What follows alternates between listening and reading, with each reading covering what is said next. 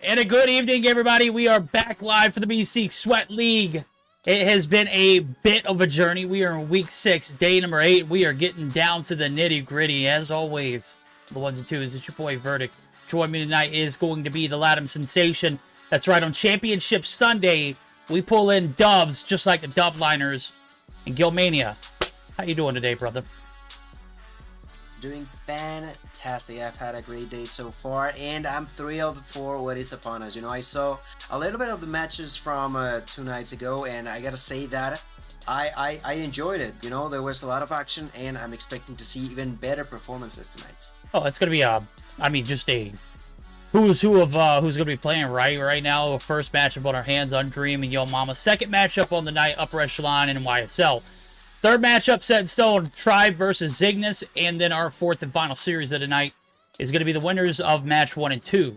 So we're going to have 4 best of 5s, almost guaranteed. I got to put an asterisk on it. It's not EU, thank God we won't have as many DQs or forfeits, but in NA, anything is bound to happen. So with that being stated, we do have everybody rock and rolling here in our first series. We've got Undream in the lobby, we've got Yo Mama in the lobby, and we've got a pretty solid best of 5 to start us off.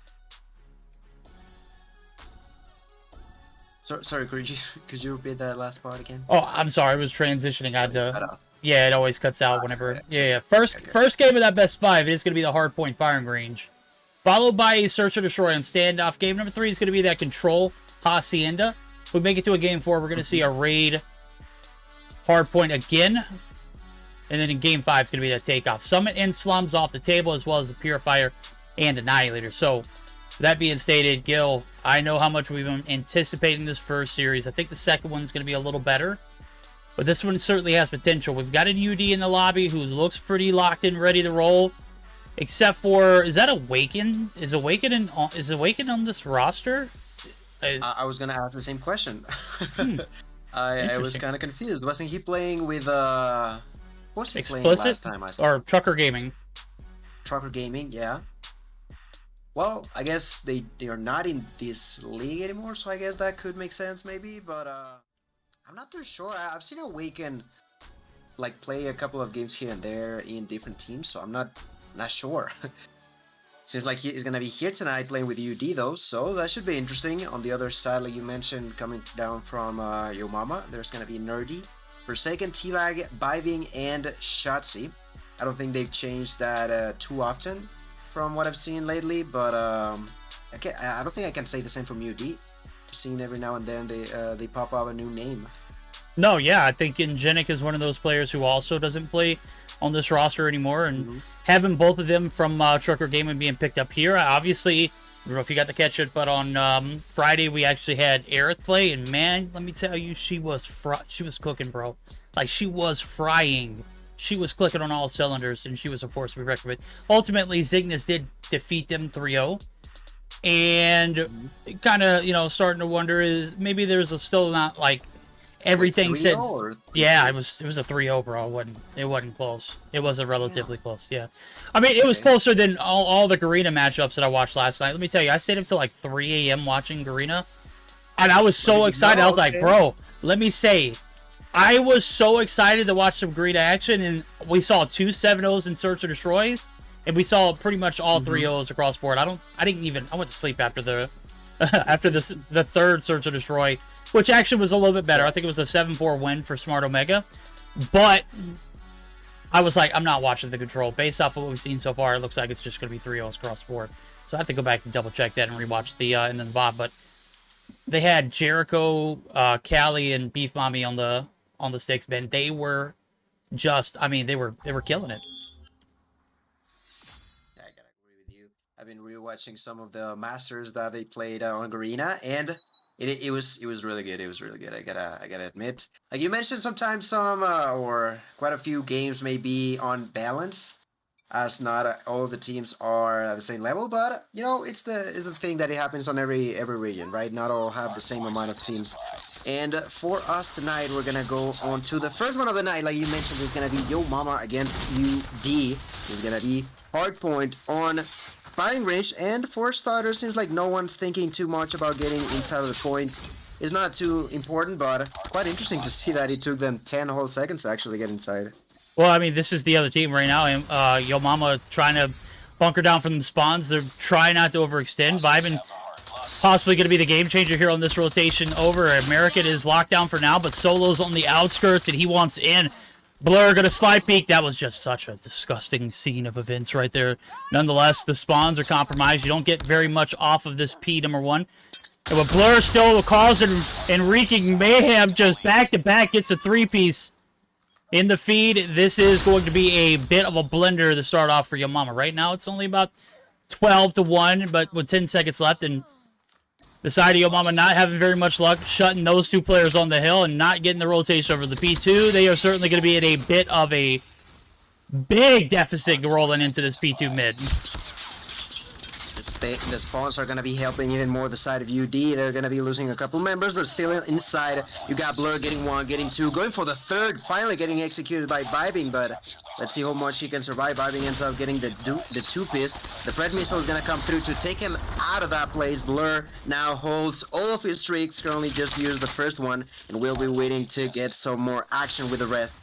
Blur already with double-digit numbers in here, finding another 2-piece. And allow his teammates to get back inside. I gotta tell you, Blur, just insane gameplay, and we're only 2 points in. This boy is killing it. Yeah, this boy's killing it right now. He's got the big boy streaks, too. I'm not talking about, like, Hunter Killer, and then you've got the Drone, and then you got the Pred. No, my guy's got the Predator. He's already burned it. He's already halfway to another. Got the Goliath in pocket, and got the Cluster Strike. No harm, no foul. The break came through early, but it was dealt with. The problem is since resolved now. 10 seconds. A little bit of a problem here for UD, and, I mean, again, they have not had any issues with dealing with them so far. They're not going to have the advantage on the trailer side. The good thing is there's plenty of streaks to burn through. Forsaken up top, trying to hold the tower fort down, and there goes the cluster. Is going to clear the trailer side out, and this might be making to be another undream break here early on. P3 has opened up, and 75-5. Oh, boy, we are in shambles right now for Yo Mama.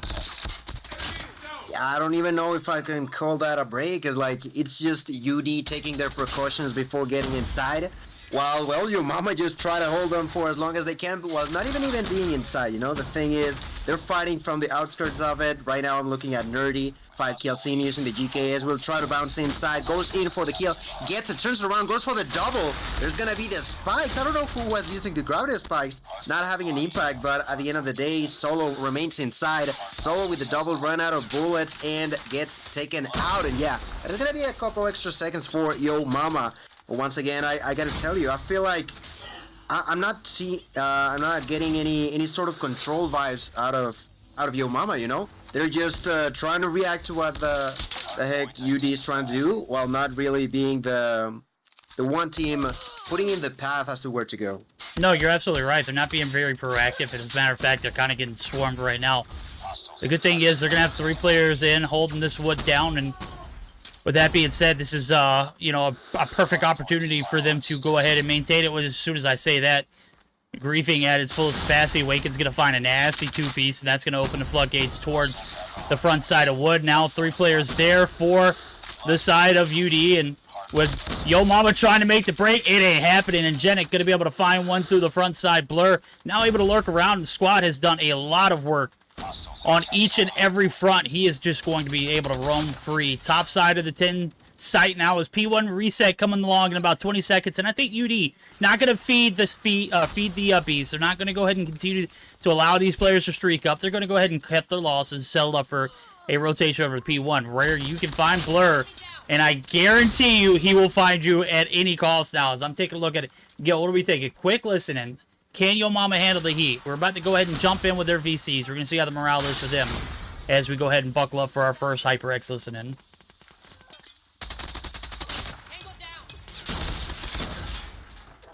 Oh, if you're gonna push that shit, army dead, army dead, army dead, army dead.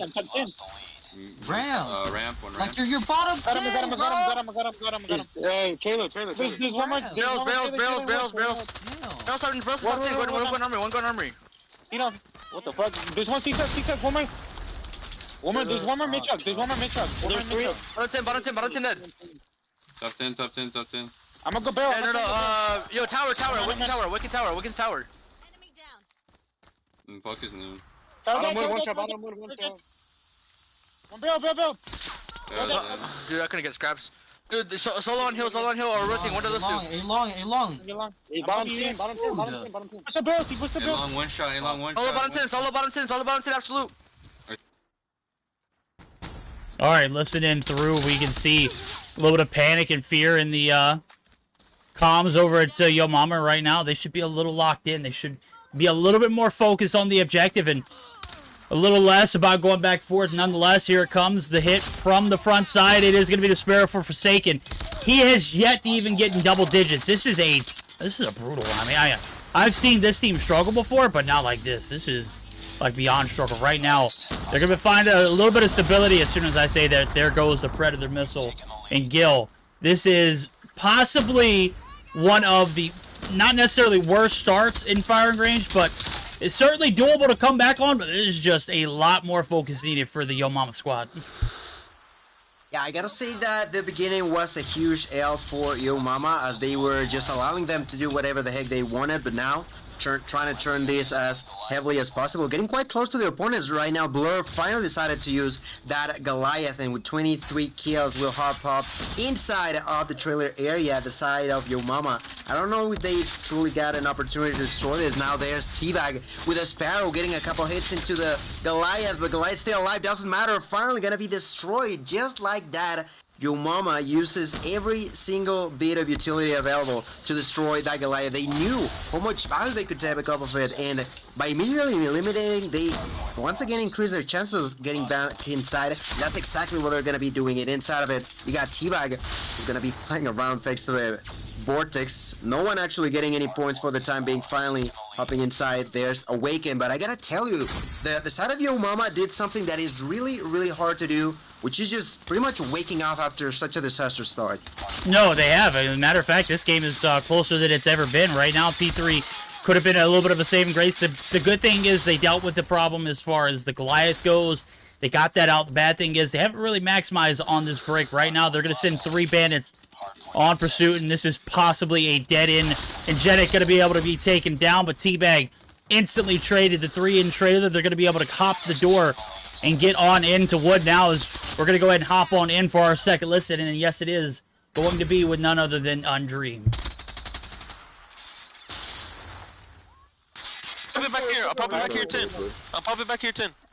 Just give me a sec, give me a sec. Hey, hold on. Can't fucking call it. I know.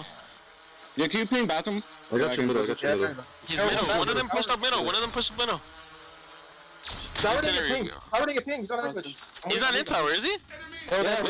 Pushes. Yeah, One bathroom. 2 A long. Push up jungle already. We gotta... They're going to Class go. Yeah, I wanna go. One hill push jungle. Window side. I'm playing for streaks here. I gotta pray. 3 jungle. Alright, watch him be new already. Jungle, one shot. I got full streaks again. I'm about to go tower. T-Bag barrels and 1 P1. He's P1, he's still on. P1 dead. I'm What's about up, to tower. Go tower. 2 barrels. Smoking barrels. Second barrels pushed up 10. And one in trailer. Vibe in trailer. Yeah, I got full streaks. I got a cluster though. I can save it. There it goes. They've sold a majority of the lead, but they are able to get back in control. Right now, it is a 60-point advantage, rolling into a P1 reset a 3rd time around. And this is certainly one of those ones, if you're, Yo Mama, you can't afford to give up much time on right now. You got to be flawless just to make the comeback in. And we saw them do the unthinkable in the last point, so we'll see if they can muster up a little bit of intel, a little bit of points, and maybe get the break on the spawns. One thing I will say, Blur wrapping those streaks already on that second Goliath. We'll see if it has a little bit more value. He's got the cluster to go along with it. We'll see if that has a little bit more value to it now, as the first one that went out just literally got wasted. Well, he just bounces inside of it. He's gonna be on the metal machine now, waiting for the next point to start. The side of Yo Mama gotta think fast, gotta move on. They gotta realize that, well, this could be the last point available. There's the scrap time being taken by Awaken, certainly something they did not want it. They immediately taken out, but they are putting all the efforts on the side of UD to make sure no one gets inside of the next kill. Right now pushing, I see Shotzi with the Vortex Machine, using it right now, shooting at that Goliath, and I don't think you do too much damage with it. Now, the next one is T-Bag. T-Bag now with a Sparrow doing some damage as well. Goliath's still gonna be able to survive for a couple more seconds, a couple more precious points in favor of UD. Blur shooting at a distance, getting a couple of resistance, a couple of kills. The explosion takes out Nerdy. Yes, they got rid of the Goliath, but they haven't gotten rid of the beast that is Blur right now, getting closer and closer to the 50 mark, throwing now that cluster strike at the distance. And this may not be the last point, but whenever I see Blur, this man is just on fire. Yo, man's is frying right now. You cannot deny. This first game has been certainly very fruitful for him. He is almost sitting on a 50 piece as is. Versus 250, going to be able to take the bag, and with only 15 seconds needed, the hill is going to be occupied. Not going to be able to do the work here. They certainly are setting themselves up for a big trailer push, though. You can already see 2 in mid. They're looking to make that push over, but again, it is going to be the remainder of that scrap time going in. 6 seconds left is all that is needed from Dream. Solo's going to test the waters. He's going to be able to clear it out by himself. He is going to be taken down by Nerdy, but good God, story of this game so far has just been UD beating down the walls of Yo Mama to make the break here in the objectives. Right now, they're going to be on the outskirts, though. 1 player left to do the work. It's Ingenic. He's going to be shut down, and they are not spawning anywhere near. Yo Mama might have a little bit of hope here in this P3 rotation. But the thing is, you mentioned that it was 6 seconds. Now it's only 5. That's all they need. Bybing trying to survive. The push continues by the hands of UD. Bybing's out. Only 1 player alive. That is going to be Seiken. Seiken somehow survives. Eventually gets taken down. Someone getting the kill at the end. Nerdy is back on point. There's the GKS in use, but the Purifier, the utilities, all of these operators trying to clean this area, but they cannot do it. Finally injecting. Gets an extra second. 2:46. They are still so close to victory. But Yo Mama is gonna hang in tight in there. They're trying to come back yet again. Although we've seen some continuous control by the hands of this functional, those 4 seconds just seem to be taking too long for comfort now for them. No, they have. Here it goes. 50 seconds remaining. We've got plenty of time for both of these teams to square off. I don't think we'll see Yo Mama get a flawless P4, but I don't know, man. We saw them pretty much shut down that trailer side. Only gave up 2 points from P2 to P4 rotation. Right now, point is open for business. You got to be a little anxious if you're UD, and if you're Yo Mama, you've got to be like clicking on all cylinders right now. They are putting the work necessary. Blur trying to wait for the squad, waiting for a little bit of backup. Here comes the push. The wall bangs are clean. He's not going to make a clean entrance, so he's going to get shut down. Envy on the backside. He can't do this solo, bro. There's no way you can continue to do it. That's 1, though. Forsaken going to be able to clean it up, and we've got a scrappy P4. The contest came through with plenty of time. We're going to have a tied ball game, ladies and gentlemen. What in the hell are we watching? Oh my god, 246, both are gonna be tied. 1 last time for the 4th time this game. We're gonna be back on P1, but surprise, there's plenty of streaks. Nerdy on the go with the Goliath. Everybody's pushing inside. The only one there is Blur. Blur is gonna be executed. The next one he's pushing is Awaken. Ain't no way, bro. Awaken trying to survive, trying to fight. Ain't no freaking way, bro. He's gonna come through the victory for you, Mo. Your verdict. How in the world is this even possible, man? Whoa, P3, P4, both the lockdown. Yo Mama. No way. Might have had the walls knocked off earlier, but oh my, she stepped up in big fashion rolling into that P3, P4 hole. Good night. And then closing out on P1, you got the Goliath to come through as well. They might have scrimmed earlier, but boy, did they light up the feed towards the end. I was looking at Forsaken, bro, at the beginning of the game. He didn't have double-digit kills until after that second P2 rotation ended. My guy ended with 30, and Shotzi still ended with 18. I don't know how they made this happen. Look at the fragging abilities and powers for UD, and they still ended up selling this one. I don't know if it was a sell. I think it was just Yo Mama playing a better game. Maybe I just need to use better words, but if you're UD right now, you're in shambles. 53 and 23 for Blur. My guy was in double digits before P1 even ended the first go around. That'll just tell you how hot this team started. And a 100-point lead tossed out the window. Yo Mama gonna come back from behind, sneak up and get the comeback from behind. Man. Just a good freaking night. What a way to start the night off, right? It was 3 or 4 points even that they needed 6 seconds. That's all they needed. And in 3 or 4 points, they only got 2. Verdict. It was just in control from your mom at the end. You said it yourself. It was something that they just didn't show up across the entirety of that game, but somehow managed to pull the perfect rotations, the perfect defense back to back to back. I don't think they were even dying at the end. I was just looking to feed, and it was just blue colors all over the right side. It was insane. I think that control is really, really tough for a team to pull through. I don't think that many teams got that capability, and Yo Mama, not only do they take the dub verdict, but let me tell you, I think that's a big hit onto you, the dysfunctional Morales, as we are gonna be jumping right onto game number 2 now in S&D. Yeah, we are indeed now. Ice in their veins. Yo Mama came through with the reverse comeback here. I mean, they sold that first 4 hills. I mean, I don't think they got, 50 points on the board going into a P3 the second time around.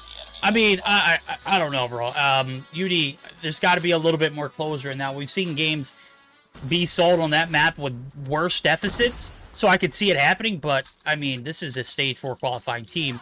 Not with a Stage 5 qualifying roster. I think Energetic was there, but Awaken is certainly not on this roster for Stage 4. Nonetheless, Teabag going to be able to find one in the feed. That is going to be the 1 for 2s, the player advantage. It's going to be in favor of UD. They got the bomb plant down. Shotzzy peeking the angle, but here comes the jump. Oh, from the backside of the barn. Oh, my. We are... I mean, this is going to be... If this series doesn't go to a Game 5, I'm going to be highly upset and disappointed.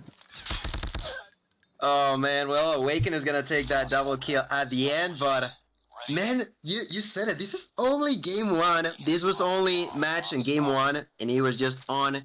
human performance, just so close from victory for both sides. But well, in this first round, a good execution of the offensive side by the hands of UD, immediately pushing for the bomb, and I'm sure they're probably going to be trying to do that again. T-Vike, though, gets the first blood with a nade. I'm looking at Envy right now with a kill, just shooting through walls, waiting to pick someone while not being aware. I'm going to go with T-Vike. T-Vike already on enemy's territory gets spotted by Solo. Solo taking that kill, gonna open a lot of room for Envy, who's immediately taking advantage of it and will be planting the bomb quite soon. I'm sure that's exactly what we see right now. They're gonna be planning, and Shotzzy isn't hearing Radius. Gonna be making that shot. Seiken takes that kill onto Blur, but the bomb is planted nonetheless. 3 versus 4. 1 player lead in favor of Yo Mama. Let's see how much they can do with it now. Nerdy gonna be spotted. Nerdy. Gonna be taken down. Injected finds another kill there onto Forsaken. Shotzzy does get the answer back with the P90. Only 25 seconds on the clock. There's gonna be a 2 versus 2. Envy taking the kill. Envy taking the double. Perfect push there at the end by Envy. Will secure yet another point in favor of UD.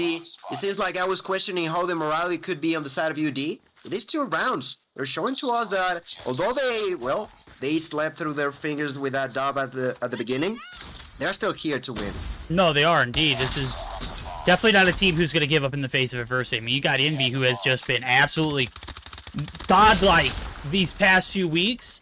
He has been contributing both the hardpoint, the search. I haven't seen how much he contributes in control. I'll make sure I monitor that. But when you've got a Stage 4 or Stage 5, a contending player who won this region's championship, in the midst, when he is on, bro, it's kind of hard to stop him. I think I could throw his name up there with Band as being an MVP category from last season. Right now, he's getting back into peak form, and this is not a good sight to see if you are Yo Mama. Right now, they do have the advantage in the series, though, so maybe we'll give the respect where it's due, but you got to give some to Awaken. Unfortunately, he's not going to peak the bomb. Shotzzy plays it like a fiddle.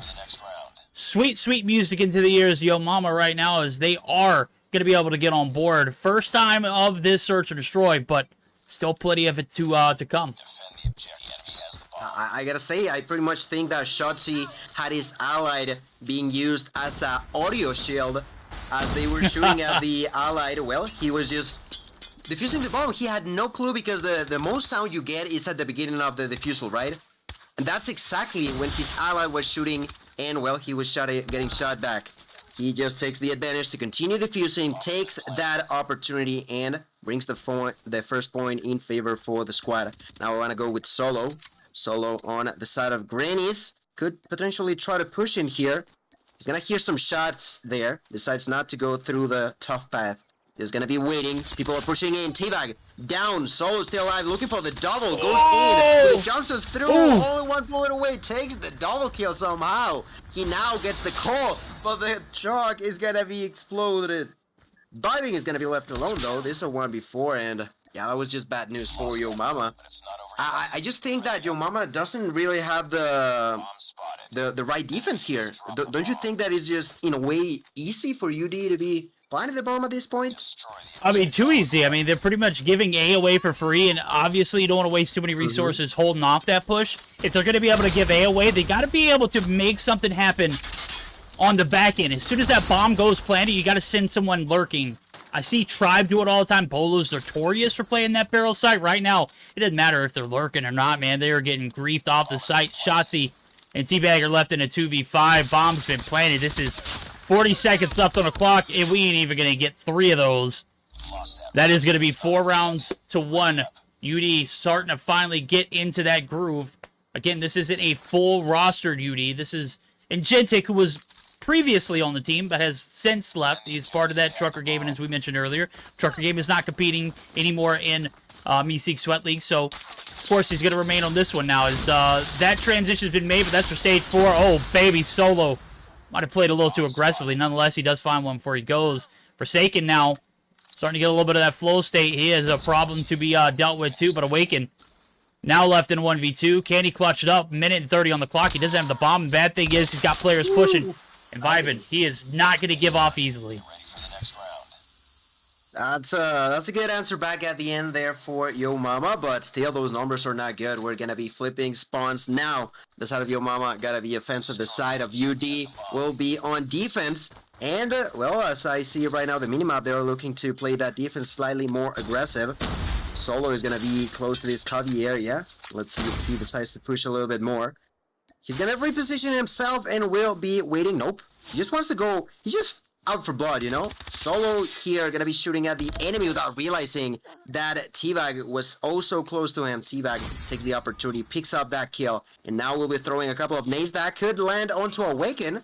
Let's see, Awaken, ooh, takes a lot of damage, but still gonna be able to survive that in the meantime. Blur took that snipe shot onto T-Bag, which also coincidentally drops that bomb onto the ground. That's something that Nerdy will have to pick up right now. With the timer, it's gonna be only a minute and 10 seconds. Injectic now moving forward, taking 1 kill. Injectic looking for the double, getting it onto Viving. Injectic with the 4 kills so far this game. We're looking to get some more as he's on the outside of Granny's. And there's Shotzzy. He's not been spotted just yet. Shotzzy with the chest to the ground, patiently waiting. Let's see what Injectic can do about that. 2 of his enemies in front of him without him realizing. This is a 2 versus 4. They gotta make sure that they survive. Those nades are gonna end up hitting on Nerdy, but still gonna be able to survive.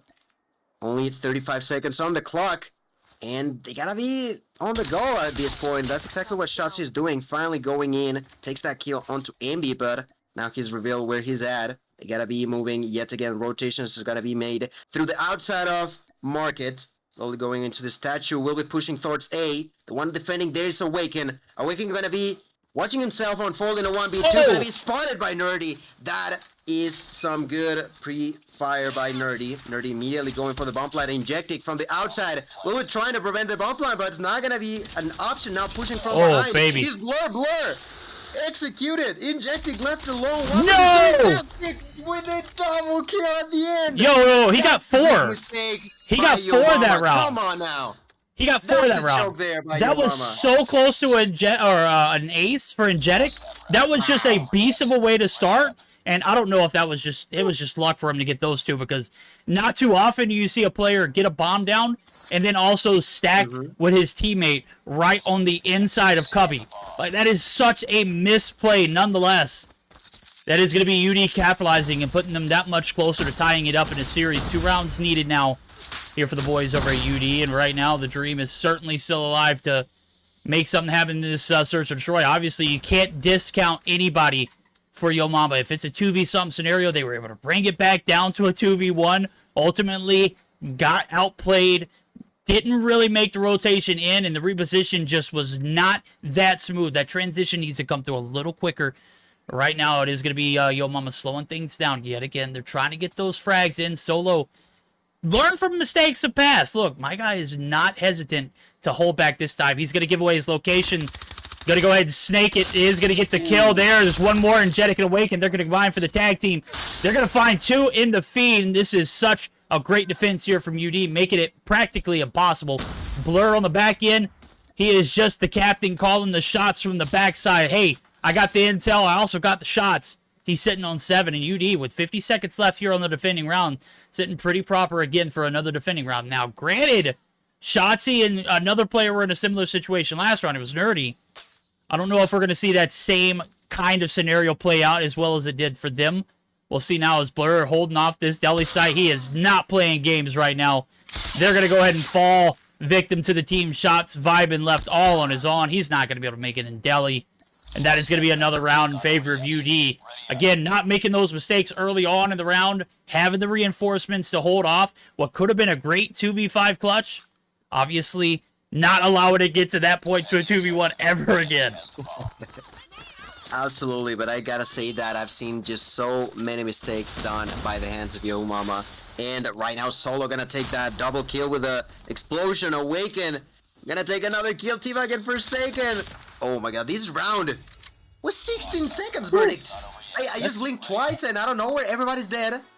Round is over. Game is over. That's a victory for UD. I'm sorry for ever doubting them. Just completely destroying their opponents. And although I was talking about a few mistakes being done by Yo Mama, on the other hand, dysfunctional, they were just feeling as confident as ever. They just pretended like last game never happened and are gonna heavily take this dub with a 7-2 fashion.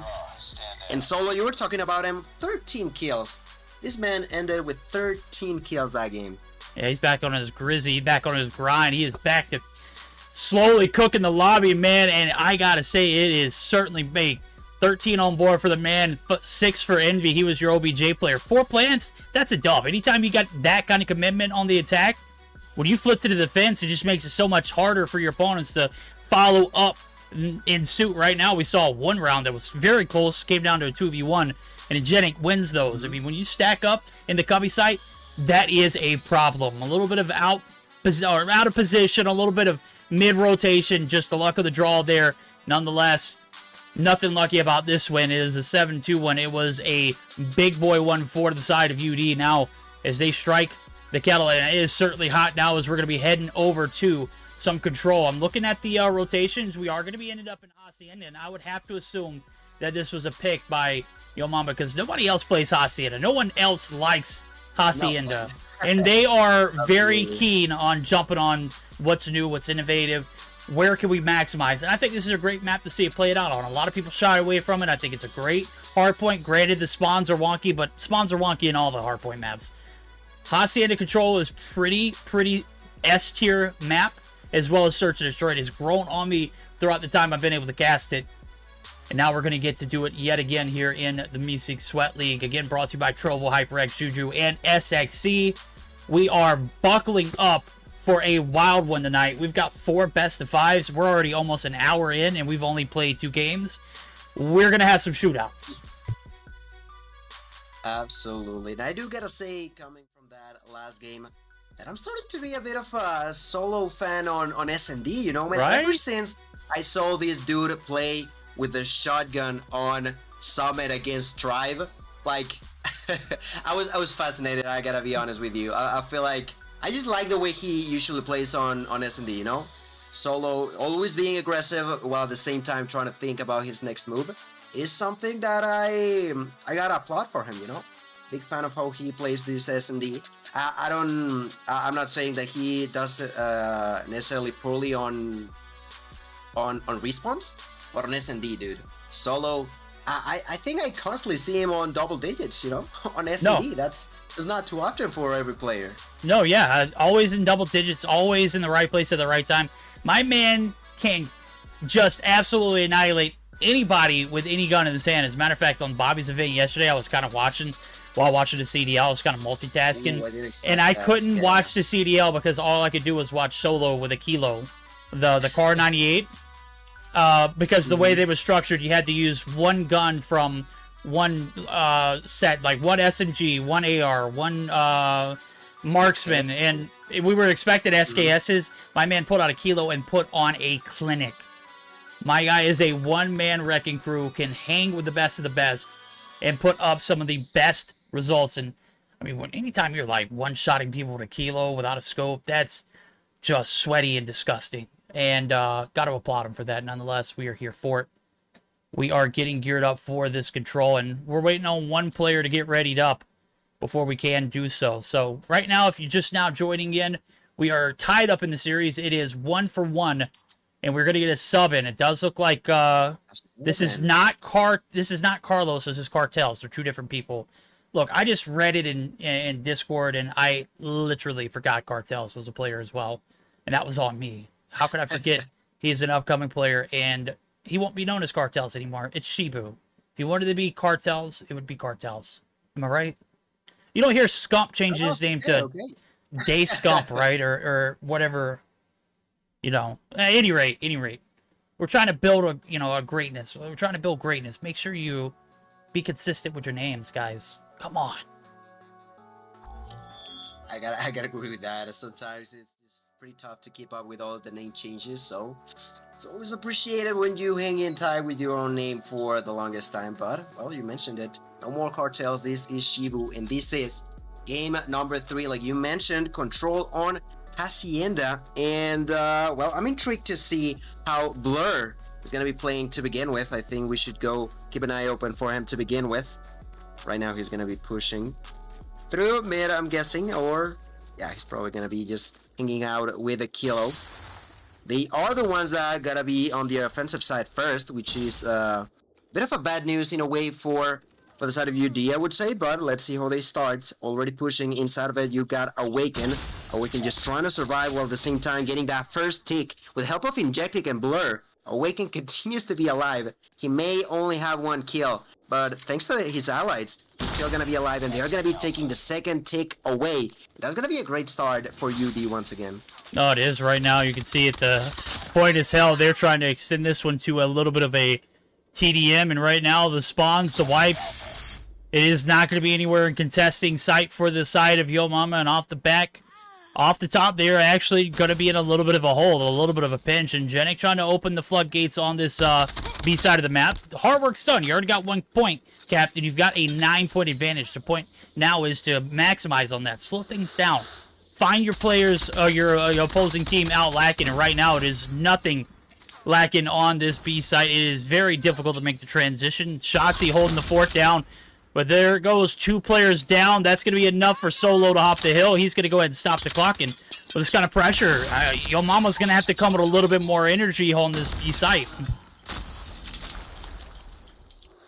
Yeah, let's see for how long they can defend. Now I'm looking at the lives, and they're just dropping lower and lower by Yo Mama, and well, even more problems for them. They don't even have the control for this objective. They don't have a single window open now, trying to push onto the enemy spawn. There's Ambi finding a 2-piece with a nade, and the kilo eventually gets taken down, but the lives just keep getting lower and lower. Only 4 remain, Verdict. Only 4 remain now. Blur with a Pred missile, gonna take Vibing out. The next victim could be Forsaken, and there it is. He's down. Solo finds another kill onto Shotzi, and that is gonna be the end of the round. Perfectly executed aggression. I just gotta say it, UD. I feel like that first game may have just beat a nail at the end, but it just feels like they are the better team for the majority of these situations. No, yeah, they're feeling hella better after that hard point. My guys are salty as hell, and they are not looking to give anything away here in this control as they did in the Search and Destroy. And granted, it was a 7-2. Right now, it might as well have been a 7-0. I mean, look how big of a lead. They've already established themselves in this control. The first round was not even close. Right here, Blur has yet to die. He's sitting on 10. He's got streaks wrapping, and this is just not a good look. If you're Yo Mama, you've got to find a way to deal with him because you don't want this guy in VC talking about some I'm on a nuke streak, sitting on 6 kills. Right now, he's got 10. Rechows, the ego, just an absolute, almost space his life right here. He's got Shotzi 1. You can see he's going to fall back. He got 1 underneath you and Forsaken, and right now, this is ample opportunity for the Hill to get hopped, and Envy almost gets the turn on Forsaken, and now it looks like they just want to deal with Blur. I don't think they even want to do anything else objective-wise. They just want to make sure this man's is dead before we roll into the next round, and it doesn't look like it's going to happen. Yeah, only 20 Blur, seconds about go! Sorry. Jesus Christ, just scared me. What was that? Oh my god. Well, Blur, I think he eventually... Did he get taken down? I think he did, but at this point in time, there's not too many lives. There's not too many seconds left. They are trying to capture Bravo. They are inside Biving, trying to survive. Biving, the only one alive, has to bounce out of it. Gets the kill onto Envy. Goes for the double. Gets it. Goes for the triple. Not gonna be the case. Only 8 seconds. They are gonna be heading towards A this time around, seems like it. Not really getting inside Verdict. There's not much else to be done. The time is out. That's another point. That's another round. That's the UD players just ramming over their opponents once more. This is going to be round 3. Yes, they're going to be in the offensive. It's not necessarily too easy, but they kind of made it look easy on the first time around, and I wouldn't be surprised if they do it again. With that in mind, don't you think it's the perfect opportunity for us to do a quick listen-in onto the side of Dysfunctional? Absolutely. Let's see if they can close it out here. Blur sitting on a 12. We're going to go see how the hot comms are in our first HyperX listen-in. Friendly drone in the air. I'm on hill. Top right. Top right. Nobody's watching your white. Yo, someone watch white. Someone watch white. Hey, you want to bait me? Jim. Yeah, I'm pushing up. This one bottom right here. Oh yeah, he went through white. Nah, he pushed through full. Top. I got him. I got you. What? Outer? Oh, he probably walked through water. Yo, one outer garden pushing That up was well. my fault, Habibi. Pushing up well, Blur, left side. He is. It's spread. This side, let's play left. You better get the fuck out of there, my nigga. 47. Protect me. West balcony. Hold on, I'm gonna bring the trophy everywhere. One way. Forsaken balcony. Zebra. Is he? I got you. Zebra. Zebra does. I'm just watching white. One more op is top right. Our spawn. He's top left in our spawn. Like upstairs. Alright, we have to tap A. Yeah, we gotta hop. Just watching white. One's pushing up garage. No, he's going back balcony. Zebra, one top Going right. back balcony. You're on our spawn. Inside the building. I'm just holding on. I'm not leaving the spot. Lower. Nah, bro, you gotta go get the kills, bro. Like, what the hell? I'll debate from you real quick. I mean, vice versa. Sorry, last round. One to the right, one to the right. Top left one. It's 4 seconds. Whatever. I'm on it, maybe. Oh, what the fuck? I put my phone down, bro. What the fuck? You got 0 seconds. Yo, I'm in it. Stay in it. They put their phone down. Movies. Movie's dead. Top left. How do you set? How do you You do got this, Olo. You got that. No, Just stay on it. Okay. Listen and done. Blur's dead. Yo Mama has dealt with the problem nonetheless. Now we can go back to the reality that UD probably played and dragged this one out a little bit further than it should have been. You can see the life count is slightly in advantage of Yo Mama, and I think this is the first time we've seen a little bit of a close game in this control. It has not been close. And you can, partly blame Blur because he was camping, right? I don't even know what to tell you, man. Somehow they captured that OVJ, and I was losing it. I would have also dropped my phone. I actually thought the round was over, but it was not the case. Now with 40 seconds on the clock, 6 lives for 5 for Yo Mama. 2 players capturing the side of Bravo. Inside of it, there's Injectic. Injectic gonna be executed by Awaken. Forsaken. Forsaken then gets executed himself. Only 2 lives left. The comeback is gonna come through. I don't know, man. There's a paper plane in the air just looking to find some victim. People are dying. The Pred missile comes through for Solo. In a literal 1 second away comeback for Dysfunctional. There was like, what, half a second less than that? Somehow they get inside. Somehow they manage to survive and capture. Yeah, I mean, they steal away that point off of the very hands of Yo Mama verdict. so every little, young man's life, whenever they're going into adulthood, you got to make the decision. Are you going to go for the fame? Are you going to go for, the greatness? Or are you going to settle down and get a family? You going to, go back to reality? Right there, that was Blur taking a little bit of that humble pie. My guy was okay with making a sacrifice to play the objective. He was right there on the corridor. Could have gone for the nuke. Could have stayed back in the spawn and pressed it down to it. Yeah. I mean, he made the sacrifice. My guy, look, he's talking about... Can you take a look at the leaderboard real quick? Yeah, well, I mean, you get the picture, right? You've got to make the difficult decisions, okay? You got to make the difficult decisions. The difficult decision there was to make the investment onto the B or the A site and get a little bit of oversight there and a little bit of overlap and maybe a little bit of clearance. And obviously he was so much looking forward to getting that nuke, but made the noble sacrifice. I got to commend him for that. Nonetheless, 16-1, definitely some search and destroy performance. What was that? 16-0 for Lucasen on Thursday. That was a hell of a series that we got to see, and obviously they didn't end up winning. But right, I mean, in Control, how often do you see just one kill or one death on the board? That's pretty awesome there. Blur, I'm not gonna gas you up any further. We know you're pretty amped, you're pretty hyped up, and know you're pretty upset. But it was a good run while it lasted. Only dying one, like. What is with these players? Like you mentioned it yourself with Lucasine last time, and now here Blur just trying to make it happen. It obviously didn't, and I'm still intrigued as to if it is possible to actually get a nuke on Control. I'm not too sure if that's a thing or not, but we're not gonna have any more chatting, my friend. We're not gonna waste any more time. We're heading straight onto Game 4, what could be the last game on the first match of the night. The side of Yo Mama, can they have what it takes to actually try to fight back and take us into a 5th game, or is it gonna be UD once again just doing whatever they want against their opponents here?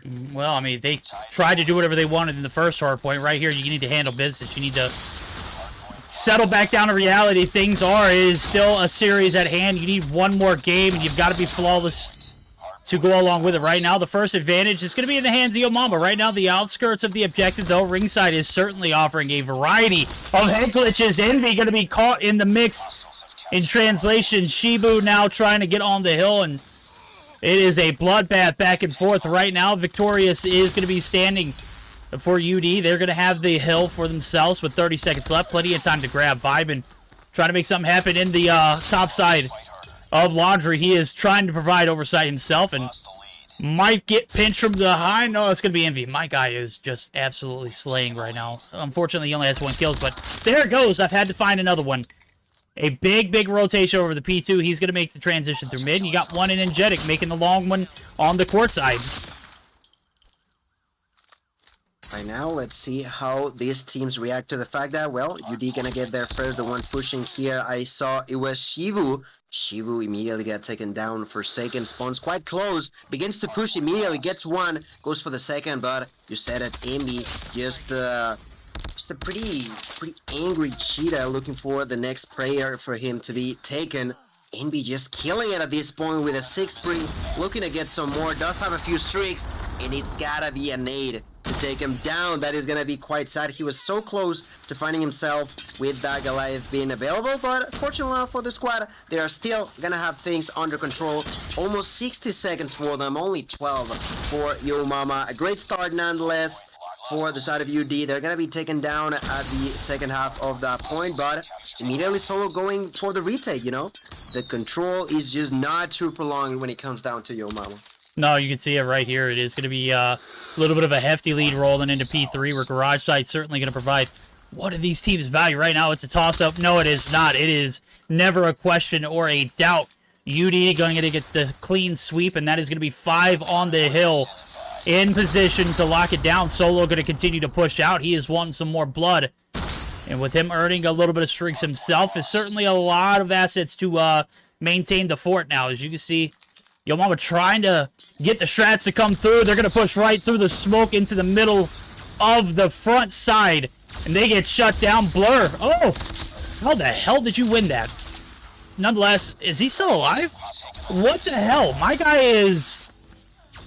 he just must be feeling it today. My guy is just absolutely beasting right now.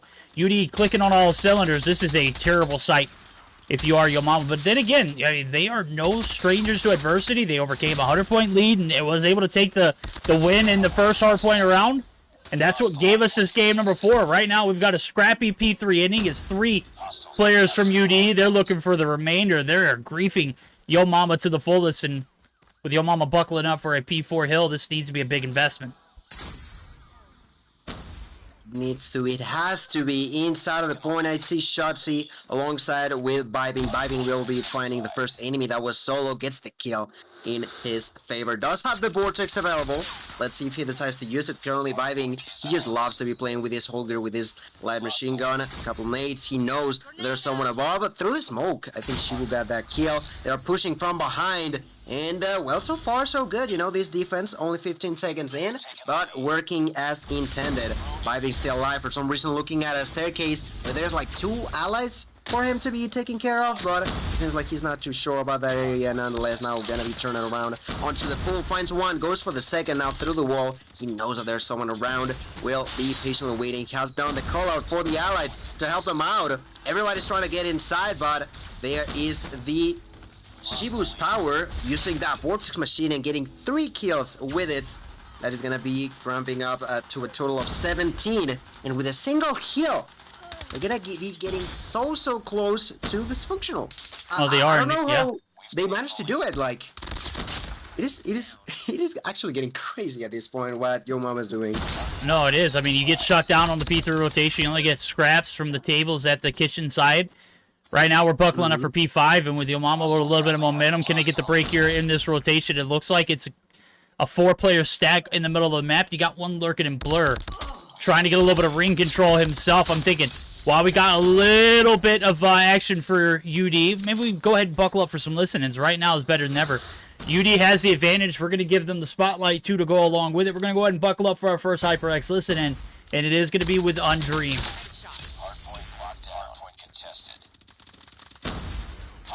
One kitchen, and just kitchen. This one here.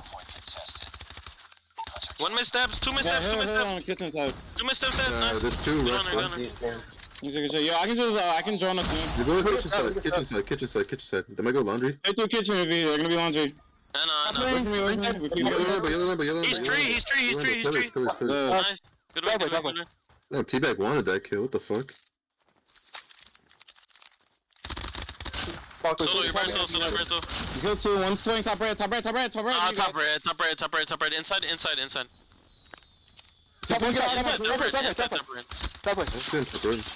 He said driveway, zig.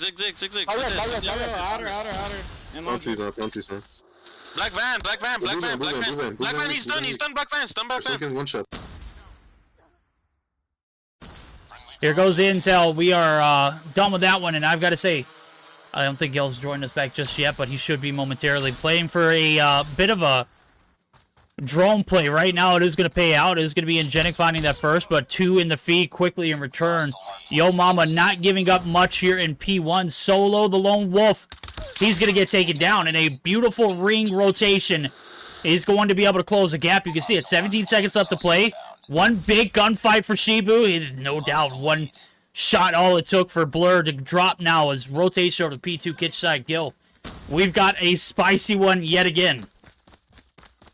Absolutely. I want to go with Shotzi, who will be here ready for the rotation. He knows that they're going to be spawning back there. Takes that kill onto Blur. Will be waiting for the next victim. He's just not too sure where to look for. The use of the drone is going to be taken by Shibu. Like you mentioned, he was on a huge spree and was capable of getting all of his utilities. Now getting that UAV for the team will acquire even more safe time for the squad. I just saw that reconnection by Awaken, which I just realized he's with only 8 kills. I wouldn't be surprised if he's lagging or something, and I think that it's just bad news for the hands of UD. because right now they don't have things under control. That's a first for what I've seen tonight from them. And well, they've continuously been struggling so far for the second half of this game. And as they are rotating back into the garage, well, your mom is gonna be freebie for the scrap time onto that kitchen. They are, and getting the last 30 seconds pretty much up for grabs, and they get every second of it right now. It better pay off because rotation P3 have been made. We're going to go ahead and see how the break sounds now as we're going to get geared up for our second listen in. Of course, it's going to be with none other than your mama.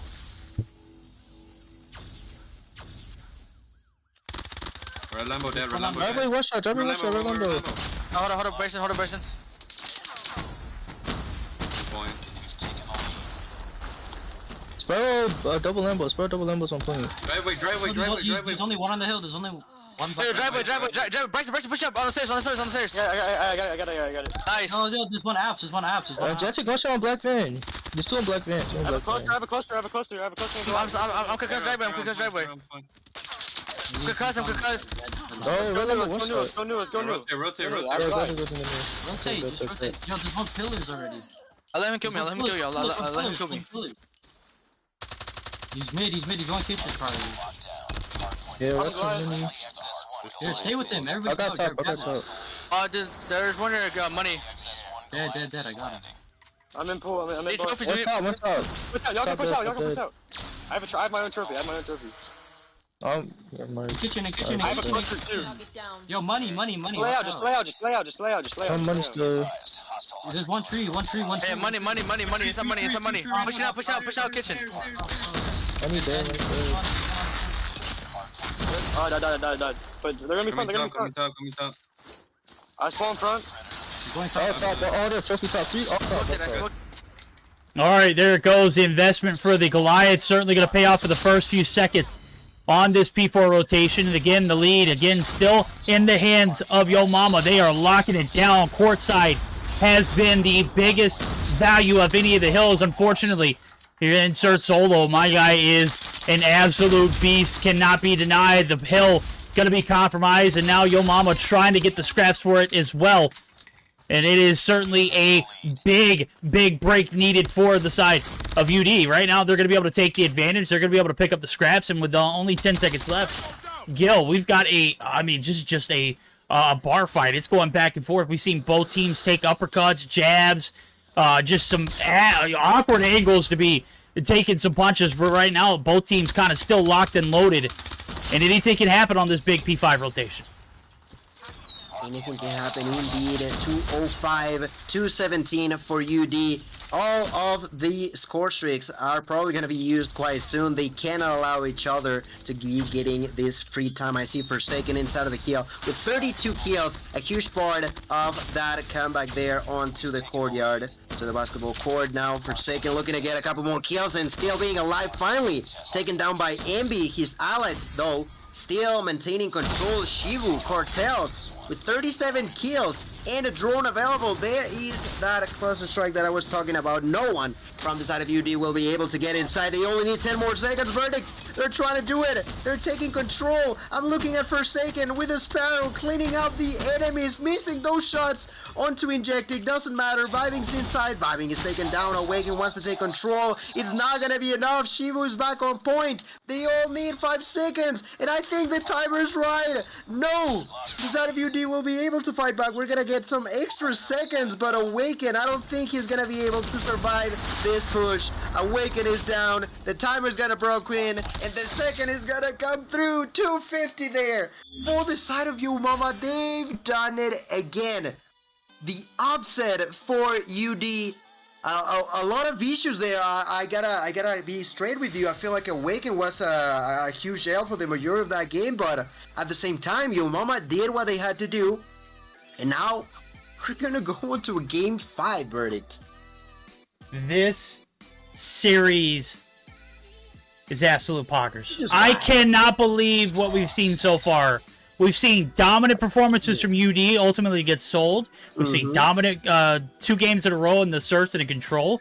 Not even a question in both of those game modes, but Yo Mama finding freaking success in the objectives-based hardpoint right now. They have bought themselves a game 5.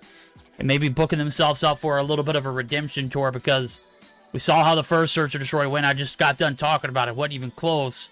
7-2 win for UD. And now we're heading over to... Got to take a look at the rotations. I completely forgot. It does look like we're going to be heading over to Takeoff for our 5th and final game of this season. Or for this matchup. For this season. For this matchup. For this series.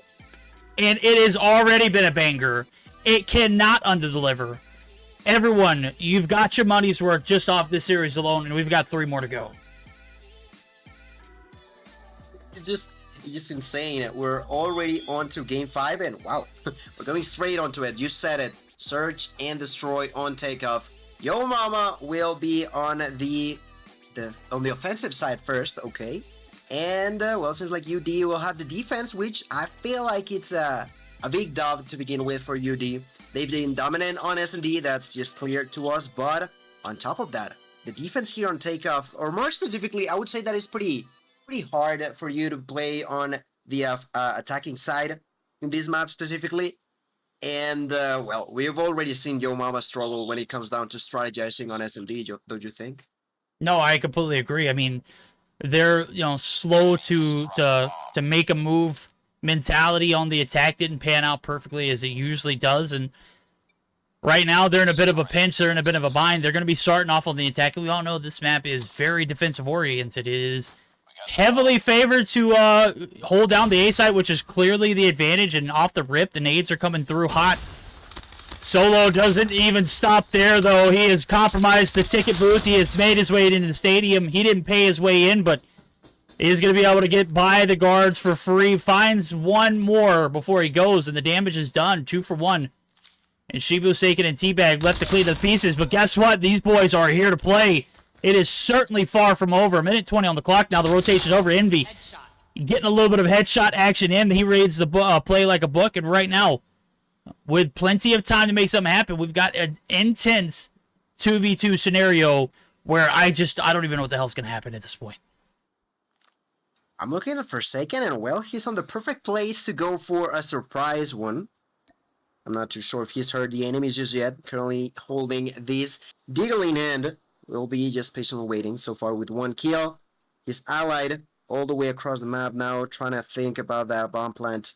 Only 50 seconds on the clock, and for a second, he's just not moving an inch.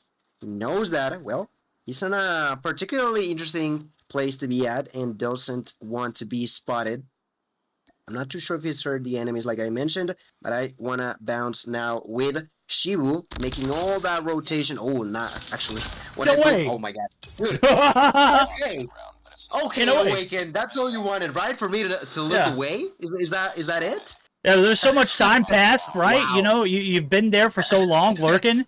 There's no way they expect him to be there, right? And sure enough, the Deagle comes through. Even before the call out for the first one drops, Seiken's already looking up at P2. He's got the intel, gets the shots to land, and that is a great follow-up and a bounce back there for Yo Mama. They find the advantage. They take the lead in this series, in this Search and Destroy alone.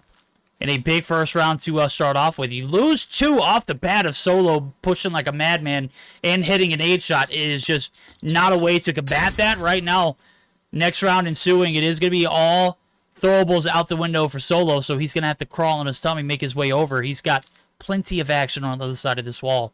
Bad thing is, Forsaken right here is kind of zeroed in. No, he actually is going to let... Okay, no. Solo actually rotated through the bottom side of construction. There you go. Can't get it on the back door. Go ahead and make the push to the front. Forsaken again, finding that first frag. He was clutch in the first round. Picking up his first. Absolutely beaut now as the rotation's through the A. Will they get the intel in time to make this bomb plant happen? Well, they got 3 players immediately here, and I don't know what kind of intel they got. It doesn't matter.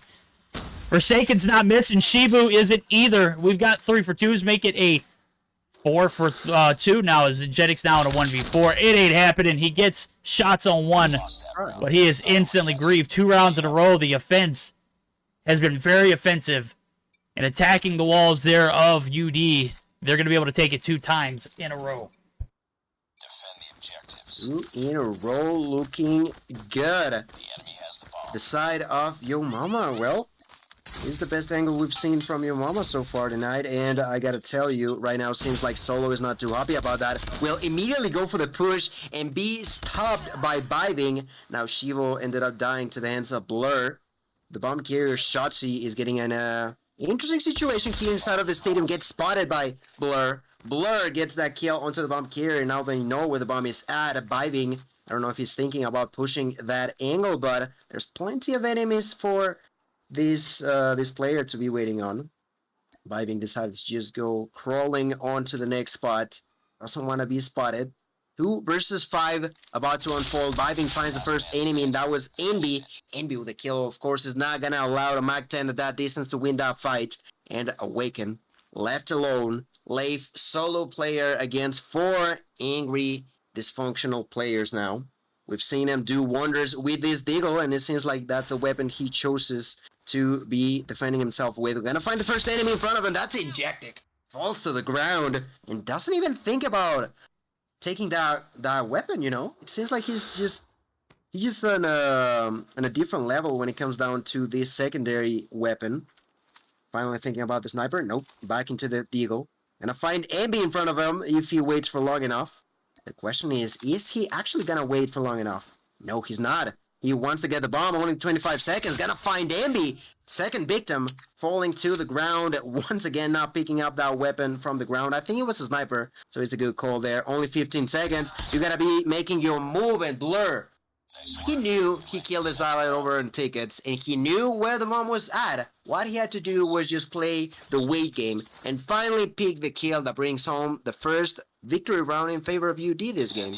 Yeah, it does, and for sure, Forsaken was on a little bit of a burner in that round. What better way to bring him back to reality than to go ahead and end it for all? There it goes, first round up. UD finally getting on board, and I think Blur picked up his first kill that last round. I think he's starting to finally get the swing of things, starting to get in that little bit of state right there. And Jennick going to be able to find one, but he going to continue to overextend, gets his head taken down.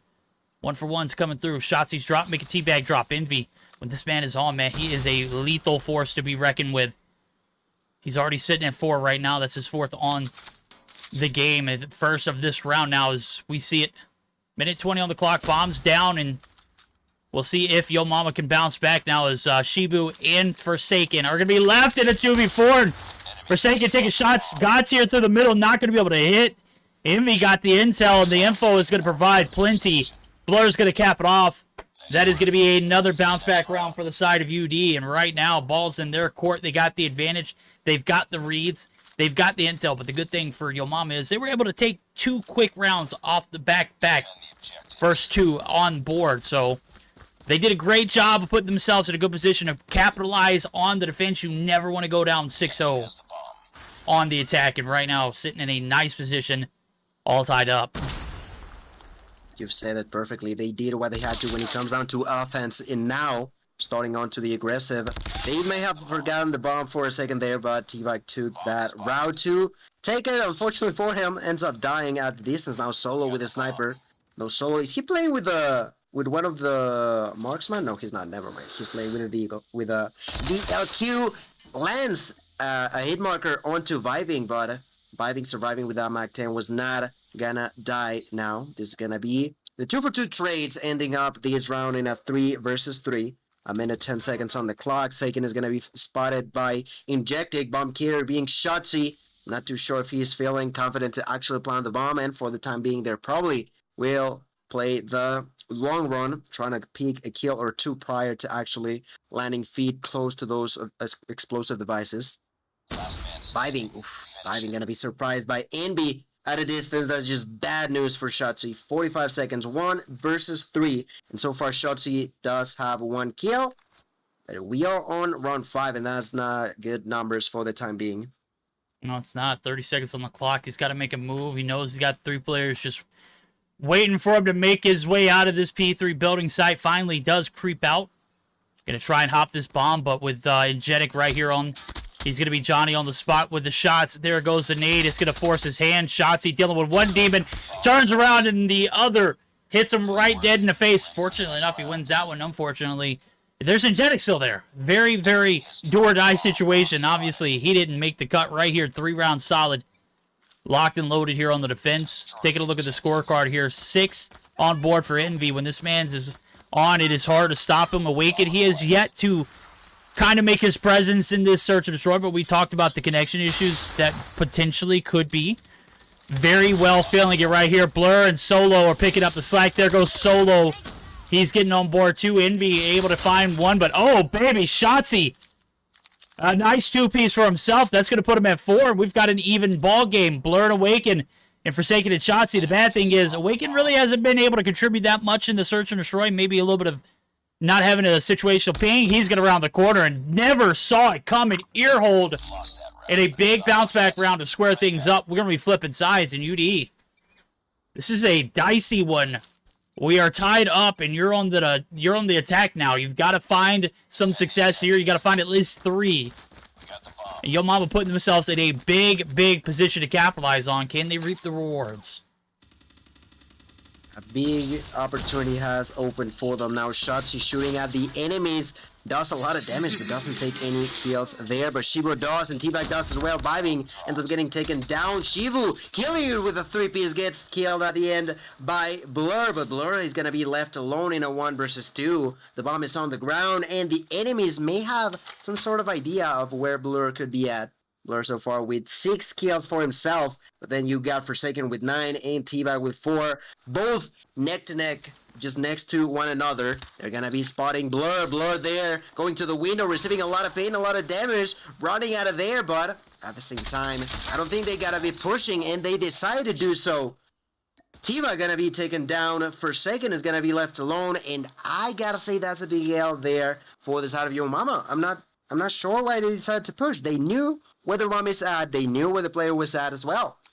Why would you go for the aggressive push verdict? That's a good question. We'll see if it pays off. Forsaken's still alive, and that's all the hope I'll need. Blur getting the read, getting the rotation. He might be catching Forsaken on his feet. Flat-footed. No, they're right next to each other. Blur's going to be able to get the trade, and that is going to do it. It is a 4-3. The first round on the attack proves to be successful. And you got to go back. That was such a big misplay by such a young team who has shown a lot of success in Search and Destroy. Didn't get the right read. Went for the ego chows. T-Bag paid that round in full. I mean, that was possibly handed to them on the back. But you got to give Blur credit, though. He was able to win the ones right there. But the 1v2 clutch is absolutely just basically handed to him. T-Bag's out of the equation early, and now it's just a waiting game. Who's going to make the right move? And Blur happened to bump shoulders with Forsaken right on that backside of the A building site. Right now, I'm just not certain of what to expect after that here as the payoff round comes through. Envy right in the spot where he is always making it hot, but Vibin able to take him down. Vibin taking some shots from Energetic, but he's going to be able to heal. Awaken's going to try and maybe play for a little bit of info. I don't know. There's kind of a stall right here. Energetic and Blur combined for 2. The slide peek. Awaken finally getting on board with a breadstick, and now it is a 4v2. T-Bag and Forsaken should have played a little bit closer knit last round, and possibly this one too. Solo going to get the pick, and now it is all but over. Forsaken in a 1v4. Bomb's been planted. Ain't no dice. Ain't no way. Blur making sure he's getting some first shots in. Solo going to get the team shots. And we've got a 5-3. UD starting to take the lead and not really look back. Ain't no way in the world that we saw Yo Mama do so good on offense, and now that they got the quote-unquote better side, are struggling now for the second round in a row. They've lost twice now, 5-3 for second. Finds that first blood onto Ambi at a distance with a snipe shot. Immediately the side of UD are trying to go for the aggressive push. Solo receiving a lot of damage through the smoke. Solo gets taken down. Blur gets the answer back by eliminating Biving, but they're still going to be a 4 versus 2. Finally, Yo Mama waking up here on the offensive side, on the defensive side, sorry. But is that going to be enough? Injectic has already spotted Awaken, and with some great shots, ends up taken down Forsaken. Injectic is going to be pushed by Shotzi. Shotzi there with the P90. Going to find not 1, but 2 verdict. It just, I feel like, I don't know if it's just me, but I'm like caster cursing every single time I talk about someone or some team, you know? No, yeah, I mean, that's all a part of the gig. You know, if you're not caster cursing, are you really casting, right? I mean, I don't know if that's, you get what I'm saying. Right now, it is a much-needed round. The wound is still fresh, so we'll see if UD can capitalize. Solo going to be able to find first before he gets dropped. A lot of value in this round already. Awaken already picking up his second. Now he has done more work in these 2 rounds than he has in the past. How many rounds did he have before he went? You get the picture. Right now it's 2 for 1s. Solo's dropping, Forsaken and Shotzi. Those are the players you want down. You take a look at the kills department. 6 kills for Shibu, 4 and 5 apiece for Teabag and Vibin. And the squad of UD looking to capitalize on their ventures. Right now, bomb goes down. Envy looking for the rotation through. Teabag right here. Oh, you got to be a little bit more trigger discipline. Maybe looking for the bait. Guess what? Envy is vetted. He is not falling for it. Doubles back and gets right back into a key spot to watch the bomb site now. 25 seconds on the clock. One more player has dropped, and Blur continue his raid of terror. 12 on board. It is all down to Teabag. He's in a 1v4. He's going to be out in the open. He's going to be gunned down in cold blood. We are on match point, Gil. And it has came down to an attack strategy that has panned out 3 out of the 4 rounds so far. Are we going to see another one to see this one finally signed out on? Boy, oh boy, this has been good all match long. And I want to go right now. Who do we go with? I want to go with Vibing. Vibing gonna get the first blood with the MAC-10 onto Awaken. They're trying to plant the bomb, but Vibing is on hearing radius. Vibing still waiting. He knows that they're planting the bomb. Turns around, but Blur. Blur is gonna be there to take him down. Then Tiva gets the answer back. There's gonna be a 4v2. As Forsaken takes another one, Shibu. Oh my goodness.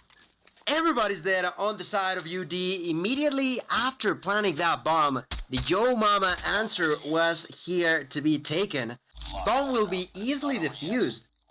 They're gonna prove to us that they are still alive, but still on the brink of elimination, so Yo Mama gotta be cautious. You know, they gotta be cautious. It is getting pretty late in the night. We're already an hour and a half in this series, and we've got just 4 games of bangers already. The 5th one certainly delivering up to the hype. And we might be even seeing overtime, bro. I'm going to be honest with you. I just can't call it, man. They've been so unpredictable. 1 round, Yo Mama is striking hot right now. It is 1 for 1s. Envy's certainly been on a little bit of a tear right now. I'd say a little bit. He's been on a big tear. Solo putting some shots in. He's going to be able to find one as well. But it's down to Forsaken and Teabag. Do you got the clutch factor? Do you have ice in your veins? And it's all on Forsaken.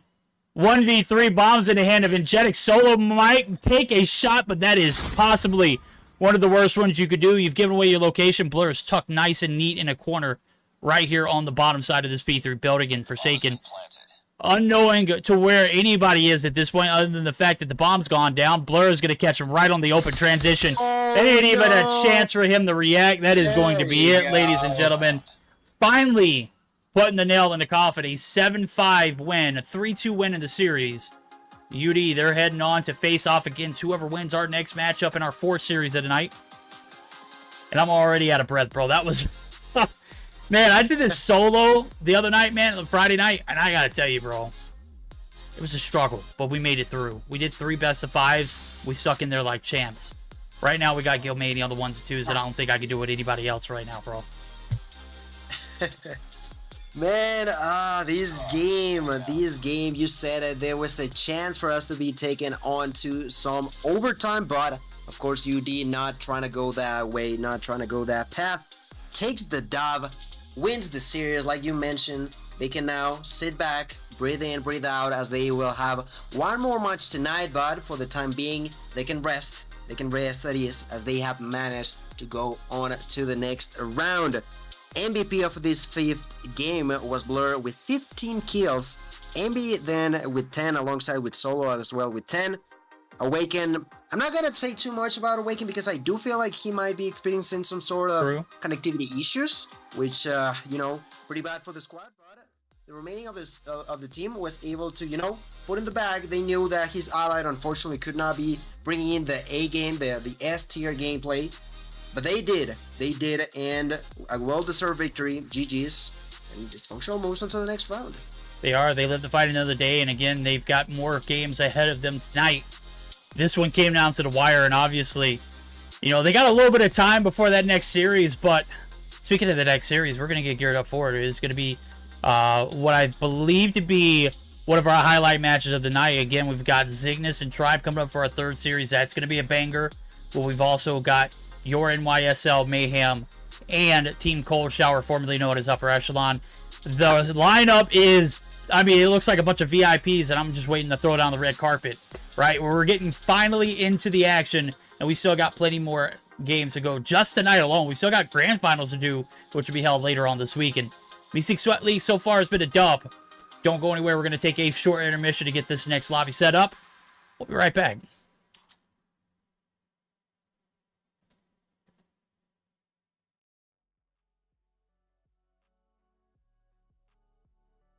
Nonetheless, the spawns are compromised. You don't get very much off of this P number 1. And with Blur still causing and wreaking...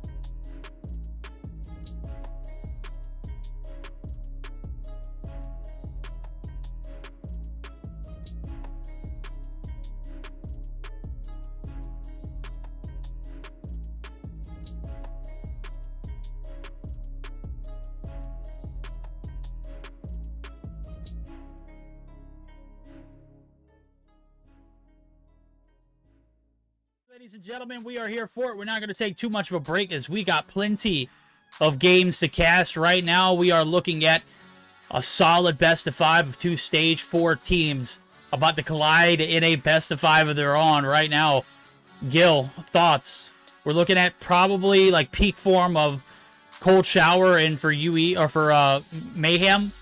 I have seen them put up some solid efforts. As a matter of fact, they took 2 games out of the 3 from, or 2 games out of the 5 from Zygnus the other night, and they were looking pretty damn solid. Right now, they are going to be squaring off against Cold Shower, and I don't know. This one's a toss-up. It could go either way. And I gotta tell you, for a second, like I mentioned, I was not 100% available when that game was happening with Mayhem against Cygnus. But I saw when they were up 2-1, right, at some point against Cygnus, and ended up being a comeback. But that gameplay that I saw from Mayhem was not necessarily a surprise, but I was happy to see them perform so good against such a strong team as Cygnus themselves are. And well, tonight they got another shot in this tournament in front of them. Of course, there's Cold Showers, like you mentioned, both being stage 4 teams. They should be like some shiny sparkles for us to see. We already got a game 5, you know, and that was only match 1. I'm not too sure we're gonna go into a game 5 on this one as well, but I would be surprised if we don't go to at least a game 4. You know what I mean? Oh, I agree. I'm sitting here trying to type out a message to chat right now. What are the messages read? Imagine if MYSL team was as good as the CDL team. Let me go ahead and tell you, that CDL team has gone through the trenches. They were god-awful at the beginning of the season, and they have finally reached their prime form at the right time. This NYSL Mayhem team will peak when it is the right time.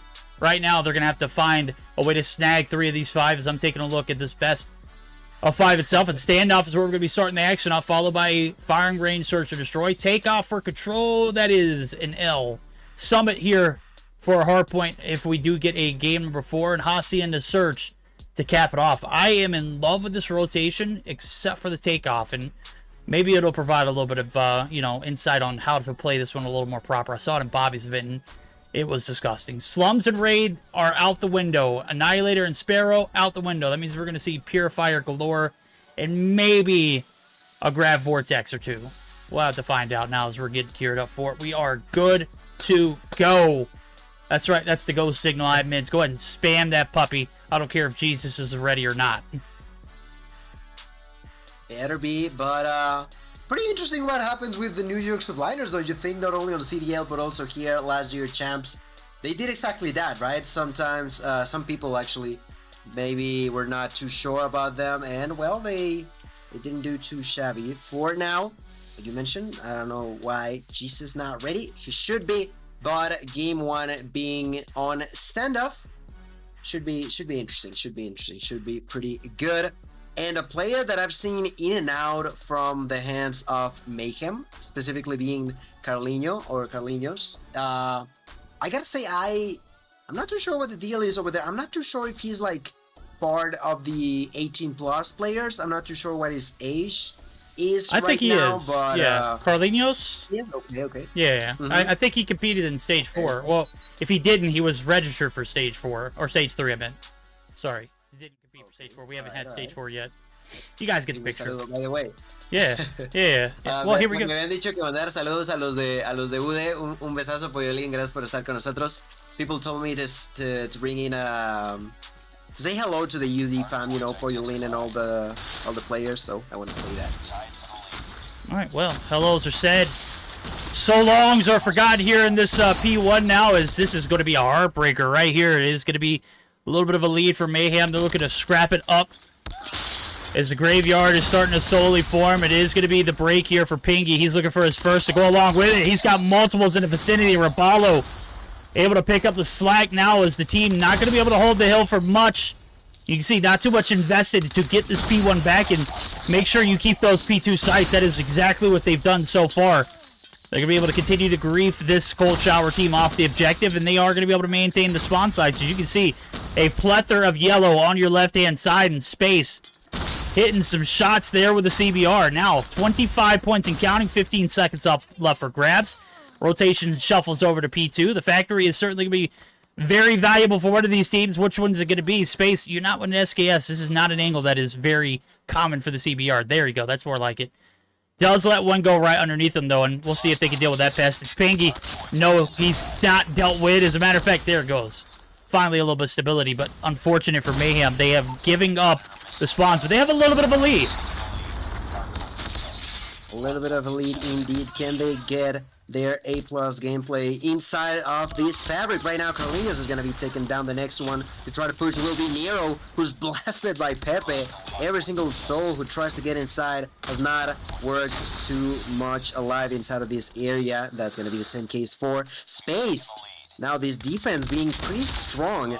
I gotta admit that, well, the ways of Cold Shower now being too perfect to deal with. Right now, Space is gonna try yet again to push inside, gets spotted by Legacy. Legacy then turns around, takes the double onto Nero. Legacy with some good 180 play there at the end. His allied gonna be taken down. He knows that they're gonna be pushing, and he slides out of comfort, slides for that kill, takes it. The scrap time is gonna be given for the side of Cold Shower. Yeah. Well, the blue house gonna be taken early on by Mayhem. Yeah, it is Mayhem. Not falling for the traps. They send 2 to deal with the pest, and we're unsuccessful, and they are quite all right with saddling up for new. It has been very profitable in the hills, so they go those early rotations on. P1 was good. The retake was solid. P2, they didn't get as much of a setup as they'd like. And again, the spawn's not getting the flip through for Cold Shower right now. They're looking for the brute force push. Jesus, leading the pack. Let him lead the way. Let him save this squad, but Solar is putting up some super soaker purifier skills. It's going to be able to find 3. It's not the super soaker, Chad. I'm sorry. It is certainly the flamethrower, the purifier, absolutely beaming anybody inside of bottom blue. And what was looking like a bit of an upset in top blue, P3, rest assured, it is in the hands of Mayhem still.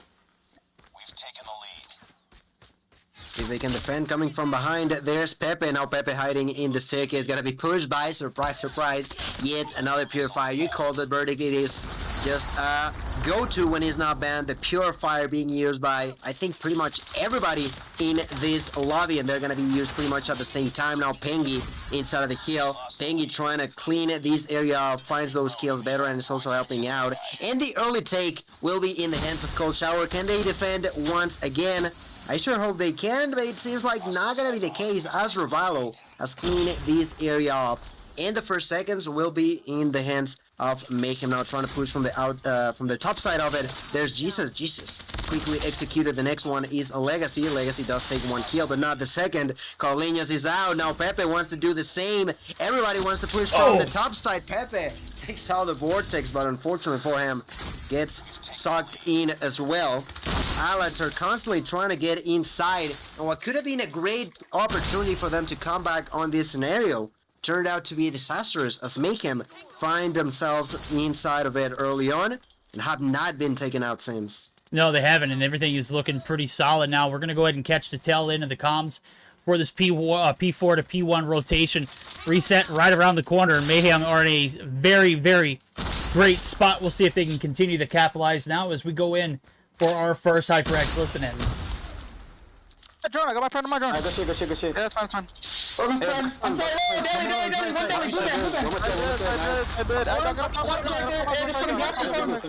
Yeah, just give me a bit. Statue dead.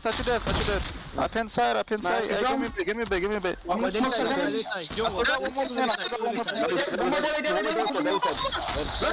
shit, keep moving.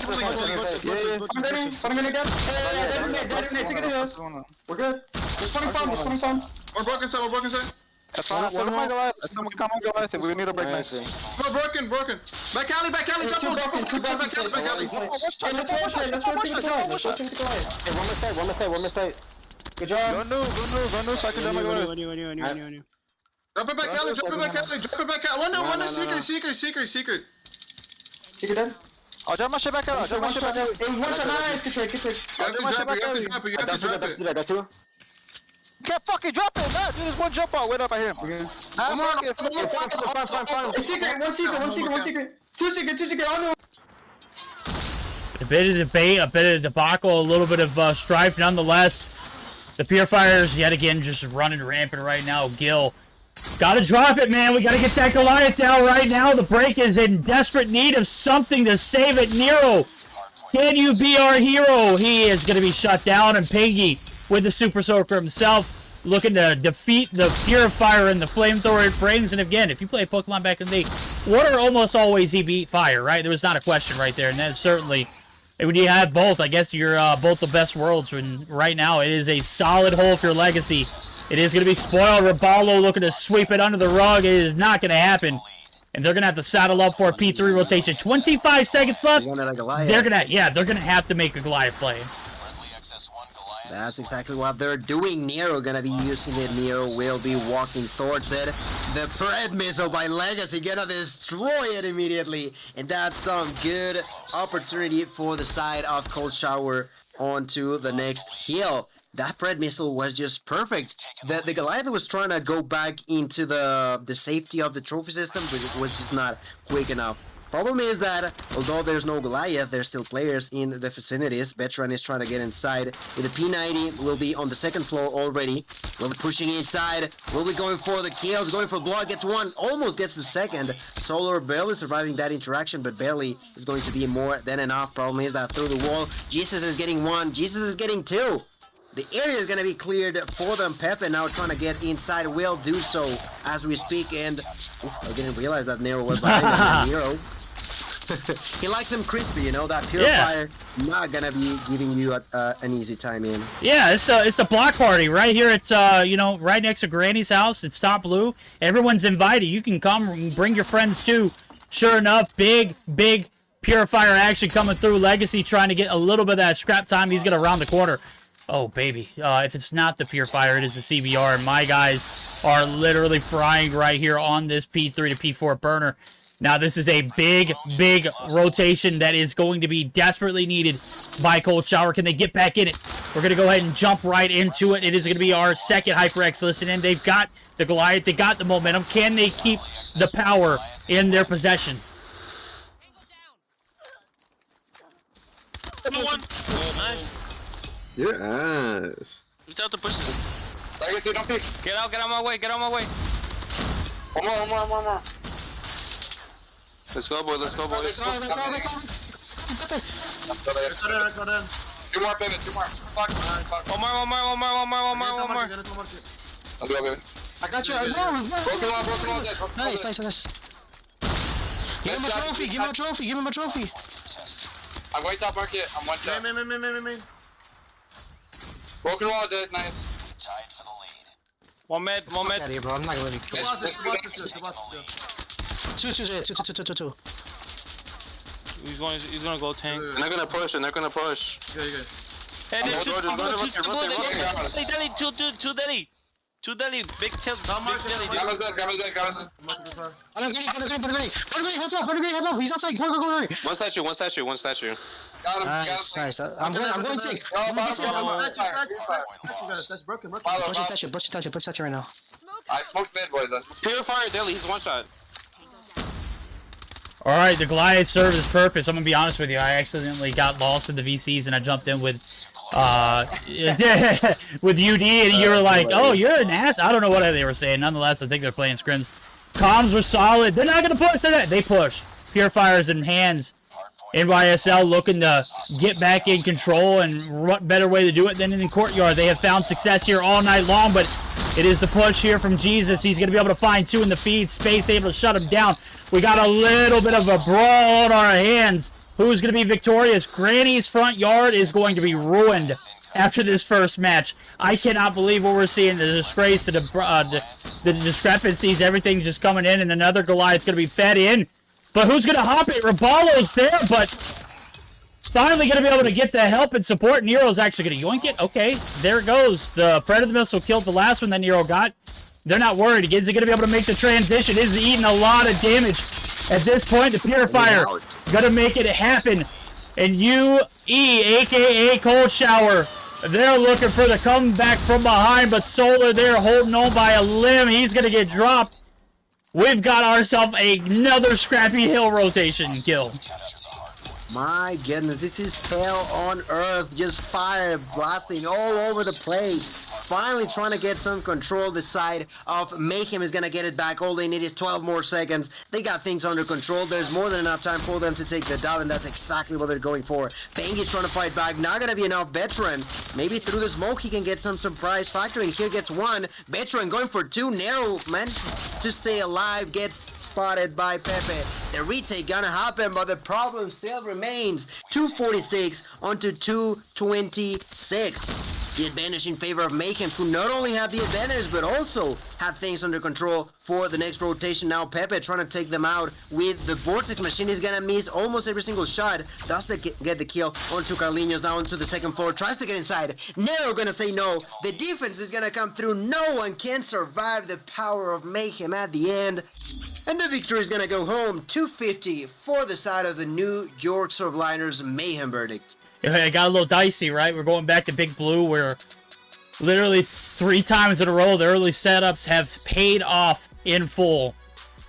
Mayhem finding success on those P3s, and a big one needed there. Just 4 points, man. And sure enough, Nero up top, man. We need someone to step in and fill that slot. My guy is already locked and loaded right now. Taking a look at it, Rabalo's going to be your breadwinner as far as kills go. 45 and 34. He has been just built differently lately. I don't know what it is. I don't know what Rabalo's got in his blood now. Maybe he just replaced it with ice. He is just too cold for anybody. It doesn't matter who he's going against. He's almost guaranteed to drop 40 in Hardpoint. +5 there on that one too. So 11 plus advantage in the positivity range. A minute 57 on the hill for Nero. 43 and 23 was a savage on the hill. Solar right there contributing 2 minutes and 8 seconds. That is a beast of a scoreline for these two players. And on the flip side, you probably got Legacy, who can do both. Played the objective and was frying 2 minutes and 49. Not a lot of support in the objective, and I think that's the difference maker right there. You got the hill stacked for two players like Nero and Solar. It is damn near impossible to get breaks. And that is going to be it for the Hardpoint. It was an emotional tear. It was a roller coaster if I've ever seen one and been on one. And I've been on plenty, man. That one was a bunch of ups and downs. Luckily for Mayhem, they're going to be able to snag it now as we're going to get geared up for the Search and Destroy. We've got Fire Range on our hand, and this is bound to be another series that I am anticipating just based off how close that Hardpoint was. We're going to go at least to a Game 5, or Game 4 here. I said 5. I want 5, but I'm thinking at least a Game 4. It's a possibility. I mean, we're only on Game 1, and being as close as that, only... what was it, like 21 points between one another? That's pretty much nothing, and I do believe that there's a good chance that we go to a Game 5, like you mentioned, at least a Game 4, but for now, next game, SND on Firing Range. I'm intrigued about this one particularly, because I wouldn't be able to tell myself which one of these two teams could have the upper hand. I'm not sure. In a so well-known map as Firing Range, it's not easy to have a true big advantage against any team out there. I mean, it really just depends on what Cold Shower team shows up. I mean, we've seen lackluster performances in Search and Destroy's past. And I think it's primarily how well they start the game is how they're going to end it. If they start off hot, it's going to be hard to stop them. When Jesus is on a map like Firing Range, he could be very valuable. But again, you know, you've got on the opposite end a Rabalo who is unstoppable in Hardpoints. He's going to add a lot of value to this Search and Destroy performance as well. I think the ball is still in the court of Cold Shower, though. They've got the defense off the rip, and with that kind of an advantage, we'll see if they can maximize to the fullest now. So we're going to go ahead and dive right into it. We haven't wasted a bit of time. We're getting these matches started because we know we are in for a long night. We do not want to keep you guys up longer than anticipated. First round, though, we're going to see Mayhem bundle up. They're going to fall Pepe. Getting 10 for 2, and just like that, the round has flipped over on its head in space. Seen him masterly clutch a 1v4, but I mean, there ain't no way, right? I mean, we're not in takeoff. There's not many places to hide. Pepe's going to out you there, and the boxing gloves come out early. 1-0. They are starting off with the sauce, and that round, I mean, it was possibly one of the quickest ones I've ever seen on Firing Range. I mean, yeah, pretty much every single soul died at the same time on the hands of, I was about to say Yo Mama, but this is not Yo Mama. This is Cold Showers, and they didn't lose a single member there. Penge, though, this time around does end up falling short onto the hands of Nero. What were you saying, sorry? Say, Yo Mama! It's not Yo Mama, I know. Yeah, I just got used to the name, you know. It is what it is. I'm looking at Legacy playing with the DLQ, missing that shot against Nero, and opts to reposition himself while looking for some wall bangs. Not going to be landing onto anybody. But it survives. I didn't transition the screen. That's on me. Oh, I didn't see that first round. It didn't happen. Sorry, guys. Oh no! I'm in All right, shambles. fellas. This is game 2. And for some unknown reason, we actually started the game already 1-0. And with the round with a minute already on the clock, you know, that's pretty much how this game started. I can assure you guys nothing happened while we were looking at the map rotation. And this is going to be 5 versus 2, where Nero just took the life of Pepe, leading to Jesus to be on a 1v5. Jesus now struggling like only he can be. We'll be throwing a really good nade though. This nade, ooh, the quickscope falls onto the hands of Space, lands the destruction with that frag grenade onto Nero, now pushing for the next victim. Can he do it? Yes, he can! Rip is for Jesus, now turning this 1v5 into a 1 versus 2, but there's only 30 seconds on the clock. Jesus, you gotta be constantly moving, you gotta be looking for your next victim, and you gotta realize that there may or may not someone be inside of that trailer. As he pushes for this, gonna be going for the quickscope, misses that shot. Rivaldo gonna say no. The ace, the clutch, obviously not gonna be there, but I gotta be honest. If I was on the hands of Jesus, of Mayhem, I would have been sweating about what Jesus was doing. Yeah, but he's sitting on 4 right now. He's starting to heat back up, get back in the prime form. Those snipes are not missing. Right now, we're going to see 1 for 1 now as Mayhem able to answer back with a big round himself. And I know, guys, I'll take the L. Okay, I'll hold it. I pulled a Bobby. At least I didn't mute, so you could hear the tunes from Gil, and I know exactly what the hell was going on, all right? You guys can hold this L too.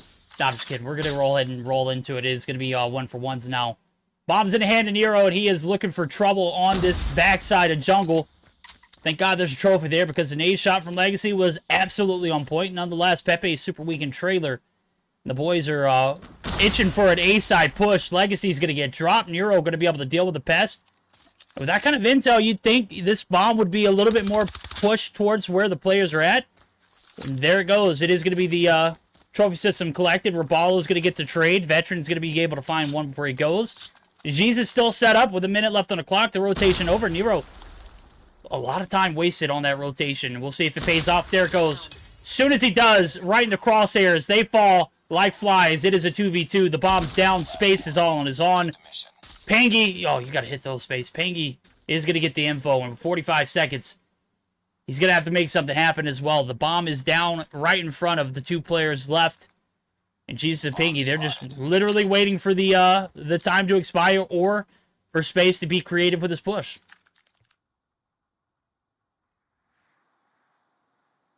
Space still walking, 25 seconds on the clock. Well, he's just not going to be this one for granted to the enemies. They're thinking about finding 1 or 2 headshots for him to be taken. But it's going to be a tough scenario. Both are inside of the trailer. And both know where the bomb is at now. Space gets the intel. There's someone inside. But the problem is that they are now playing around time. They know that he's got no shot at killing both if they are so far apart from one another. Pretty much dancing around these men, fooling with his victim. And well, no kills are going to come through, but the time is going to run out. And the round will be given into the hands of Cold Shower, taking advantage of that time. Well, that was a good round for them. I want to go with Jesus once again. As we all know now, he's holding on to 5 kills for the time being, and he's the only one defending onto the B side and almost lands a jump shot onto Nero. Unfortunately enough, that was not the case, but in the meantime, Pengi does take that kill onto who was that? Rivaldo. Pengi takes down the life of Rivaldo. Inside of the trailer, we already got 2 members from the hands of Cold Shower, and these defenses verdict are looking pretty clean by Cold Shower. It is. It's a 2-1-2 split. You got your demons on A, Pepe and Veteran. They're holding the fort down. Space trying to get the heads of somebody! Pepe! Almost gets dropped nonetheless. The shot's just not hitting there, not connecting for Space, and you've got the 2 right here on the B side. You got Jesus, and it looks like Legacy. Those are a solid pair, and Pangy right here in the middle holding the fort down, waiting for any kind of push, anything out of hand. Now, what I will say, that last round was a complete botch from Mayhem. Obviously, you've got Nero, who provided a lot of intel and got that first blood, but the amount of time that they took to make the rotation over the A, it fell flat on his face. When you allow Jesus the opportunity to set up, which he's getting there now, not necessarily in the position that he was already at beforehand, and we'll see if he adds value. The shot's coming through. Nero safely slides onto the site, gets the trophy down. There goes the smoke. Bomb's going to go down. 4v5. Make it a 3v5. Pingy, just an absolute beast. Pepe's going to find another. Now it's all on Carlinhos. Can we see the boy clutch it up? Jesus going to get some shots in. The bomb's going to be hopped. And there ain't no way. There's a gang full of killers on the outskirts of trailer. And big round 3 times in a row, 2 times in a row now. The first round we went back to Mayhem, but 2 times in a row for upper echelon, aka Team Cold Shower. I don't think I'll ever be able to, you know, commit to calling them Cold Shower full time. Yeah, it's not. I would particularly say that it's not the greatest name out there, but I do see that they're pushing heavily onto A-Long. Pepe, he did like 300 damage while not killing a single enemy member. Like Pepe, we called it in 4K, bro. Yeah, I don't know where they look. It looked good in the first round. It's harder to do that than to kill one. Yeah. Oh boy, we're in shambles right now. That was a botched round. Mayhem strike fast. This was supposed. That's what the first round looked like in the opposite direction. Everything went to favor of Cold Shower, and Mayhem fell flat on their face. I know you heard the call-outs. You didn't see the gameplay, but that's exactly what happened. But this time around, it was perfectly executed by Mayhem. They're going to be able to get another round under their belt, and they're slowly bridging the gap. And right now, this is the last round of the attack. It is going to be Nero looking for the bomb plant, though, as B is going to be unoccupied at the moment. Thank you for coming. We'll see you back next time. Wrong. It is going to be Pangy on the opposite side of the sandbag. Solar doesn't peek the angle. He's going to get dropped. Intel's going to come through. Vetra's going to be able to find one. We got 2 for 2s. Rapallo going to be able to collect the bomb. Now he's trying to get the bomb plant down, but Jesus is in a prime time spot. And this one kind of fell flat on its face. Carlinhos, the last hope. Can he make something happen? It's a 1v2. Make it a 1v3 if he clutches, but oh, it's not going to be able to round the corner. That is going to be Pingy picking up 2 this game, or this round alone. And we flip sides with a 4-2 lead in favor of Cold Shower. Gil, we've got a spicy one on our hands. Search and destroy and firing range has been super hot.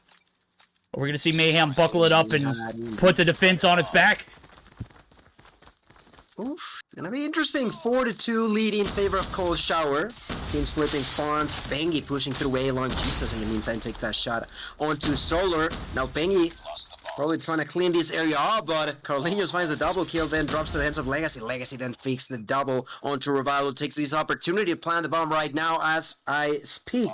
It's gonna be a 2 versus 2. Nero and Space will try to defuse. Space already walking through. We'll find Legacy completely uncontested. Takes out the pistol, brings the kill home. Jesus is gonna be left alone. Jesus does take that kill. Onto Space. Nero in a 1 versus 1. Not gonna be capable of taking the opportunity out of the distance. Oh my goodness.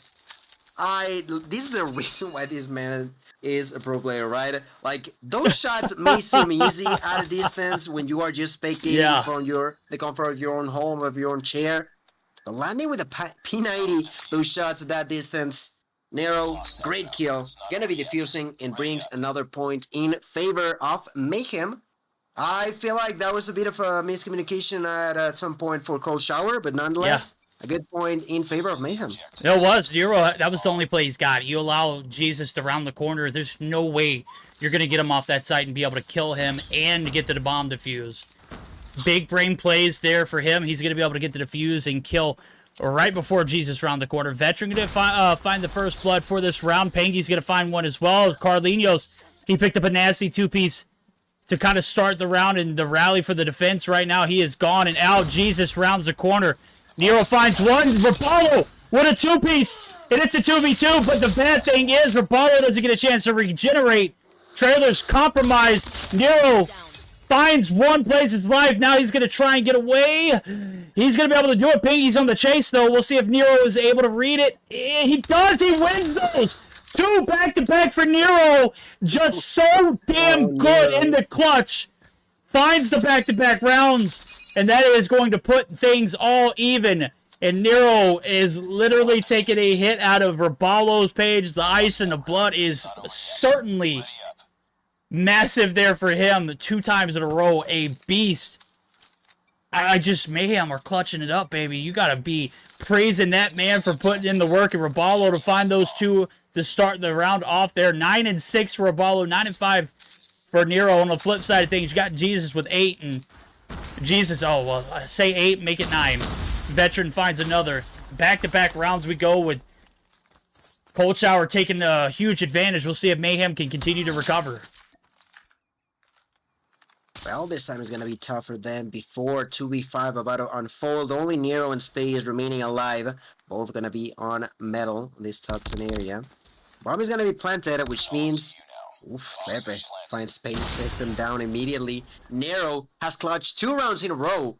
But 1v5, that's going to be a whole new story for him to try to be playing against these beasts that are in front of him. And I find the first enemy. That was Veteran. Receives a lot of damage from the back. Tries to go for the turn on to Pepe.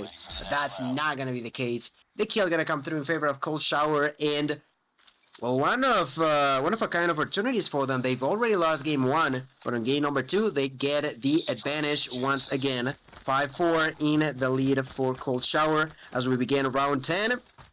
I don't know who's gonna win. Look, the games have just been so unpredictable. Now, usually I'm like, okay, based off the momentum we've seen, that and all of a sudden momentum swings real freaking quick, and there's no way to retaliate right here. Bomb's gonna go down. Legacy or Bala, we're just gonna pretend that didn't happen. There's no way. Well, if Legacy clutches this, you gotta go back to Bala. That was the biggest sell. Bro is literally half health. Legacy able to make the rotation through. He's going to be able to find another. He has maintained his life. Thank God, Solar. That man should not have been alive in trailer to begin with. He should have gotten dropped like a sack of potatoes. Rabalo, I guess he was just, I guess he had a phone call come through. I don't know. Maybe he didn't have the interaction control activated. I don't know how the hell you don't get that kill. We'll forgive him for that one. But, I mean, go ahead and clip it, chat. That was just disgusting to watch. Nonetheless, the round goes back in. They're able to deal with Legacy, and his rate of terror does not continue on, and to embarrass Mayhem for that round. Now 5-5. Rabalo looking for the redemption. He is going to find shots from Jesus instead. And with him hitting the 10th marker, this is where things start to get a bit dicey. You got a hot Jesus. You've got a 2-player advantage. They're certainly going to take the lead right here as the bomb is going to make its way over. Not a bit of time wasted. 1 player in trailer to deal with in Carlinhos, but he's going to be stuck at a distance. Get the intel for the bomb plant, and he already knows that there is at least 1 player pushing in. Make it 2. Solar gets the cleanup. Big trades, but that is just going to leave space on the outskirts of trailer. He's going to get dropped by Pepe in a bounce-back round for the side of Cold Shower. We've gotten clutches on clutches on clutches. We've seen some epic fails as well. This one's had its ups and downs, and I am for sure going to have an aneurysm before the end of the night. It's just crazy close between these two. Round number 12. Solar brings home the first block without nade. Bomb carried all the way onto wood and patiently waiting for a victim to fall through as they don't want to lose this round. Don't want to go on to overtime. Cold Shower trying to clutch this one up, but another nade is going to secure the kill. Nero going to be pushing, takes that kill onto Veteran. A 5 versus 2 about to unfold. The bomb is on the ground, and Legacy will be in charge of taking it right now, but the problem is too many enemies in too little area for them to play with. Right now, pushing seems like is going to be Jesus' way for the time being. In front of him, there's Nero. Jesus slowly walking already into double digits. They're going to see the trophy system. That's a call for them. They knew that Nero was there. The timer was just not in his favor, but his allies.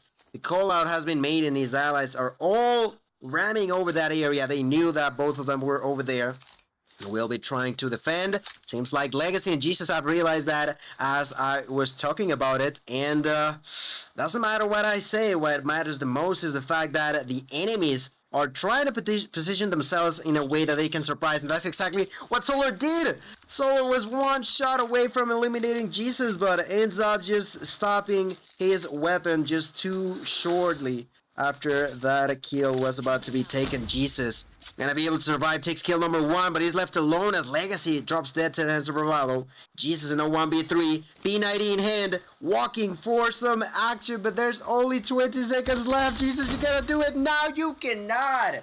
Carlinhos gonna even numbers out, and for the first time tonight, we are verdict going on to some overtime.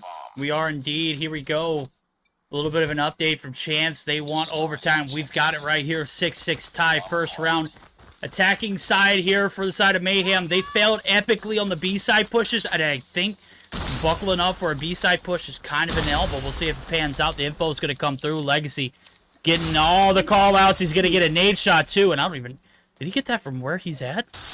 Carlinos, however, going to be able to get the revenge. Now the 1-for-1's come through. Nero trying to get the bomb plant down. Is going to be able to do so, and now it's the dash over to the cubby site. Rabalo looking for the player who's lurking on the backside. Jesus finding first.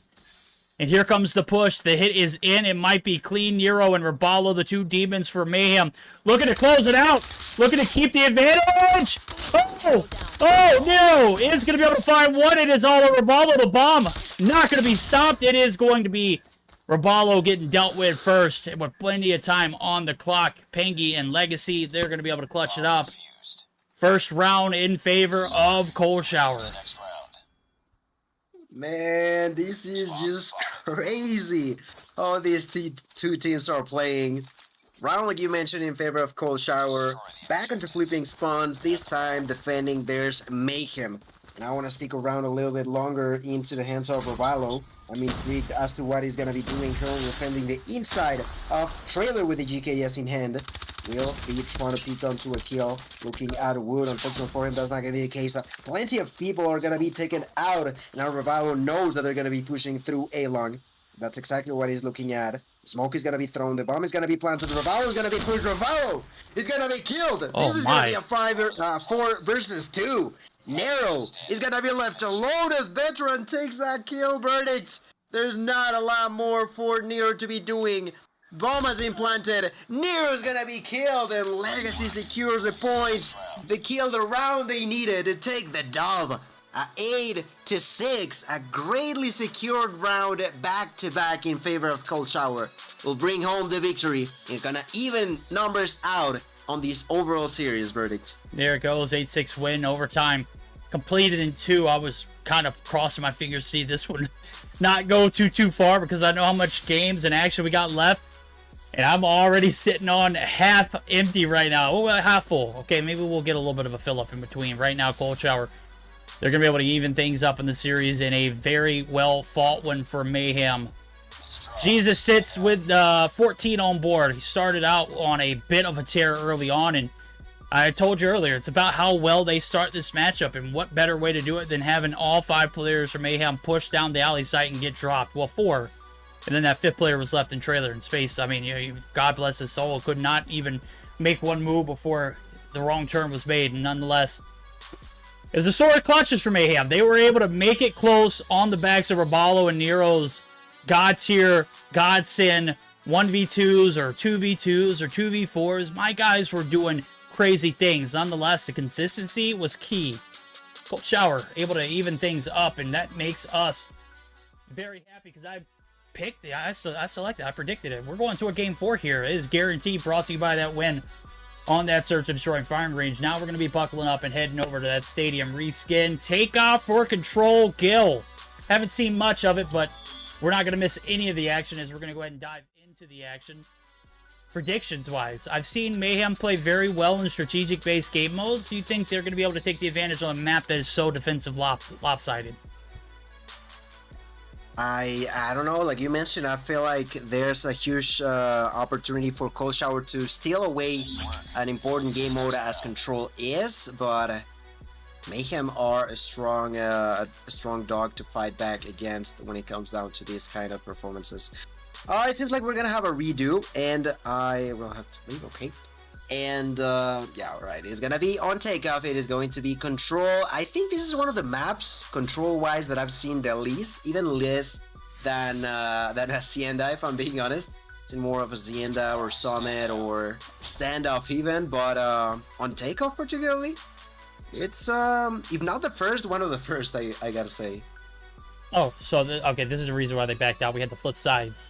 It makes sense. We're gonna have the defense in that 5th round. If it does make a difference, if we see the light of that 5th round, Mayhem are going to be pretty secure in that defending side off the rip and in that 5th round. Right now, as we see the attack side here going to be in favor of Cold Shower, so that kind of sways my decision. I think regardless of the scenario, with the defending side being very, very lopsided, it's one of those maps that I still feel like needs a little bit of an optimization for spawns, but the spawns aren't necessarily the problem here. So we'll see if that is any difference or not as we're going to get geared up for it. It is going to be that control on takeoff. With Mayhem having the advantage of being on the defense off the rip, and in that 5th round, if it does happen to go there, I have to be rolling with Mayhem on this one. Was this their pick, or was this a toss-up map? I'd have to select to see it. I think they have to pick it if I'm not mistaken. No, they didn't. I think it was. Yeah, I think this was a cold shower pick, and we'll see if the pick pays off. Right. Well, round number 1, like you mentioned, defending first is gonna be Mayhem. Space finds a first kill, but gets taken down immediately. In the side of Bravo, I'm looking at Jesus. Jesus already moving on to enemy's territory. And although you were questioning the spawns, I certainly feel that they are still better than what we started with, where spawns would literally not change, even if you had an enemy next to you, like half a meter from the spawn. That's no longer the case, but like you mentioned, still some tweaks could be necessary. Right now, still staying with Jesus. He's in a great spot, but the problem is that you're not defending, my man. You are on the offensive side, and in here, yeah, you're waiting. You're trying to cut on some surprises onto the opponents, but the tag is continuous here. There's only 45 seconds left, and this time can go flying if you are not careful enough. Well, he's found his way in enemy territory, but he hasn't been able to capitalize. And right now, in a position like this, you need to be either A, getting kills, or B, getting on the point.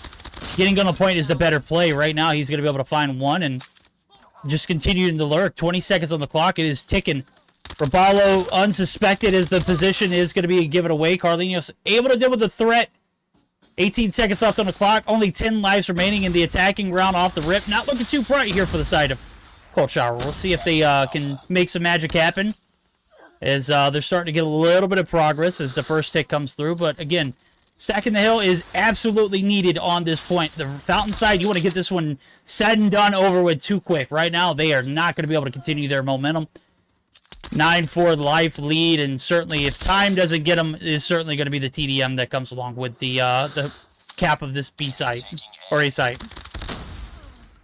Everybody pretty much dying at the same time on the side of in the side of Cold Shower. The last life was taken out of the very hands of, I think that was Veteran, question mark? Yeah, I think it was. Well, unfortunately enough for Veteran, he's not doing too hot, and neither is Legacy. The biggest, one of the biggest issues could be over there, as they've only got 1 or 2 kills respectively. And, well, they've already lost round 1. Now they're going to be defending, and, well, they got the opportunity to try to answer back against an angry 5-man push, immediately pushing through the left side of the map already onto enemy's territory. There's Nero. Nero will do some damage, will cause some pain, finds the double kill. Nero with 6 kills will be patiently waiting for the next victim. That could be there, but Legacy too fast with that trigger will be able to retreat enemies out of his spawn. And at least make sure that this continues to be tied up to one another. Yeah, here comes the defense is applying the pressure. Kills in the feed, the Grav Vortex gets a buff, and my god, is it putting in work. He's going to be able to find 2, but finally dropped the last-ditch effort on that last shot, not going to have any value to it. 35 seconds on the clock, 22-21. They haven't been doing a great job of playing their life, but they have not played any objective to go along with it. Jesus, continuing to lurk. Oh my god, that was just absolutely brutal. Carlinhos slide peek, taking a hit from Nero's page. We'll see if they can continue on as Mayhem looking to strike on either side, and it looks like they're not going to be able to get to A successfully off the rip. There it goes. It is going to be hopped. Solar looking for the time in. No hashtags needed right here. Just all hands on deck. Whatever you can get. Somebody get this man Solar. Somebody to body cover. Anything. Body block. Do whatever you got to do. I mean, you can't hop the hill by yourself and expect to go ahead and get anything accomplished. Mayhem falling flat on their face. Not even to get a single tick on that A site. Well, Space inserts himself, and this is where things get interesting. 2 seconds left. It is a now or never kind of scenario. Can they get it done? I think they should be able to defend on the hands of Cold Shower, but Solar continues with the support. That is going to be the second tick falling through. They're going to be taken down. The only one alive is Nero, but Nero, you got too far away. You get spotted, you get killed. The defense round once again won actually for the first time, won by Cold Shower. That is going to be evening these numbers, but we've said it, the defense is usually easier. That's better news into the hands of Mayhem. Round number 3. They're going to be defending, and I'm currently looking at what is one of the players with the most kills, and that's Solar. Solar right now going to be taking down 4 by the Purifier, but gets spotted by Pepe. That's some good opportunity taken away from the hands of Solar, and the objective continues to be captured by enemies' hands. Pepe still surviving in here, just hiding.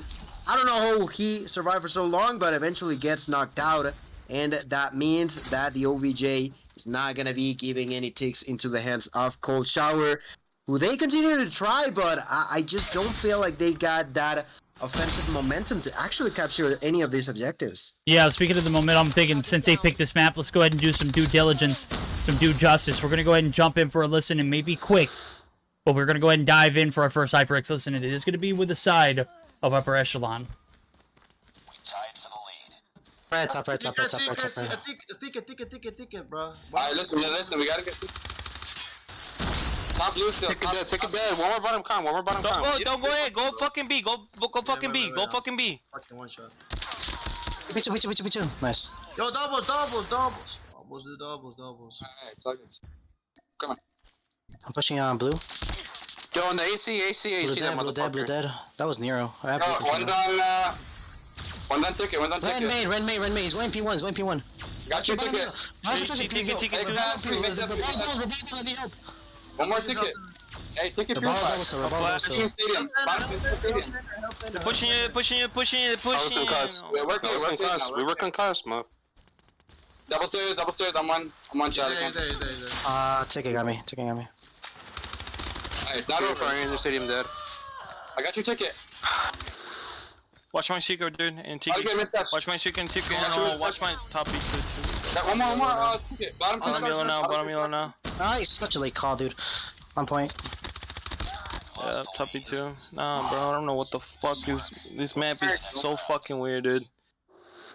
You can see the frustrations being felt. Mayhem apply the pressure, and the crack came through at the end. I mean, it is a brutal map to see, and I'm not completely turned off by it. I think it still has potential, but it's it's really rough on the attack, bro. It surely is, and well, now they gotta defend.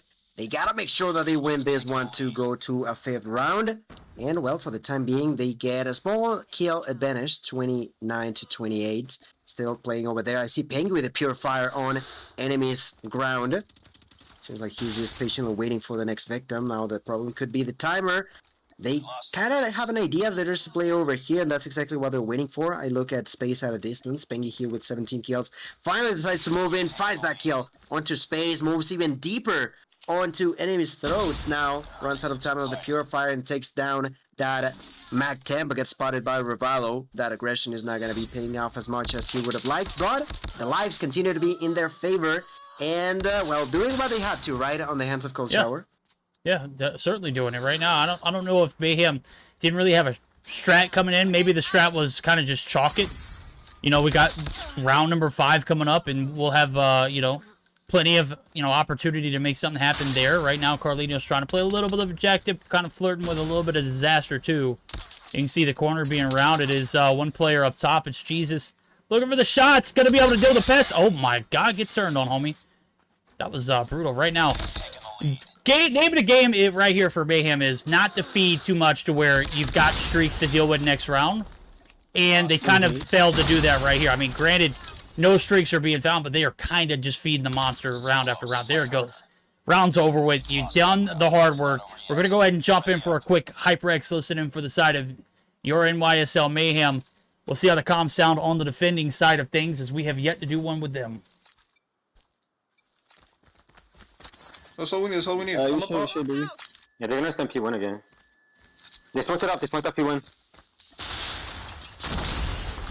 On it.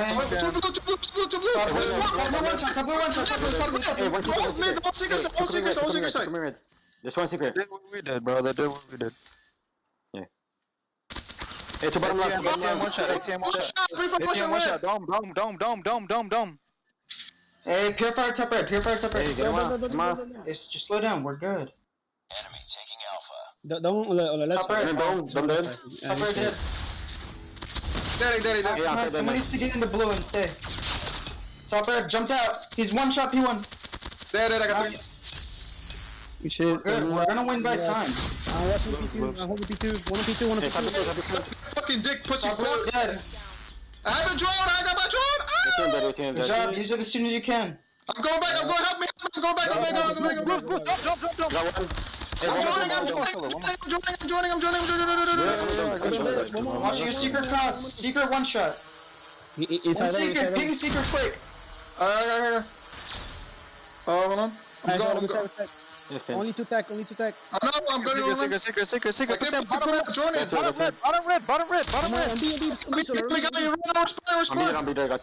Osman dead, relax. Hey, get him off it. Don't give him that shit. Don't give it to him. Don't Stairs low. On A. Bottom yellow. Good trade. Clean from the other side. Clean from our side. One step. Scap one shot. You got it? Mister. Stand. Fucking son, baby. Secret. Someone pick up the dome. He's going red. Back red. Secret side. All right, some spicy takes. Obviously, a little bit of a bumpy start, but Mayhem rounded off with a solid defense and takeoff. That was damn brutal, bro. Just ridiculous. Space gave the one-shot call out, and Rabalo thankfully was continuing the fire, because if he had shot one shot, he would not have killed him there. I don't know what that Jickus' damage is from that range, nonetheless. That was a brutal one, and we're done with it. That one's out the window. I don't know how the hell you had the nerve to pick that one and expect, you know, knowing that you're not going to be on the defense in round 5, that was a bit of an L. Because the thing is, usually I'm not 100% positive, but I think you can either pick the map or the side, right? Exactly. And this one particularly, in this one, it's a really risky call, because almost 100% of the time they're gonna give you the weak side, which is just bad news. And well, Mayhem just taking advantage of it, taking the dub, will bring in the lead once again, 2-1 in their favor. And once again, Ravalo popping up, 33 kills, dying 24 times. The MVP completely deserved by him. And well, another dub into the books by the side of the Subliners. Yep, another dub in. One more to go. Can we see another clutch? Can we see another game 5? Well, I think it's going to be a Summit Hardpoint, where we're going to be heading over to the icy, very cold Summit side for Hardpoint for our 4th game, brought to you by that Search and Destroy performance. Now, this is it. This is the time for the clutches for the side of Cold Shower. Gotta say, they put up a hell of a fight in the Hardpoint earlier. Nonetheless, Mayhem were able to steal that one and come through with a solid P3 ending. Right now, we're getting geared up for possibly one of the last matches of this series. Can Cold Shower pull it off, though? And thinking back to that first series, Yo Mama came from just, you gotta go back and rewatch the VOD. If you missed the Yo Mama and Undream series, granted, Undream come through with the victory at the end. That Hardpoint firing range was such a... No, it wasn't firing range, was it? It was firing range. It was such a beast of a game. That was just ridiculous how good it was, and the comeback was strong. Right now, we're going to see if Cold Shower can put a little bit of ice in their veins. They're going to need it. This is going to be one for the ages. Can they make it past this Mayhem team? Well, they got to find one here, and they got to find a one in the Search or Destroy after. So, got to start here, though. Gotta start here. Yes, sir. Hardpoint on Summit. Let's jump into the game as soon as we can for what could be the last game for the set of Cold Shower, or, like you mentioned, the opportunity to take us onto a 5th map. Not gonna be easy. It's not going to be easy, that's for sure, that's for certain. So let's jump right into this game verdict. And there's been plenty of names to be talked about throughout this series, but I gotta continue to be on the lookout for Ravalo. This dude has been a key part of the team's success on plenty of situations, and tonight has not been to anyone's surprise that he's been the MVP on the last game, for example. You're absolutely right. Drop 30. Mans is known for his... They just call him 40 bomb Robalo, right? 40-piece Robalo. He is known for dropping 40-plus and hard points with a bit of ease. Right now, it is going to be a little bit of a struggle for Cold Shower to make the break here in the control site. They don't have the top control, but they do get the hill. It's evacuated. Mayhem are off. This just in. I've got to say, NYSL kind of down bad. Thieves come through and steal the CDL championship tonight. Granted, you know, all NYSL needed to do was win one series. They beat Thieves earlier tonight to go ahead and get that champ spot. But to go ahead and turn around and face them in a grand finals, that is a brutal best of 9. I'm going to have to go back and rewatch it. I didn't get a chance to do it. Right now, we are here in the Hardpoint. We are fully aware of the repercussions of this loss. If Cold Shower doesn't take the bag, it means Mayhem will move on to our 4th series tonight, face off against Undream. Right now, Cold Shower are doing everything they can to make that not happen. We'll see if they can do it, though. 33-10. P2 opening up. Catwalk is on everybody's mind. And Nero with the slide. He is just too damn hot on the spot. Too hot indeed. Everybody fighting for the point number 2 inside of it. I see Veteran hiding with his P90. With the help of his allies, he's going to continue to be alive. And it seems like they may be thinking about rotating already. I'm not too sure. It seems like he moved for it. Pepe certainly is in here. Seems like they feel secure and they are back into the field. And all that time being, well, Legacy is always, Verdict, always focused on the OVJ. He is the player that I've seen the most time spent inside of any match series that you've ever seen. Legacy just loves going for the OVJ, and we've seen him plenty of times also pop off when it comes down to the kill department. For the time being, his team is happy about it because they are winning for this into a 30 points differential. They are also pushing for the spawns in the hands of Cold Shower. Problem is that Legacy got taken out, but still... Oh, actually, I think it didn't work out. Seems like Mayhem will have the good spawns in here for the beginning, Verdict. Yeah, they are. P3 is a big value money hill here on Summit right now off the rip. It is going to be Mayhem with the hands on the prize. Here comes Veteran, though. The Madman sitting on 10, finally dealt with, and Legacy right back where he belongs, right on the objective. Going to need a little bit more support for the man. He is in a bit of a blender right now, sitting at a 4 and 7, but he's got 60 seconds. Literally more than everybody else in the lobby by 2 times. I mean, Space is sitting there with 24 seconds, and Legacy, here he goes, finally being able to get a little bit of shine on, and he's going to be able to find one on the perimeter. Here comes the Streaks. Massive P3 retake, and a massive hold is a massively continuing on for the side of Cold Shower. UE, also known as, UE. Look, I'm never going to be comfortable saying Cold Shower. I'm never going to be comfortable calling Upper Echelon. Obviously, I've been knowing them for Upper Echelon for so long. It's just a blunder, a blender, a blipper, whatever it is. Nonetheless, last little bit of scrap time going to be coming through. Mayhem hopping for the early rotation. Didn't really pan out last time. We'll see if it pays off this time around. And I think one of the main reasons why I got used to calling them Cold Shower is because the word Echelon is so hard for me that I just prefer saying Cold Shower, you know? True. I gotta be real with you on that one. It's just such a difficult word for me to pronounce, and well, there's that. I'm looking right now at Carlinhos with the Purifier, finding plenty of kills over there. Eventually gets taken down. The retake is gonna be in the hands of the players over onto the... I was gonna say red side, but that's no longer red, that's yellow, the yellow side of the Cold Shower. The retake after retake is just not favoring at all the hands of Mayhem. That's something that they truly need to change, as we are soon to be back onto the P1 reset. And, well, their opponents already doubling the amount of points that Mayhem has. Is not good news for them. I actually saw a message from someone in chat saying that, well, Mayhem has never been able to beat the side of Cold Shower ever on a tournament before. And, well, maybe that's never been the case, but there's always a time for a first, and I'm sure that that's something that they're certainly aiming to get for the time being here. As we're back onto P1, Legacy was inside of it as per usual. Like, have you ever seen No. a player so committed onto a hard point? Like, this dude is crazy. He's crazy. He's managed to dig himself out of the negative hole, too. He's sitting +1 positive. Still with 91 seconds on the hill. This is just a... I mean, on a map like this, ain't no way you're getting 91 in the first set of hill rotation. We're going to go ahead and buckle up. We know that Legacy is the OBJ player. We're going to see how the comms sound for each and every one of these players now as we're going to get geared up for our first HyperX listening. It's going to be with none other than Cold Shower.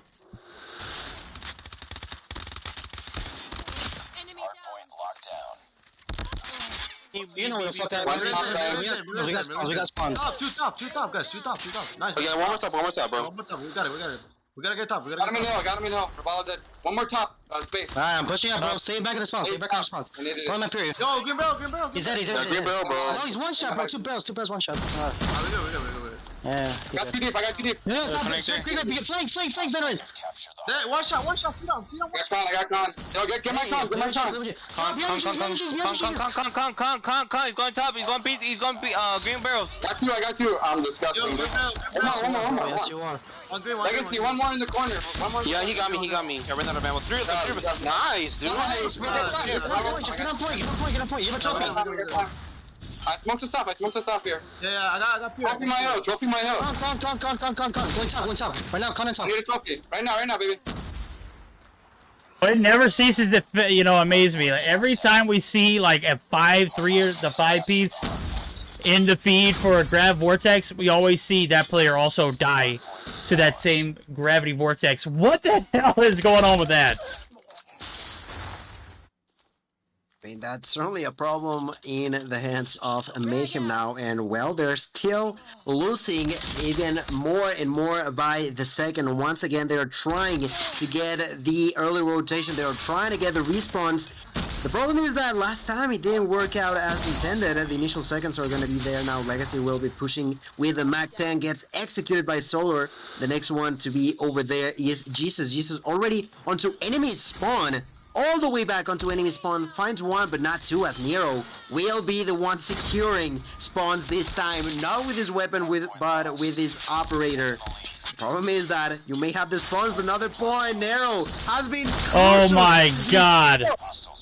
securing this point, securing the spawns. Like, this dude is just everywhere now. The problem is they are yet to get out of the hill. Yeah, it was a full going on squad now? wipe. You got 4 players stacking up. They get knocked down just as quick, and this is possibly going to be where this big P4 rotation, not a lot of success on it earlier. We're going to see how the comms sound now as we're going to go ahead and gear up for our second HyperX listen-in. Mayhem need this one to draw it back in. We'll see how it sounds now as we go ahead and dive on in.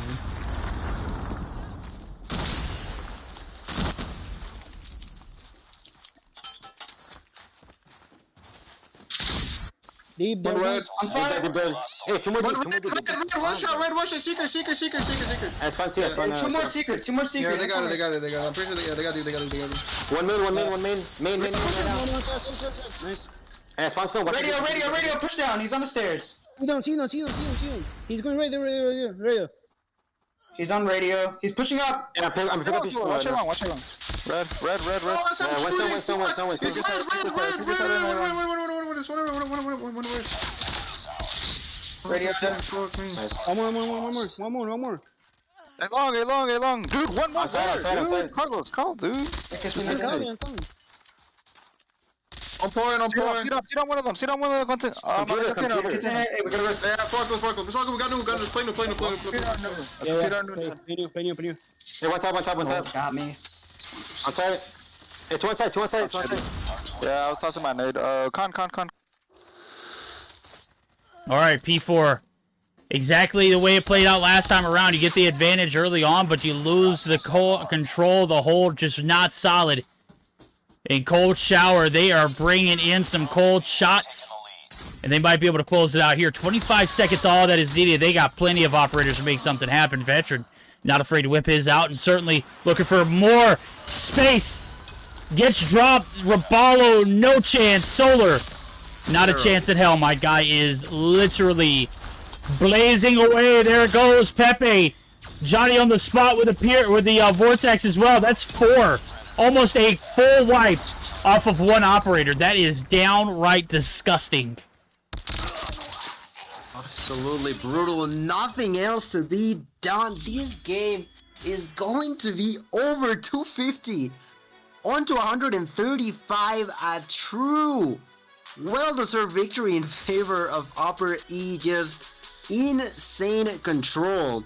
Insane rotations, insane way to push all together at once, and the majority of these kills. This game was a complete different team. Like before, they were playing pretty good, but right now, we all saw it at the end. That feed was just blasted with names from the side of Cold Shower. Those operators, those weapons, those gunfights were so effective for the team back to back to back. And although I see numbers as 42 kills for Carlinhos onto the hands of Mayhem, that was just not going to be enough. The team was just, I felt like they were just not working together properly. No, I completely agree, and I'm starting to wonder, did that ice in Robalo and Nero's veins melt? Are we looking at too many purifiers coming in too hot and handy? Obviously, the Grav Vortex was plenty enough for, you know, one of those players for Cold Shower. They just put it in the right place at the right time in a blowout here in this Summit Hardpoint. That is going to lead us to that game number 5. We're not even going to bounce in the lobby. I love it. We'll see if we allow it to stick. I'm going to see if the players are possibly going to dip out. It is going to be Hacienda, the lovely sites, the vineyard, the vineyard, the vineyard, the winery, everything and all the above, all at once. Here we go. Nobody's going to stick in the lobby. I told you guys it was too good to be true. Look at that. I called it. Oh, I need to leave the lobby too. Don't let me get caught. Okay, yeah. I don't ever want to be stuck in the lobby because I'm afraid that the spectators are going to start it before we are, back in and ready to go. We're going to miss the action. So here we go. Thieves are your CDL Major 4 Stage 4 champions. But Mayhem, or not Mayhem, but MYSL, the subliners, they have booked their way to the champs. Can Mayhem book themselves to this series for the night? This is what it's all for. Trying to get that bid to the grand finals, chance to shine in a massive prize pool of 3,000 plus. I'm not sure what the final statistics were on that, but I know it's 3,000 plus. This is a massive community tournament. I think it's the biggest one outside of Mobile Mayhem that I've ever been a part of. So I'm excited. The players are excited. We had a few DQs and a few forfeits along the way, but I mean, we had stage 3 as well. There's not much we can do in that regard. So the teams are showing up now, and that's all that matters. And we've gotten plenty of bang for our buck. Yeah, that's all that matters. It seems like a couple players are taking their time, but hopefully we can start pretty soon. Like you mentioned, it felt too good to be true, you know. It's another game 5, the second match, second game 5 of the night. And it does make sense, right? We are just spectating teams of such a high caliber that it's just understandable for us to see these sort of performances, right? Where they're just so close, so back and forward between who's gonna win, who's gonna lose. You never truly know what's gonna happen. And outside of that last game, I would say that all of the games were really neck to neck, and well, it does make sense for us to be on game number 5. I think at some point you even called it really early on, and here we are once again. Yeah, I mean, I slipped up and made a mistake and said I can guarantee you a game 5, and I was like, well, I can almost guarantee you a game 4. I'm begging for a game 5, and here we are. I was on my knees earlier. I'm sitting down comfortably. Unfortunately, I can't move my legs because Herschel is using them as a pillow. So there's that. Nonetheless, he is like right under me, bro. Is super comfy. I'm sitting here trying to like navigate without crushing him. And so far, we're doing good. You know, those dad bod moves kind of come in clutch and handy, right? You're trying to get to the kitchen, not make too much noise, grab you a snack, nobody wakes up. I've mastered that. Obviously, I have. You can see I'm pretty chunky, bro. Pretty chunky. All right, we're here for it. We're going to see who's going to be feasting. Is it going to be Cold Shower coming through with the absolute devastation, or will Mayhem be able to find success? They haven't done it so far in a tournament against Cold Shower. Now is a better time than ever. Got to put your money where your mouth is, though. Need to see all hands on deck. This is an objective-based game, but you've got to play your life. So on a map like this, it can be a bit brutal now. Yes, there we go. Started up. We started too early earlier, and now we are starting too late. Yeah, it certainly took a minute, but here we are, game 5. Search to Destroy an Hacienda, a map, game mode, combo. Once again, that I don't see too often. I feel like it's just not a lot of people like to play on Hacienda, but on S&D, it's a map that I've tend to like more than I did at first. You know, it was one of those maps that I feel like the majority hated to begin with, but now it's getting manageable, you know, getting manageable nonetheless. We are gonna be moving on to this one. Pepe, for starters, gonna bring home the first kill of the game. Getting rid of Carlinhos, then Nero falling to the hands of Betra, now pushing for the defense. The players from the side of Cold Shower just eliminating more and more enemies. Rivaldo falls to the ground. Space is going to be left alone in a 1v4. Space lands the first shot onto Pepe. Takes out the pistol. Goes for the second kill. Tried to go for a no-scope, but misses that shot. Legacy not going to forgive him for his sins. And the first round, sorry, will be in favor of Cold Shower. Yeah, first round in favor of Cold Shower right now. But you see a little bit more alert. I mean, it was a full send to A and nothing paid off. You got one going down the middle of the pipe in that space, looking to cut off anybody who's making that rotation through. And I don't think that info came through in handy earlier. Pepe's going to get by smooth. And this is a problem because Space is playing a role and not filling the job. He's going to get dropped.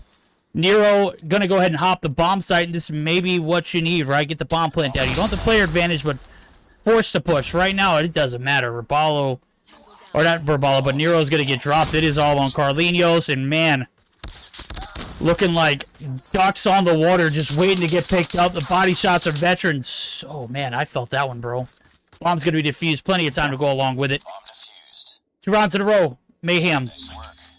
Not showing their best, but still plenty to do so. They have to. They must, or else. Oof. Seems like the Cold Shower may just be too cold for them to continue to move. The water that they're diving into doesn't feel too comfortable for the time being. Right now I'm looking at Nero, who is yet to find a kill this game. So far with a big old donut. Pepe gonna find the first blood onto Rivaldo. Pepe with the first blood has been key. Now finds the double piece onto Space. In the meantime, Nero takes the opportunity to plant the bomb and was almost killed by a nade, but he's not almost. He's completely eliminated by Pengy. Solar gets the answer back by getting a double kill, but Pepe, this monster, this beast is still alive. Carlinhos is left alone. Oh my God, don't do it. Gets the kill. Oh. Somehow got the kill, but oh my. It just took too long, didn't it? No, it took way too long. Those Jicka shots are very unforgiving. You missed a few, and it turns into a lot out the clip. None other than that. I mean, you try to hell-bent on that kill. You've got Jesus, who's sitting right back in the cut, playing exactly the way he needs to. And he does not miss. 3 rounds in a row. Cold Shower have not missed. They are alive, alert, and ready to rock and roll. That was the closest round we've seen so far. And it wasn't relatively close. Solar did a great job of finding 2. Payoff round here is 3 rounds in a slump. Mayhem need to get a grip. I'm on board with Pepe. He does not find the first blood. Pingy does, however. His job is complete. He is out. Legacy able to get the return. That's 2 for 2s. Minute 30 on the clock. Bomb still in the hands of Nero, who is still killless. We'll see if he can contribute and make some shake. Space, again, not providing much on the front line. Ribaldo is, though. He finds his first. Veteran, though, able to take down Nero, and the bomb is down.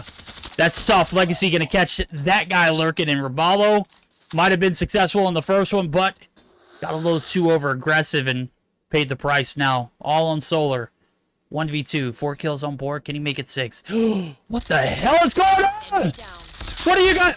Oh, I'm done. I am so done. That was the freest kills. Solar gets a freebie in front of him, and he just gets too excited. He's just shooting everywhere. Manages to get 1 kill, but not the second. I think he even ran out of bullets. Verdict, we're on round number 5. And you got 2 players from Mayhem with 1 kill, and Nero, who hasn't found a single kill. What in the world is going on? for Mayhem. I don't even remember who said it in chat that Mayhem always struggles against Cold Shower on tournaments, and tonight has not been the exception on game number 5. Pengy gonna find the first blood. Pengy out. No mercy to be shown. Jesus gonna find the first enemy, but not gonna be taking any kills. Solar is trying to surprise the opponents by being aggressive and takes the first blood there. Revallo takes another shot onto Pengy. Revallo in space. There's Space also taking his second kill as well. Solar eliminating veteran Pepe. He's the last player alive. Pepe gonna find Solar and not gonna be capable of taking that kill. Finally, we see some numbers out of those members from Mayhem, and that's finally when they also get the first point of this game. But it's just been brutal against them this fifth map. I mean, it has been just not the best effort that we've seen from Mayhem. They've kind of struggled in creativity. They've kind of struggled with nade shots. Nero does, I don't know what's going on. Nero's got to be like having some kind of ping issue. My guy tried to chuck a nade through the door frame, but he couldn't even make it past. It wasn't even close, dude. It was not even close. Right now, I'm going to have to settle for the garage side push. Pepe's there, and that is not an interaction you want to take on with just one. Jesus is half health, and make it one shot is he's going to be able to retreat back and recover. Somebody in spawn looking for him. Space is going to get dropped. He's opted to pick up the kilo.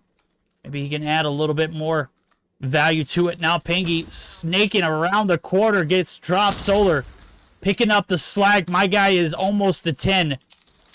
And half the team is killless right now. Jesus going to be able to find the revenge. Jesus going to be able to take down Space. Not with the Talon. It ain't going to happen. And now we've got a 1v2 yet again. It's time as Pepe trying to clutch it up for the squad. Nero's still alive. Does have one on board finally, but we'll see if they can get this bomb planted and secure the site for the amount of time needed right here. Is 48 gonna drop or push up depending on what happens with the bomb plant. And this is a wild card. Pepe can make something crazy happen. We've seen him pick up several first bloods, but we haven't seen him in a clutch situation tonight. Pepe completely committed, to defending this side. And, well, the enemies take the opportunity to plant freely on the B bomb. Now Pepe rotating pretty quickly. Gonna find the first enemy. Goes in for the kill, but Space going to say no. That's the second round now, finally, in favor of Mayhem. We're gonna be flipping spawns, which, you know, could also be a bit of a change of pace for the hands of Mayhem, because that's certainly what they needed. Now that they finally found themselves with 2 rounds in a row, well, they're obviously gonna be looking to go for a comeback, but it's possible. I'm intrigued to see. I'm spectating Pengy right now. Pengy pushing to plant the bomb. To the left, there's Solar. Solar gonna try to defuse to prevent that plan from happening, and does that on time. Gets taken down by a veteran though. Bomb is gonna be taken by Jesus. Jesus looking for blood, but Carlinhos is there to defend. Carlinhos finding kill number 5. Bomb is gonna be dropped yet again. Carlinhos receiving a lot of damage, but still surviving this situation. Now his allies pushing from a different angle. Take the life away from veteran. Pepe does get a kill, but gets executed. Legacy's left alone, and Carlinhos finishes up this round. Finally, Mayhem has found themselves inside of this game. That's 3 in a row for them.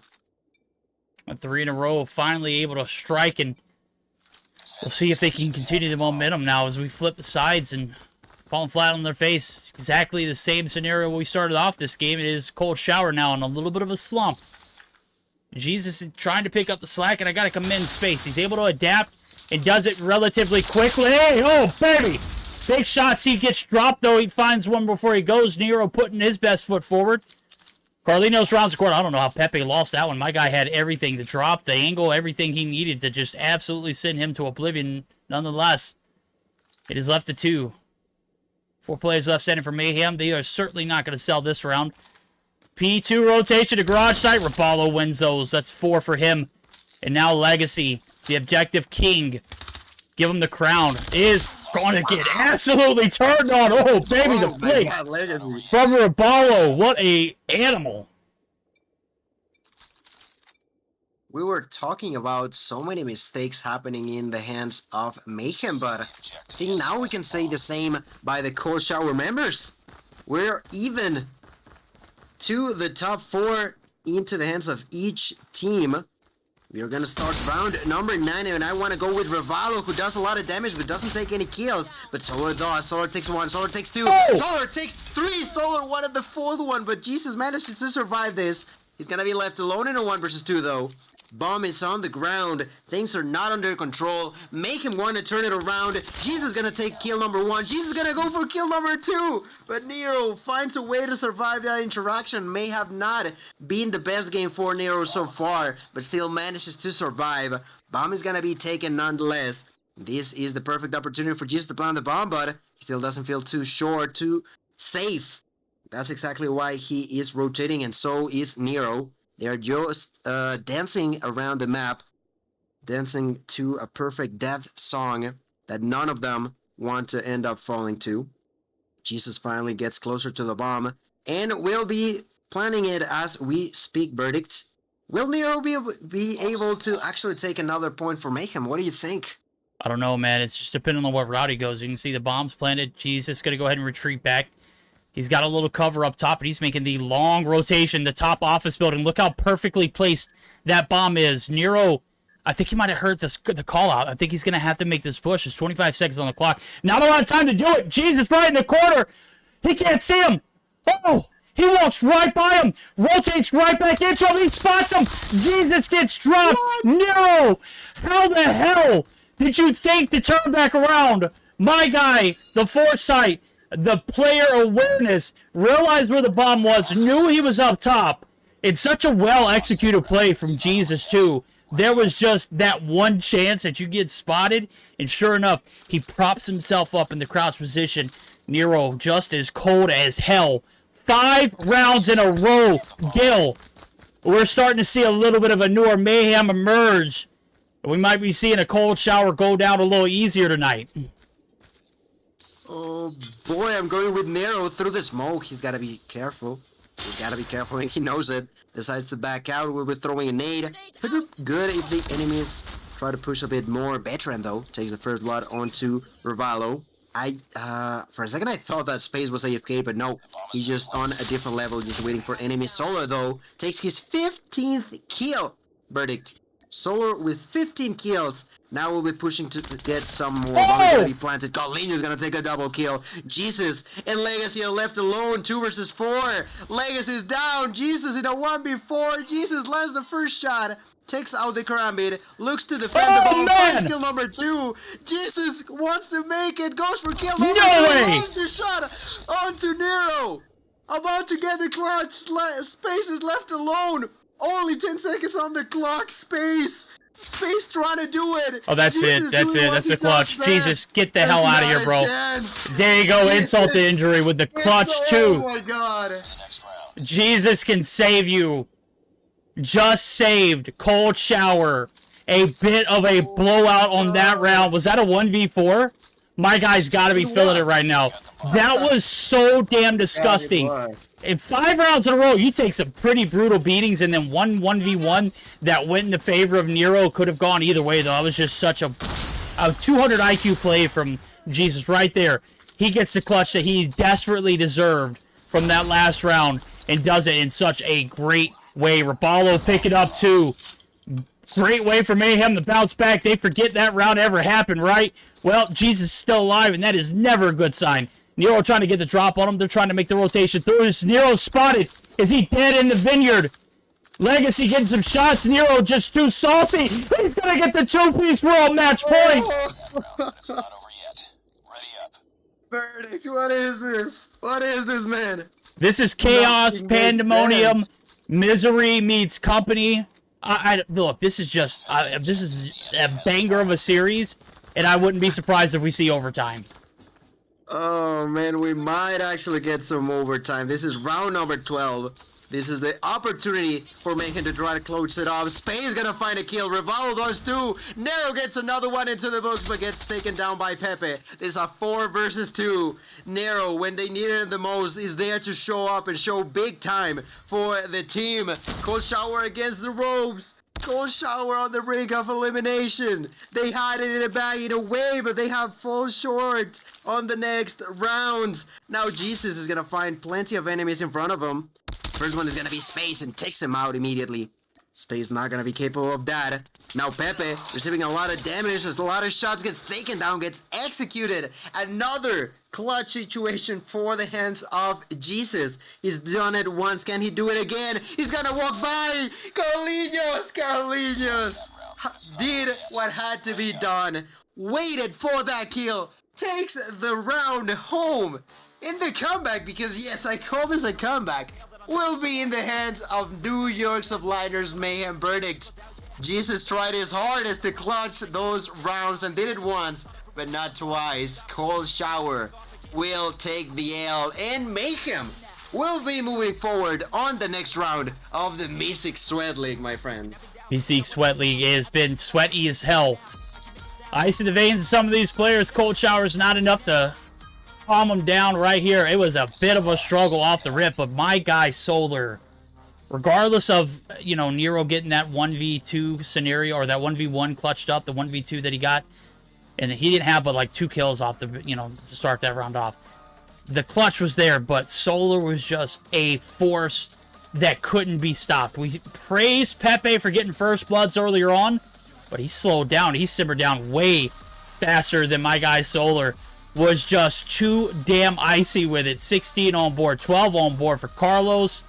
Carlinhos adding a lot of value. Raballo with 9, 6 for Nero. Space struggled, but he picked up the slack and made the right call to stick with the kilo. Jesus, you're a freak, bro. You're just too damn good for your own good, right?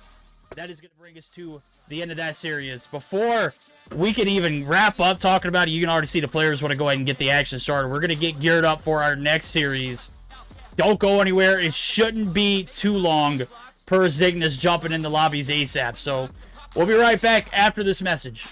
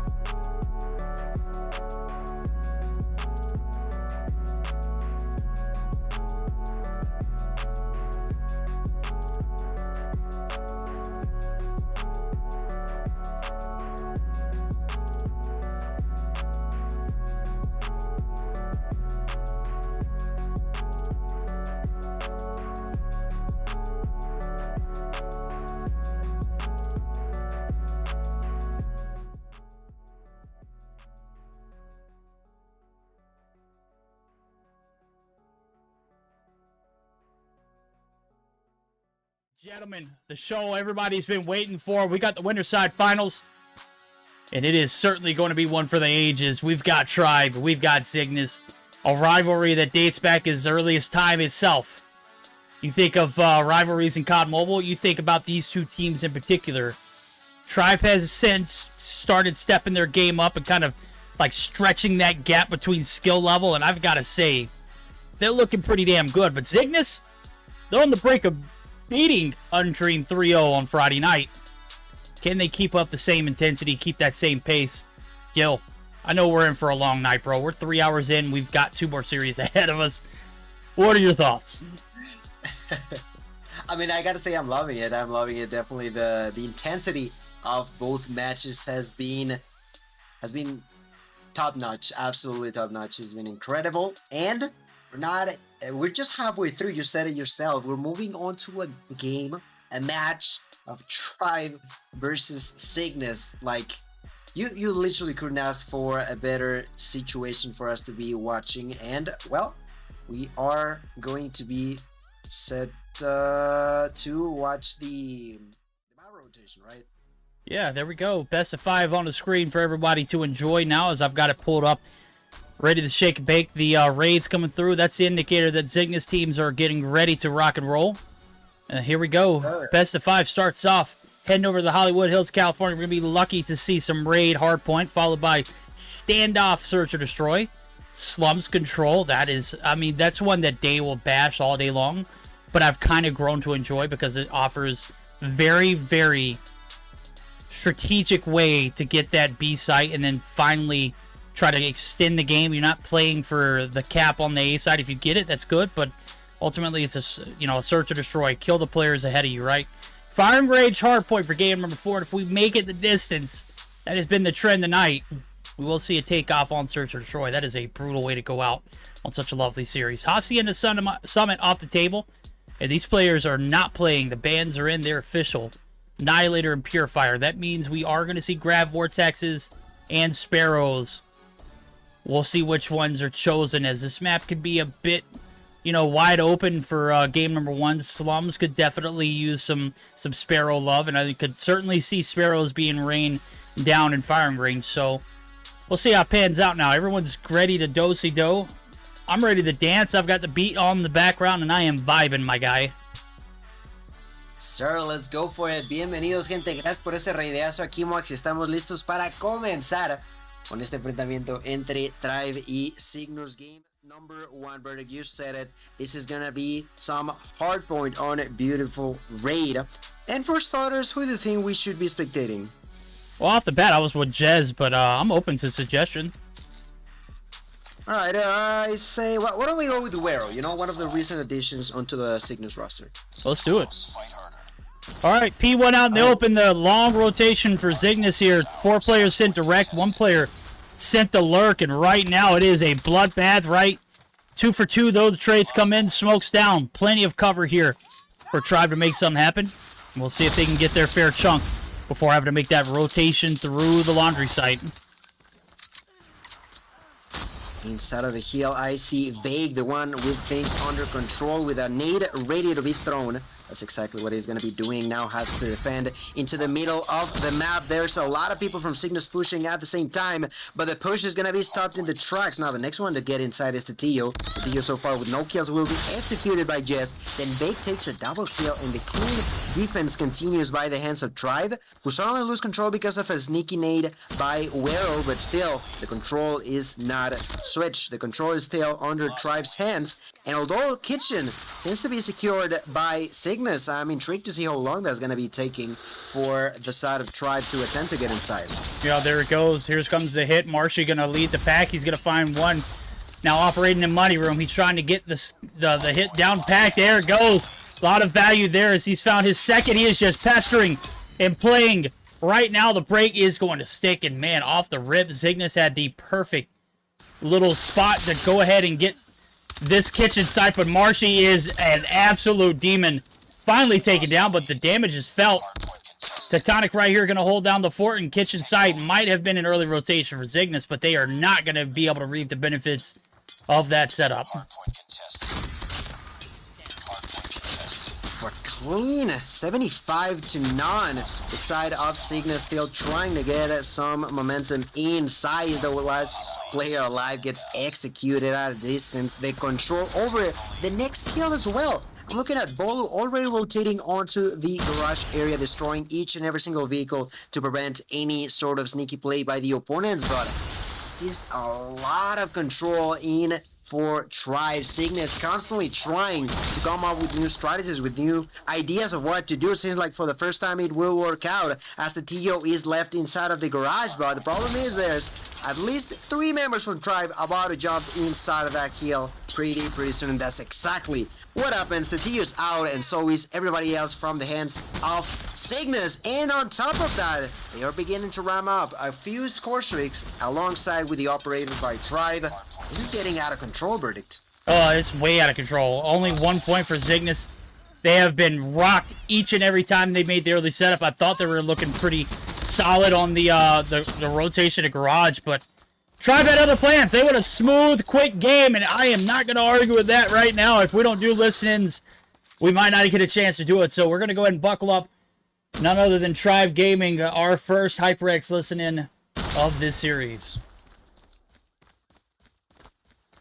Hold on. Come after me. Come up. Bolo, you have to watch me here. I'm drunk. Yeah. Oh, wait, let me clear this first. Let me clear this first. I'll pop mine stick. One bar. Hold on. No, I'll put the overlap. I'm already deep this side. It's okay. You can pop yours. It's fine. I'm holding it. Holding two for now. It's on top side. Kitchen. I can get streaks too. We can just give that to her for a bit. Tag top again, tag top. That was all of them. That's all of them. Oh, he didn't swear too. Incoming, Sparrow, coming. I'm fighting. Yeah. Sparrow dead. I got three. Top, versus top. Where are they spawning?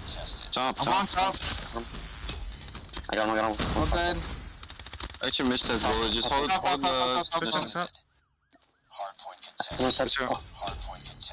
I got two more on hill. Yeah, trophy. I'm 25 points for a streak right now. Gravity. Try left. How did I die? Left Sparrow.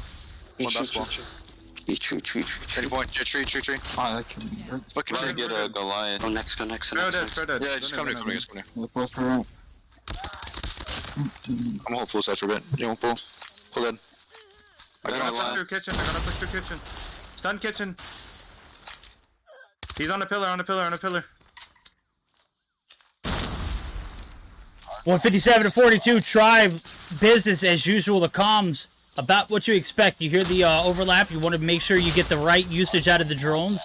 Absolutely providing some of the best plays so far. P5, like any other hill on this map, even P4, where they were heavily contested. 167 to 42, the initial hold in favor for Tribe. And Cygnus, man, they've got a long way to dig themselves out of this hole. Y después de un control casi perfecto por parte de Tribe, pues la ventaja es de más de 100 puntos. El equipo de Cygnus que sigue intentando, sigue peleando, va a retomar el control de este quinto objetivo en la zona media del mapa. Un poquito de control que de verdad no les viene nada, pero que nada mal. El problema sigue siendo esa gran desventaja la cual tendrán que intentar deshacer poco a poco. Por lo pronto, otro de sus mayores inconvenientes es ese Goliath por parte de Jess. Jess que ya tiene guardado este Goliath y en cualquier momento puede sacarlo a dar una vuelta. I'm really intrigued as to when Jess thinks is going to be a good timing to use that Goliath. And although we've seen that it is definitely possible for teams to collectively work to secure those Goliaths immediately, against Tribe is never going to be a safe shot to allow them to be comfortably with a Goliath. No, you're absolutely right. Right now, you just keep that in your pocket, save it for a rainy day. Hell, you may not even need it. The feed is lined up, knock him down. Jez, he's just holding back, man. This is Tribe at their best. And Cygnus trying to get above the water right now. They are being suppressed. Some drones coming out for them. We'll see if they provide info. And something else I got to mention, I don't think I see any other team utilize the drone the way Tribe does. Tribe literally coordinates it so well. It's so smooth. The transition, the kills that follow it up. I mean, it's almost like cheats. Like, get the drone out of their hands. Do not give them the opportunity. It's so damn hard to keep it out because my guys can win gunfights with one hand. It's just ridiculous.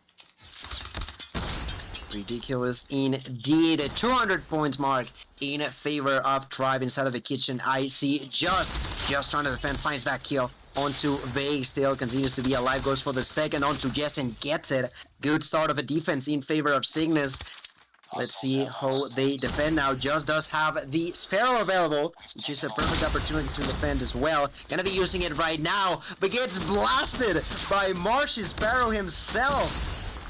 Good pick there by the side of Tribe. Unfortunately for them, they still don't get the full-on clear inside of the objective. Now, the problem is that Wero is the only one alive now. Wero trying to survive so far with 15 kills. Plenty of operators being used at the same time. Tadio finding plenty of kills before getting dropped himself. And Cygnus securing more than half time inside of the kitchen is some good news, but still, they gotta secure that rotation as well. At this point, it's about to be over. It is about to be over. 18 seconds left on the point. The hill is compromised. And now this is a bold ego challenge. And you're investing a lot for Jens. He's gonna get dropped immediately. The the Goliath is gonna yoink it. I'm thinking now. Let's go ahead and hop in.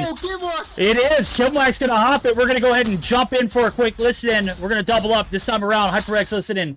Gonna be with none other than Cygnus Gaming. Drive with.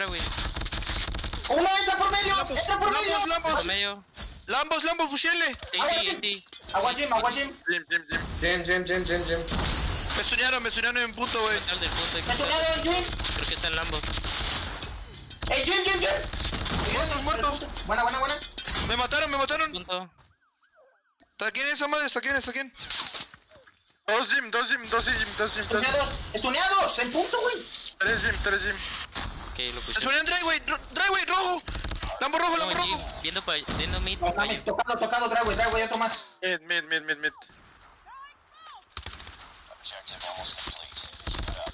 Uno me... Otro más en punto de esta aquí. Jim. Ya se rotan, no ganan con ese. Va a haber un next juice. Mid. Va a querer tirar Goliath aquí también. ¿Tienen arco o no? Yo no. Aparecen pilares. Alright, not as much value as it needed. The Goliath was just more of a denial tool. Right now, Cygnus are playing with fire. The spawns not necessarily in their favor either. P4, it is make or break. 16 seconds only needed for Tribe, and they have yet to be denied too many points. Obviously, they kept ticking until they could on that P2 rotation, but right now, Tribe pretty secure. All they need is to get this break. They're going to do it with ease. There it goes. The Sparrow's coming out to play. It is going to be wasted. Wedo there to do the justice, though, and Cygnus still alive for the time being. Hardpoint locked down. Hardpoint contested. Hardpoint contested. Alright, I just got a heal. Did you say something? Okay, we're moving on to this 10-second mark for Tribe. I'm sorry, I just joined the voice call. And Cygnus try their hardest, but they are about to conceive this L. They're trying to get inside. The time may just be enough, and it is not. Tribe will be 1 second away. Cygnus have another chance to breathe, but a single mistake, a single second would be the difference in here. Inside of the hill, I see just with the Sparrow available. Gotta make sure that is being taken care with precise abilities here. Does take that kill onto Bolo. Continues to be alive. People pushing through mid, and that's enough for Tribe to take it. 250 in their favor, and that's the power of Tribe. Cygnus did their best to attempt to go for a comeback, but the problem is that they were just too far away from their opponents. What was it, like over 150 or something like that? Yeah, it was at one point. You can't start yourself off on a hole in any hardpoint game, especially when you're going against Tribe. They're going to go ahead and keep poking and prodding until they get the job done. They did the hard work up front, and then they followed up with a big P5 ending. Nonetheless, the fight in Cygnus was very strong. Again, just not enough. You cannot bury yourself in hill time. Right now, we're taking a look at it. 34-26, Vague. I don't know, man, bro. Vegas is different now. He's getting up there, bro. He's been very consistent. I'll give him credit where credit is due. I don't want to inflate his ego. I know how, he can get at points, but I know it's all for the better of good. And Tech right there underneath him with 1:53 and 31 and 18. This team is clicking And I mentioned it, the coordination, the amount of time that it takes to make things work like the way they do, it's on a different level. And it's hard to start off games if you're the opposing team, and Zygnus just get caught in the crossfire and put in a blender off the rip. 150 points like that off of 3 hills. And now we're heading over to a search or destroy where you've got to dig yourself out of. The good thing is, Zygnus have looked very promising on search lately. As a matter of fact, their strongest game mode that I've seen them with so far has been, and the most consistent has been there. And nonetheless, if this roster can't produce results in search or destroy, I just don't know. There's so much talent. Wedo is probably one of the best all-around players in search or destroy, and then you combine that with Just and Zide. I mean, and then Titio's a wild card. I mean, there are times where Titio dropped 15 to 20 kills in a game out of nowhere. So this team has the capability to even things up. It's just going to have to be, you know, all angles covered here in this standoff search or destroy. Yeah, it's pretty clear that Zygnus gotta make sure that they're taking advantage on these S&D. They gotta make sure they, well, not to take another L back to back. You said it yourself. There's plenty of names that are scary to face against, like there is Wero, Sai, Just, Kimoxa, and Titio, but in front of them is the good old tribe, right? They are on a level that it's almost Jesus, that's a difficult word for me to say in English. It's pretty hard for a lot of people to understand because of how long these players have been playing together. It's just incredible. Those next level strategies only come up with when you have already almost perfected everything else in the path, right? The fact that they've been able to combine that drone alongside with, for example, the operator usage, the Annihilator. Yeah. Oh, it's just wild. It was breathtaking in Stage 3. I remember spectating it, and you know, almost every time they had a drone up, they had like 1 or 2 Annihilators ready to rock and roll. And they don't even need to say anything. It's almost understood. It's like, hey, you guys ready? Let's go. Locked and load. It's up in the air, bird's eye view. The opposing team never stood a chance. Right now, the opposing team is Zygnus, and even without an Annihilator on the table, obviously, you know, the same results were, you know, produced. You've got wipes coming through left and right, Tribe hopping the hill, and making easy and light work of it. It got a little spicy towards the end, but again, when you're down so damn much, and your opponents are Tribe, and they are hungry to get 16 points, you're not going to deny them. We're not going to see what we saw in that hardpoint firing range that, you know, was kind of sold towards the end for Undream and Yo Mama make the comeback. That ain't going to happen with Tribe. I'm sorry. If that day comes, I will see hell freeze over firsthand. Well, there you have it, gente. Empezando la partida número 2 va a ser un poquito de buscar y destruir en standoff. El equipo de Zygnus, que a decir verdad, yo creo que sí lo ha hecho muy bien recientemente en buscar y destruir. Necesitará dar su mejor desempeño para evitar quedarse muy rezagado frente a sus rivales. Carrying the bomb is going to be Vague. So far, the side of Tribe, not really too aggressive, taking their sweet time before actually engaging onto a certain bomb. And I want to go with Just already onto enemy's territory, takes another kill onto Volu, but drops that to the hands of Marshy. 1-for-1 trades, that's just the beginning, but 40 seconds have gone by, Verdict. 40 seconds in, and a little bit of time wasted, and obviously you were looking for an A-side push aggressive for Tribe. There were so many, like, lethals and I mean, anything they had in the pockets, it was dumped almost instantly from Zygnus, and that was a red flag for Tribe. They backpacked, they played smooth, cool, calm, and collective. And right now, they are only down by 1. Marshy, I didn't know you sniped. Tell me, where the hell did you even pick up that shot from? That's not in your loadout. Titio going to be able to find 1. The wild card has come to play, but he's going to get dropped. Marshy going to be able to find 2 before dropping to the hands of Wedo, and now we've got a 1v2. Smoke's going to go down, and this is going to provide a little bit of pressure. It is going to be felt. The tectonic drop. Wedo, God, picks up the net. Possibly the 2 best players in NA. Granted, Jez was trying to hop the bomb. Tech, shot's not on point, and that is a big brain play from him and a redemption round to start off with for Zygnus. That is a bit of momentum for them. Really what they needed. Wero, that's big. No one knew what was going on. Marshy, though, gonna start off this round by eliminating Sai with that sniper. And I'm intrigued to see Just. You know, Just is always, I would say, like 90% of the rounds, he likes to play aggressive. He likes to go deep into the enemies and try to take them out from the back. Right now, patiently waiting from the outside of Granny's. Will be pushing. Will be finding Marshy, begins to shoot at him, but doesn't take the kill. Falls to the ground. Where and Kimworks are going to be left alone. This is a 5 versus 2. With the bomb already planted, less than 40 seconds on the clock. Wero is going to fall to the hands of Tectonic. Kimworks is left alone. Kimworks trying to shoot at the opponents, and it's Tectonic with nothing but a pistol to take him down. And even numbers. Oh, this is one for each. Yeah, banger round after round. Obviously, we are toe-to-toe here with two of the best. One from LATAM, one from NA. Tribe able to skills, by the way. Yeah, Marshy's a freaking nature, and he's doing this all on crap internet, dude. This guy has literally the worst internet in all of COD Mobile, and you can't convince me otherwise. Big round bounce back there for Tribe, get things under control, and obviously you get tossed in a blender here with Zygnus on Search and Destroy. It can be a bit of a nightmare, so able to scrounge up for that one.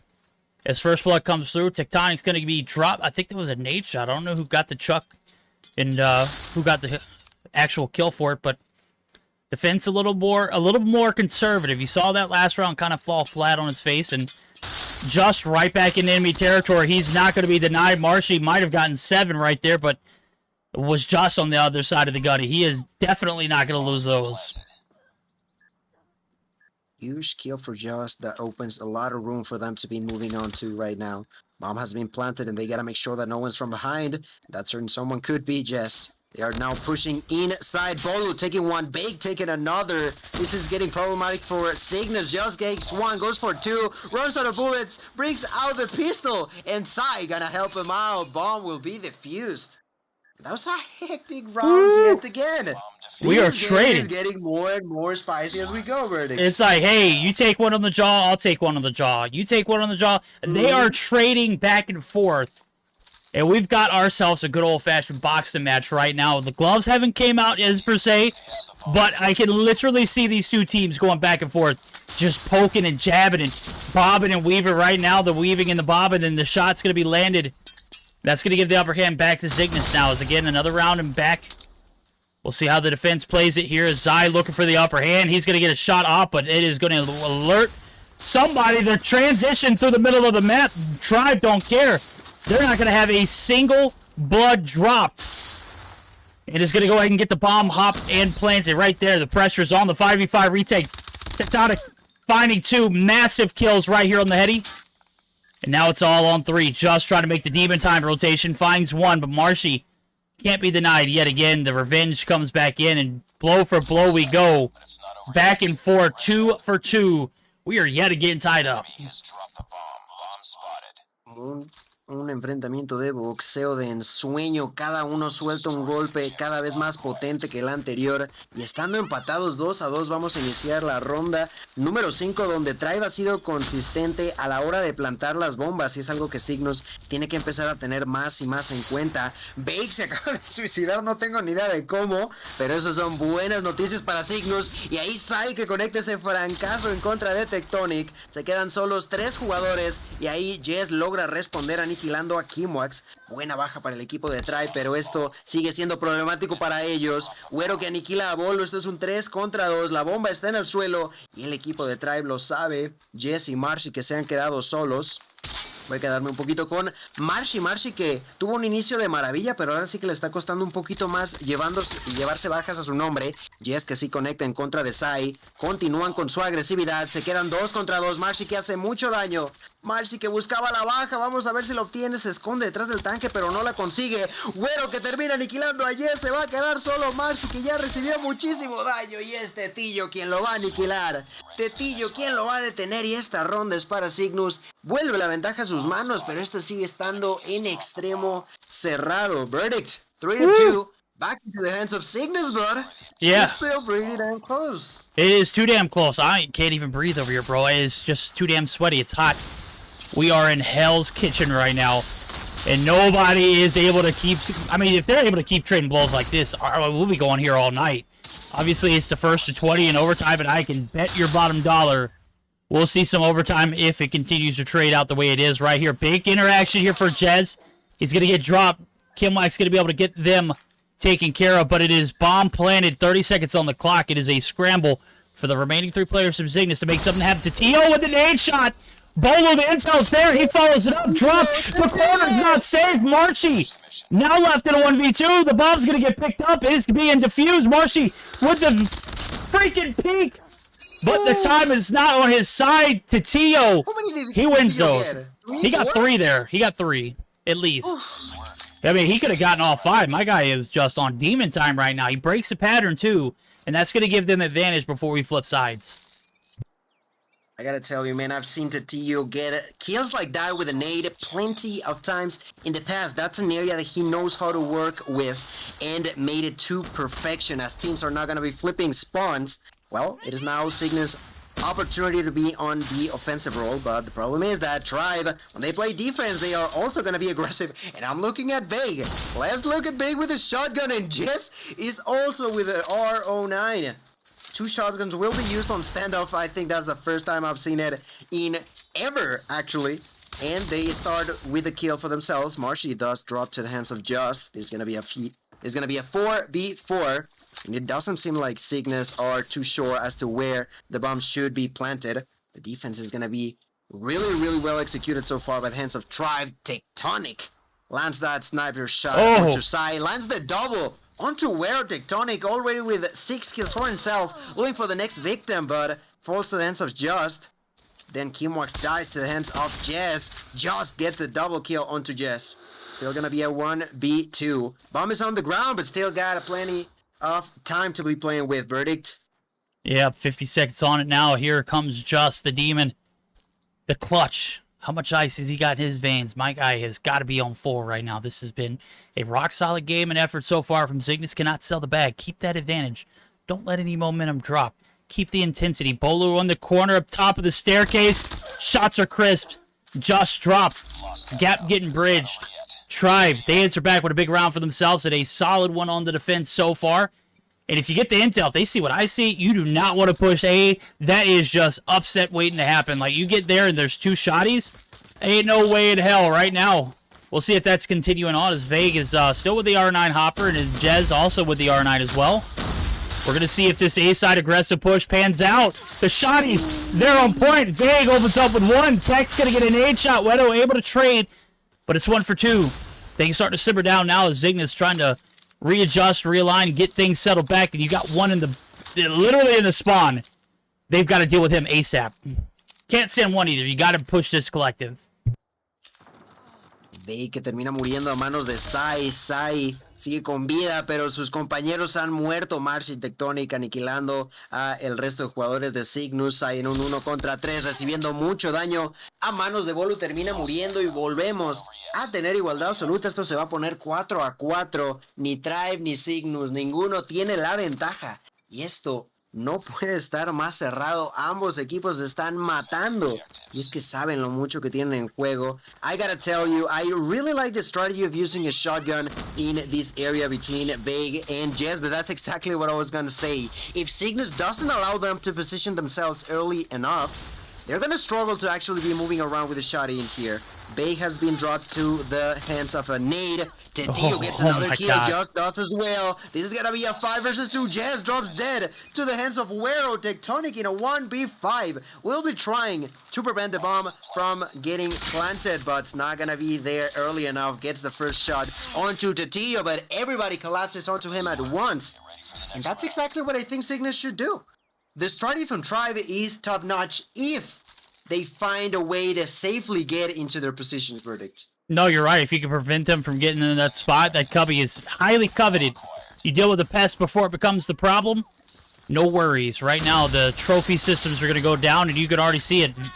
Vague and Jez, they are not looking to play devil's advocate. Well, here it goes. The smoke is cleared. Well, it's not cleared technically just yet, but Vague's clearly in a decent spot. Oh, my God, he is not safe. The nade shot's coming through. It has been just such a great games for throwables. Tatio's going to add some value with the gunny. That's 7 on board for the man, the myth, the legend himself. And then there were 3. Push over to the A side. Bolo dealt with. That is going to be crispy. Now the plant is going to come along with it. All that is left is Vague. He's got a sniper and a... Oh, God, this is a disaster. Don't let it strike twice. Oh, Zai, you just absolutely put him on ice, bro. That is skates left and right, and now it's all on Marshy. All on Marshy. In the middle of a 1v4, gets the first blood onto Kimwax, but surprise, surprise, the bomb is down, and that is going to be just 30 seconds left for him to be playing with. So far with 11 shots, 11 kills, sorry. Goes deep, takes the kill onto Marshy, looking to get some more, but the enemies are just patiently waiting, not moving an inch. Tatillo is getting shot at, but through the wall, you're not gonna get no wall banks in there, and all he gotta do is crouch, his duck, his wait. That push gets done by Marshy, but Cygnus knew what to do, how to do it, and when to do it. This is gonna be map point in favor of Cygnus, but they still gotta take that last leap of faith, because against Tribe, nothing's written till the end. Yeah, nothing's written until we get to that scoreboard and it reads 7-4 and your team is in the victorious point right now. Nothing set in stone. Nade shot kind of wasted there for Tatillo. He kind of baked it too long, just said to hell with it. Vague right here in the middle of the map. My guy, is he trolling? My guy is looking for smoke. Well, he found it. Wedo delivering pound for pound shots and not able to handle it. Zai on the shots as well. Sniper, the DLQ is just, I don't know if you can name it a better combo. Right now, 3 players left from Tribe. They're trying to peel it back and make something happen here, but it is a little less hope than we anticipated. Now, Bolu, only player on, or not Bolu, Jez, the only player on the A site. The read is not there from Cygnus. We'll see if they can double back and make a necessary adjustment. 1 player in Bolo looking for the back alley. He's been spotted, and this is tough. We'll see how they handle the problem. Bolo rounds the corner, jumps the top, but that info from Tatillo absolutely went in effect. I cannot believe they actually got that kill. Now Jess roaming with a shotgun will be spotted by Wero, gets taken down. Tectonic in a 1v4 taking his second kill, but it is Kimwax to finish him off, and with a strong round, Cygnus will do it. Birdie called it early on. He knew how strong Cygnus can be on S&D, and they perform against one of the best teams out there that has been for the longest time. Tribe will fall short. Cygnus has done it with a 7-4 lead. They take the dub and will be evening this series up, Verdict. Yeah, evening it up. You know what that means? We are promised a game 4, ladies and gentlemen. The Cygnus, they handle business in a big fashion. That search and destroy was absolutely beautiful. Wedo leading the pack. My guy put up 13 against Tribe. Woo! Big pickup for Cygnus. I said it. He is one of the best in Latham in search and destroy, and a specialist. Does his job when he is needed to. 10 on board for Just. Cannot be denied. Obviously, we've got on the flip side of things 12 apiece for Tectonic and Marshy. Vague, Jez, and Bolo combined for 5, 6, and 5. Obviously, we're looking for them to pick up the slack. It just never happened. 7 apiece for Tatillo and Zai, and now we are heading over to Control on none other than Slums. I made mention of this map earlier in particular because I feel like this map provides some very different aspects of the game for Control. It is a struggle to get your foot on the hill if you are the attacking team on that A side. It is literally in the spawns of your opponents. You cannot make something happen without it getting that time extended on B. So you got to be able to double up and get that cap done instantly, and then you've got to play your lives in doing so. So the name of the game, get the point first, do it without dropping as many lives, and then have an all-out TDM. That is basically what I've seen for this map, but I think it is probably the only one that I enjoy with that regard. And that's all I'll say on it. I do hope that we see some shotguns from Tribe. That's all I want to say. I've seen shotguns from Cygnus as well. Maybe Just could bring it out for business. But although I know there's plenty of people who don't like it, as long as it's not like a 5v5 shotgun situation, I just enjoy 1 or 2, maybe 3 players using it. It feels like it brings a lot of high energy onto players, knowing like if you're not aware enough of what's going on, you might find yourself in front of a shotgun and not reacting fast enough, right? Yeah, you're absolutely right. I mean, on this map, we'll see if it's utilized. Try and get that B cap. Obviously, it's kind of like in a close quarter combat, but a lot of the perimeter control, if you're trying to push out and all you got is a shotty, you're going to have to need something with a little more range, obviously. So we'll see how it pans out now. We're getting geared up for it. Promised that game 4, but nothing after that after is, we'll see how it pans out, jumping right into the action. That's what I love, man. We have been Johnny on the spot with getting everything going, and I mean, we're sitting at 4 hours almost, and we are just now getting into game 4 of our 3rd series. That'll just tell you how much of a long night we're going to have. Absolutely. We are on game 3 of the 3rd match, and, well, I'd like to go slightly with none other than Tectonic. Actually, we can stick around with him.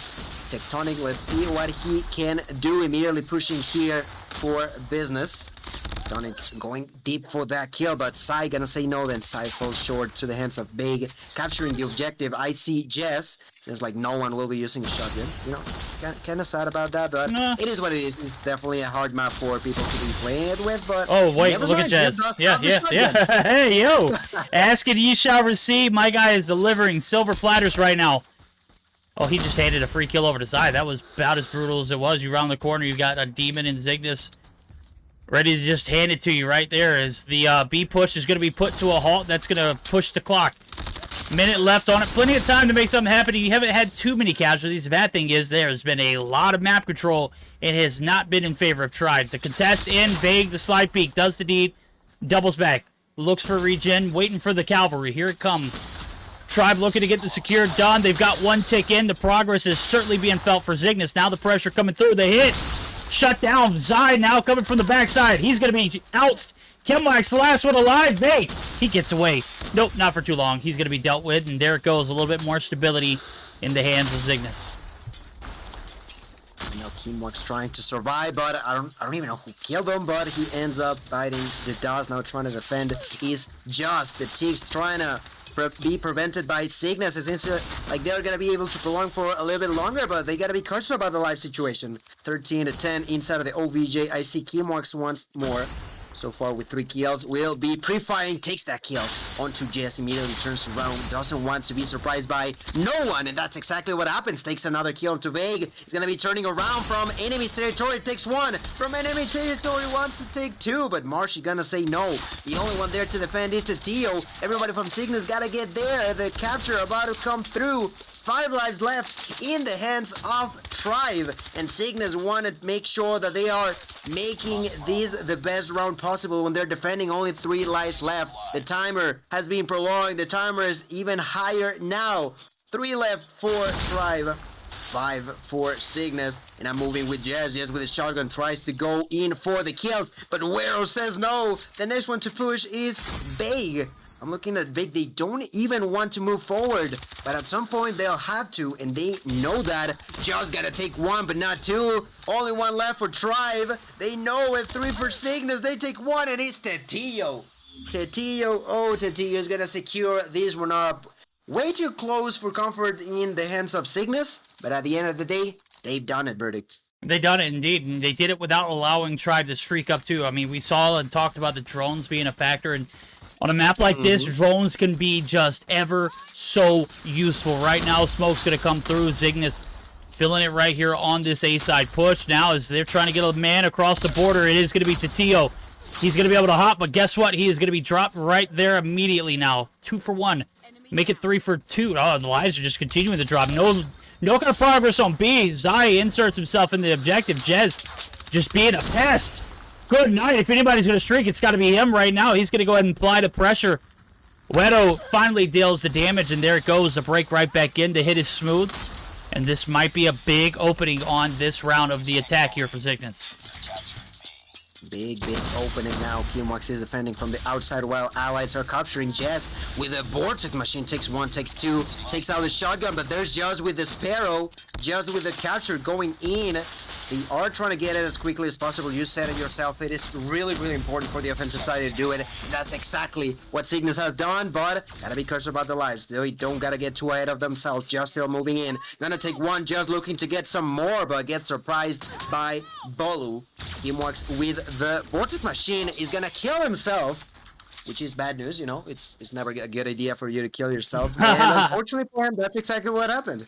Yeah, I mean, often I've seen so many feeds where people get 4 or 5 kills with that grab, and then the third shot, lo and behold, they just fall victim. Much, yeah, you know? yeah, it sucks Sucks too much, bro. strong. I mean, you're able to completely wipe a team. The only way you can level it out is by killing yourself. Right now, Kevwax is anything but level, is going to find his 10th, but the damage is in. The hit may have came through early on B, but they have not been able to capitalize on any kind of ground. The Zygnus are kind of dead in the water right now. They're looking for the last-ditch effort. Bolu right in the middle of the map finally gets taken down. Slow it down a bit. Minute left on the clock. You've dropped more lives now than you did ever to get that B cap. Where is the stability at? And we'll see if they can maximize on that B cap, as it doesn't look like they're going to be able to do so. Smoke's going to come through. Wero's going to be able to push out. Marshy and Jazz say, hell no, bro, not this way. This is not the path you want to travel.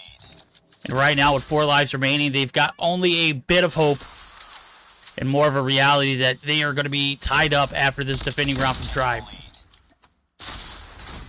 Así es, solo le quedan 3 vidas a Cygnus. Just que decide avanzar. Just que está recibiendo muchísimo daño. Empieza a tener apoyo por parte de Kimoaxi. Se llevan la baja en contra de Bolu. Pero ya le pushea el equipo de Tribe, quien rápidamente va a terminar con esa ronda y se iguala el marcador. Esto se va a poner 1-1. Tribe se termina llevando ese punto y pues bueno, vuelve a la defensa el equipo de Cygnus, quien además de ello tiene muchísimas utilidades. Me refiero, claro que sí, a los operadores, a esos arcos explosivos, a esas máquinas Vortex que les van a venir de maravillas. We start round number 3. I gotta be clear, Cygnus gotta make sure they win this round, and for that same reason, Verdict, I think this could be the perfect opportunity for us to do a quick listening into the side of Cygnus. Voy. Está en medio, nena, aguántela, Nada más están aguantando picks, güey. Oh, atrás de Blue. Se fue P2. Side, no tengo Blue, no te tengo Blue. Lateral, push. Lateral, otro más. Bueno. ¿Cuánta, güero? Destruye esa madre. Está dando calls. Con amarillo.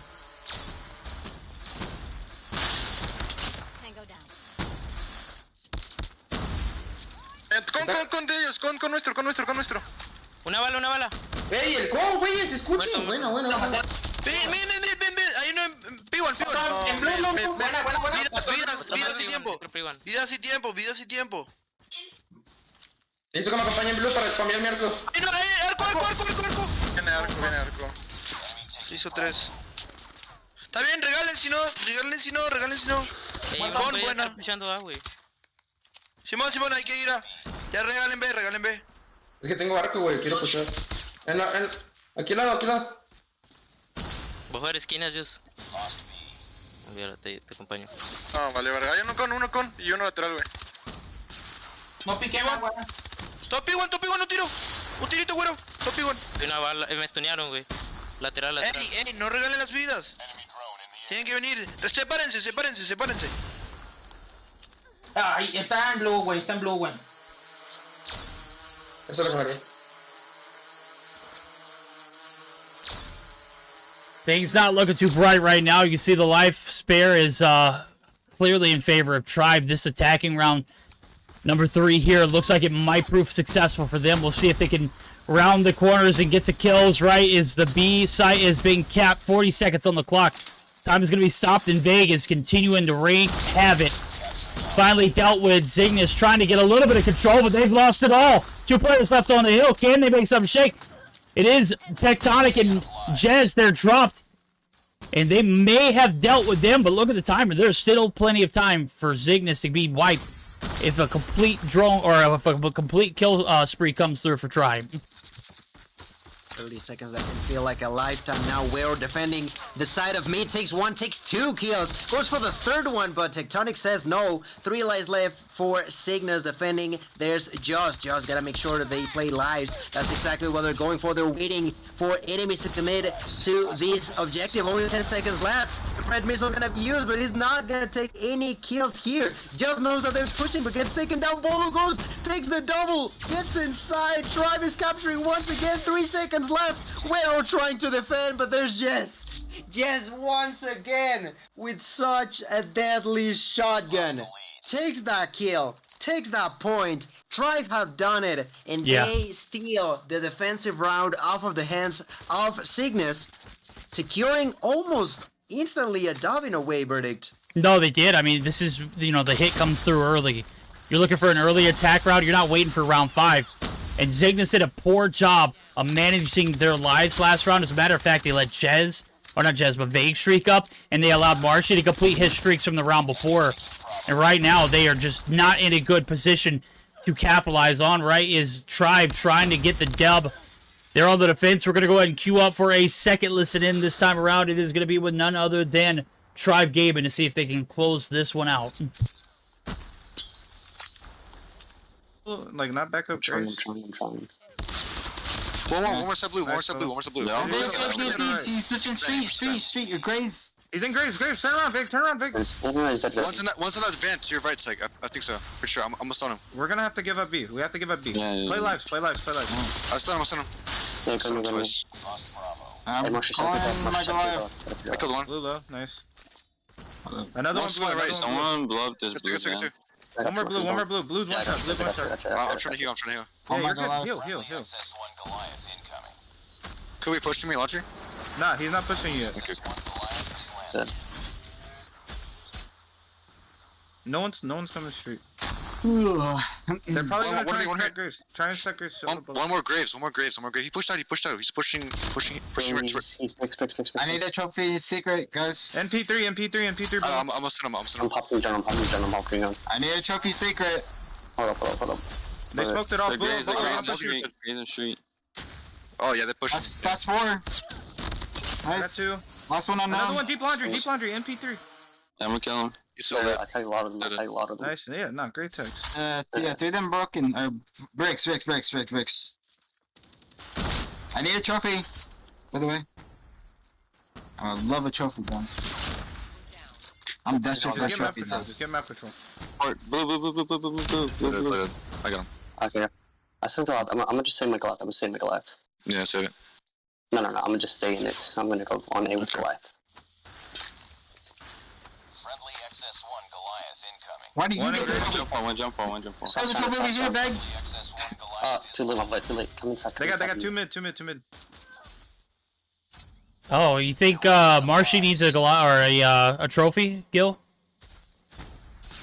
At this point, I don't even think it's necessary.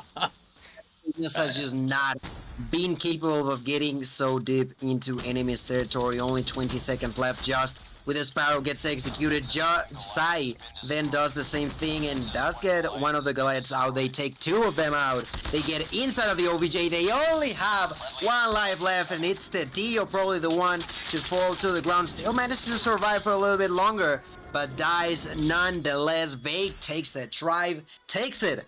That's the dub they wanted, that's the dub they needed, and that it all comes down from a poor defensive round in the hands of Cygnus. But at the same time, not only poor by Cygnus, but also well executed by Tribe. You know, they were making sure that each of their moves was made for a reason, and although I did like the callouts being made by Cygnus, those gunfights being lost pretty often, at the end, well, they had to pay the price. And Tribe is no team to mess with. If you give them the opportunity, they'll take it. Oh, they'll take it indeed. You give them an inch, they will want to reach for a mile, and certainly they've reached for that mile. And it just did not look good for Cygnus. I was, taking a look at Monitor and Marshy in particular. I noticed that he was about to streak up after finishing that defensive round, and, sure enough, they didn't even need the streaks. After that momentum, they were able to get off of the attacking round that came along with it. It was just a bad combo. The drones go in the air when Tribe were able to reap the havoc of having, all kind of intel like that. Of course, the gun skill, it's superior. They're not going to lose the gunfight, so they know where you're at. You can't allow them to streak. You can't allow them to have any map control. You can't allow them any opportunity to do what they do best. And what they do best is, like I said, they took an inch and they reached for a mile and they grabbed it, bro. They took it by the horns. And there was just no denying them. After that point, it was all said and done. Obviously, you saw Marshy. He was just nonchalantly sitting in the back of spawn on that A side of the map, and he didn't have to move. He didn't need a trophy. But my man's needed a trophy. Vague, you are terrible for not giving that man that trophy. How the hell you gonna throw the trophy down and then immediately go inside the building? Marshy could have used that, bro. You gotta be bigger brain with that. Alright, nonetheless, here we go. Hardpoint firing range, best of 5 leads us here. And this has got to be a swift one for Cygnus. We are long into the night. It is literally 11 p.m. Eastern time. And we have not even started up our 4th series. Are we going to see a little fight back from Cygnus? It's now or never, homies. This has got to be a... You can't start off in a hole here. You just can't do it. Do or die, matar o morir el equipo de Cygnus estando al borde de la derrota, recordándoles gente que esto es desde el Winners Bracket, lo que significa el equipo perdedor bajaría el Loser Bracket y se enfrentarían en un posterior día en el cual veríamos la gran final, pero obviamente ninguno de los dos equipos quiere estar en esa situación y ahora con todo mundo listo estaremos esperando con el cuarto y como bien dije, potencial último mapa que sería de punto caliente en firing range. We are all geared up for this 4th map, like you mentioned, Hardpoint on firing range, do or die on the brink of not elimination, but dropping onto the losers bracket, you know, which can be equally as bad. You always, of course, want to be on the upper hand. But well, unfortunately for these two teams, one of them is not gonna be continuing on the winner bracket. No, you're absolutely right, and if Cygnus continue with the same pace that they put up in that control, they play with a little less of a chip on their shoulder that they did in the beginning of the first Hardpoint, it might be calling it an early night for them. Zai and Cygnus, they are wrapping it up, though. They are killing it in the feed right now. Finally able to hop the spot and get on the hill, but here comes Tribe. Blue in the feed. That is a bad thing for Cygnus, and they are going to wipe them completely out of it. Kimwax with a slither of health. Gonna be able to stay alive, put some more shots in, but right now it's all about P2. You cannot give up the spawns this early. You really cannot. I'm looking at Tectonic on the top tower. Has been spotted, but still alive. Finally gonna be executed. Now pushing inside of the hill. There's the Tio who gets blown up by a nade. The next one to join the fun inside of the objective is Marshy. Marshy killed. No one can stay alive for longer than a couple of seconds. And more important than that, people are rotating onto P2. The first one to get there could be Tio. Tio quite close to it, just patiently waiting. Through the smoke, his allies are gonna get inside. It is Wero, the one who's pushing with the P90. He knows that they're gonna be walking by. Finds the enemies, but doesn't feel secure enough to actually push inside. Gets killed. Bolo getting some more hit. Bolo getting a double kill. Immoral, this man is actually not immortal. Gets killed by a nade by Kimwax, but the clean area has been opened for business in the hands of Tribe. It has. They've done the doable, and you got to go back to Bolo's play. He gets 2 right off the objective, and that's plenty enough for Tribe to circle the area and jump on it. They are waiting for the push here from Cygnus. Satio barking on the door. He is wanting to get in. Wedo does the first slide, and not a bit of tandem work there, but is going to see if they pay off. Kimwax now has pushed in. The break is going to come through. It is smooth. Here comes the hit from Tribe, though. They are not giving up on it. It is going to be a little bit of tech, but he is not going to go ahead and push that solo. Is he? 1? Can he find a 2? That's just dropped. He has done work. Marshy there to pick up his teammates back, but it is 8 seconds left for grabs. And they're not going to be even able to get that. It is going to be the early setup for Tribe, though, as Jez is there on the objective. Bad thing, Vague pushes out. He pays his price for the life. The setup's looking solid for both teams, but the breaks have just been untouchable. Breaks are just too crucial in here. Inside of the trail, there's 3 people from Tribe. On the outside of it, there's the 2 remaining. They are both going to be executed at the same time. Now, everybody from Cygnus wants to go deep. There's the Sparrow by Sai. Gets 2. Gets killed at the end, and Marshy does get the clean, but Kimwax immediately tried to survive. You were talking about the breaks, like, at this point it doesn't make sense how fast they're playing, isn't it? Like, no, you can't even keep up with all the action. No, it's not. I mean, there's not been any money on the hills. As a matter of fact, we are literally digging for pennies in the couch at this point, bro. And right now, the bigger pennies are winning. It is Cygnus trying to finally get a little bit of stability in trailer site. Doesn't look like Tribe are going to be, knocking at that door yet again. They're going to be setting up for the P4 rotation. We've got a closer game than we ever did in the Hardpoint on Raid right now, and Cygnus are clicking. 1 player left to deal with in Tectonic. The setup is butchered. And Cygnus, they're looking proper for a break early on.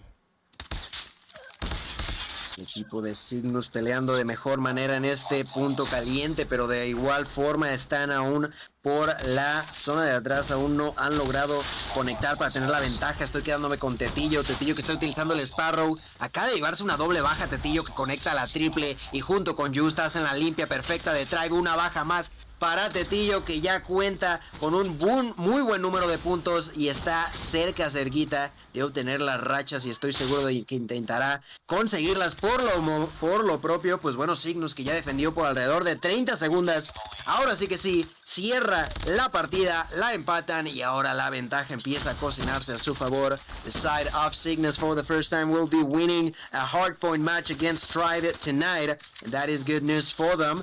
But I gotta say that it's gonna be just as important for Tribe to make sure that this P1 reset is not easy for either of these two teams. They gotta make sure that the side of Cygnus is just not feeling too confident, right? No, you're absolutely right. And drone's gonna be popped. That's enough confidence for anybody right here. First shot botched. Nonetheless, Jez gonna be able to find one, just capitalize on another. And I'm thinking, while we got a little bit of a reset, while we got a little bit of calm before the night hits, let's go ahead and drop in for a quick HyperX listening with Cygnus Gaming. Let's see if they can maintain this lead and get the setup for P2.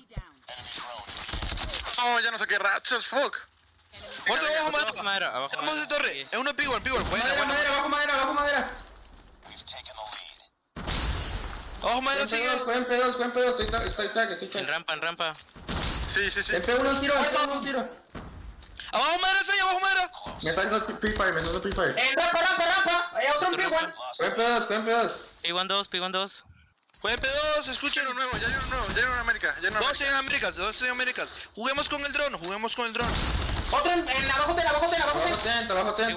Uno arriba tent y otro abajo tent. Abajo ten. Muerto. Jueguen pedos. C-Truck y Top 10 creo. Sí, top 10 sigue. Jueguen con el dron, no hay que fiar. Son dos en Américas. Use el dron. No lo saqué. ¿Y tú, Tetillo? C-Truck. Yo lo uso para P1. C-Truck. Está bien, vamos. Muerto trailer. Buena. Queda uno, América. Barriles, está Américas. Tocado, abajo ten. What the fuck you pre-firing me, you fucking weird ass?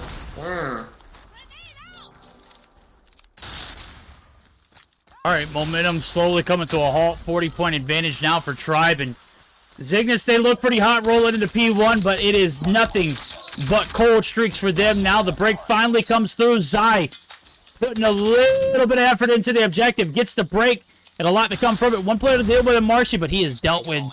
And now 20 seconds left for grabs. There's plenty of time for them to make something happen. Comps, what do they sound like? I know a little bit towards the end we started hearing the pre-firing stuff, and I mean, you've got to be frustrated when you got to go up best of 5 against Tribe at all costs, right? Yeah, I feel like they were getting more and more worried because of the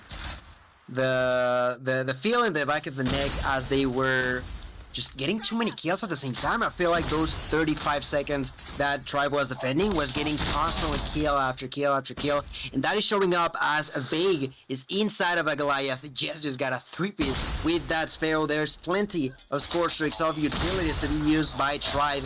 I did not feel like Cygnus knew that. There's a double kill for Tech. There's people trying to get inside. That Goliath still pretty healthy inside of the objective. Vague securing more and more time in for the team. And this is exactly the kind of stuff that you gotta be worried about when you're facing off against Tribe.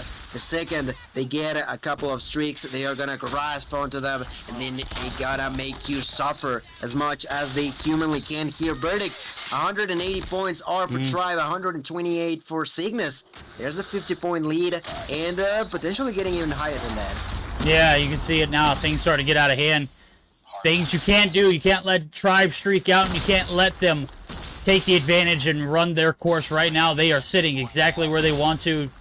Vague going to go ahead and hop out of the Goliath. Is going to be self-imploded, and setups for P4.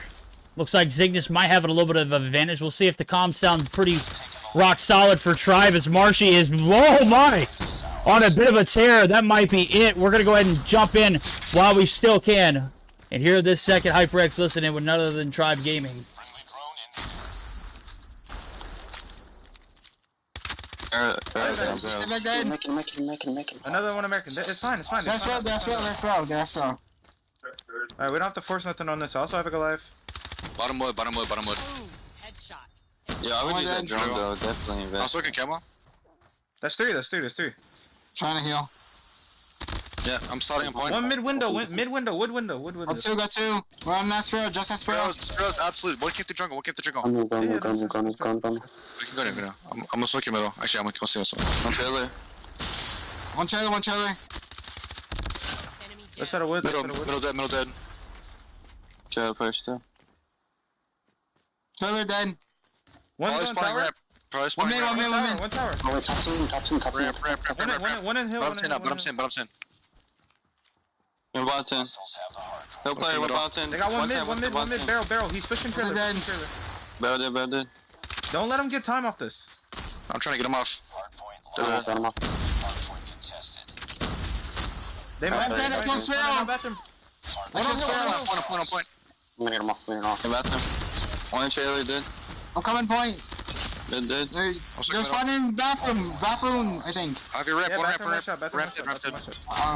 Get point, get time. CT. One more ramp. I have a Goliath. Nice, that's what we need. Enemy down. I'm in. If we could get American, One trailer. I got him. I'm gonna make this scrap. Alright, hey, push it. Hey, come American. Alright, okay. I got you. Bottom one dead. I saw my mid. Here comes the Goliath. Tech is going to go ahead and hop his. Vake has earned a second one. And this might be it for the boys over at Cygnus. Only 21 seconds needed. The P2 setup looking unbreakable. And with Cygnus not really having much to work with, I don't know if I can call it early, but this is looking like it's a call early kind of night. Yeah, at this point in time, it's just too tough for Cygnus to try to come back from. You said too many streaks. These Goliaths inside seem never ending. Only a few more seconds needed. The one pushing I see is Wero. Wero trying to go from top 10, but he's not going to be there on time. The timer has been reached, and Tribe has done Tribe things, Birdie. They have done it again. They take the dub 250 onto 167, something like that. Tribe take the dub, Tribe win this series, and will continue to be unmatched so far in this Meseeks Sweat League. No, you're absolutely right. And I mentioned earlier, you can't allow them to get big leagues. You can't be in the hole and slump the whole entire time. And lo and behold, the game ends pretty much the same exact scoreline as it did in game number 1. I mean, I remember looking back at the clock, and I think it was like 166. But Tribe, man, it is hard to stop them once they start get going. Streaks start coming in, they start slaying out those drones in the sky. Just, I mean, recipe for success. Do whatever Tribe doing, get as good as that, and that has proven to be the benchmarker, the stat line that you want to follow when it comes to competitive play here in NA. They have been at the top tier, the top level for multiple seasons, 2 years in a row. And it's looking like they might have the recipe for success already before Stage 4 even begins. So, 36-24 for Vague. Top frags yet again, but 38-18 for Jez. Sitting pretty with 24 seconds. It's more time than I expected him to get. 35-25 Marshy. And a solid collective effort from Tribe. On the flip side of things, you got Sea of Negativity and a few problems that need to be dealt with. We'll see how it pans out now. That is going to be our highlight series of the night.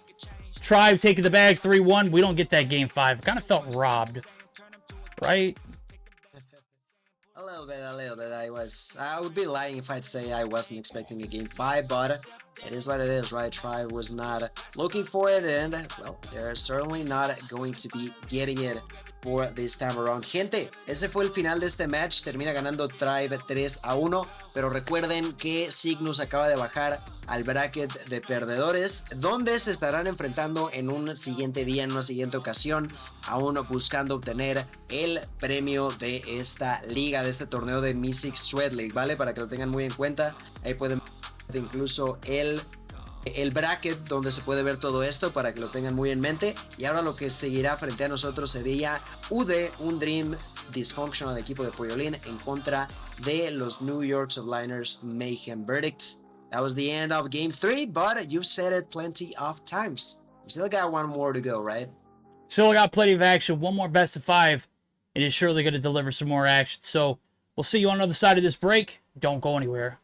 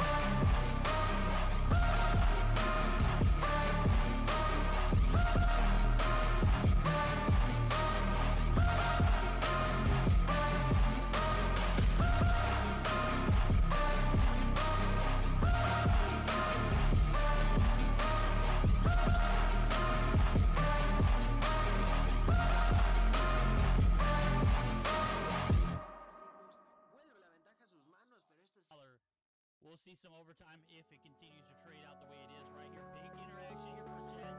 He's going to get dropped. Mike's going to be able to get him taking care of what it is. Ball played in 30 seconds on the clock.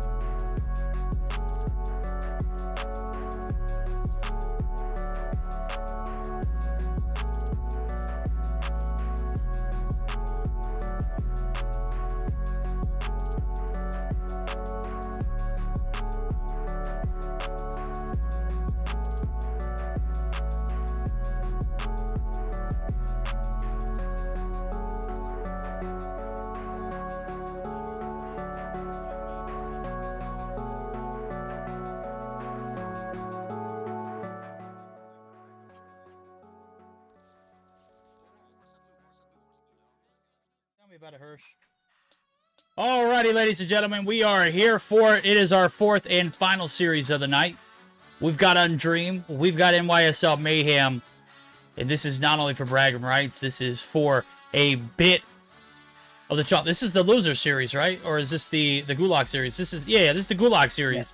So in order to stay alive here, you've got to win. Zygnus, they're going to get their second chance the next time we are able to pick up. I think it's going to be, it's not set in stone, but I think it's going to be sometime this week. We'll go into further details on that. But they are still in the run, so if you're a Zygnus fan, you still got high hopes there. If you're a Mayhem or Undream fan, this is where the line ends for one of your teams. Who is it going to be? Gil.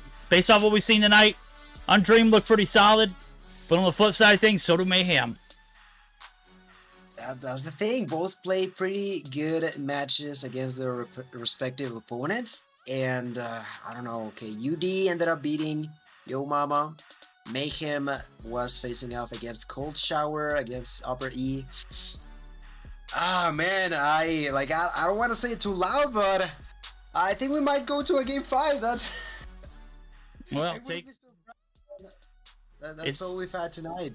It's been a toss-up, bro. I'm going to be honest with you. I haven't been very accurate with my predictions. I've only predicted that we would see more than a game 4, for instance, in one of these series. We got a game 5. Last series, I was begging for a game 5. Couldn't quite get it. Right now, best of 5 for this series. Starts off with a little bit of firing range hardpoint, followed by a hacienda on search. Takeoff for control. That's an L, bro. Who the hell allowed that to happen? That is UD. They are trolling. You picked a map. Again. My God, what a just awful pick. Summit hardpoint, and then a slums search or destroy. If you need someone to pick a map 3, I got you, homie. I do not want to see takeoff. Standoff and Raider Band as well as a Sparrow Annihilator. That means we're going to get to see some more Flamethrower in the mix, right? Yeah, I mean, it should... You know what I'm kind of sad about is the fact that I truly feel like there needs to be something done about the Purifier. It just can be so brutal and it can allow you to streak up to the fullest within a single 5-second play, right?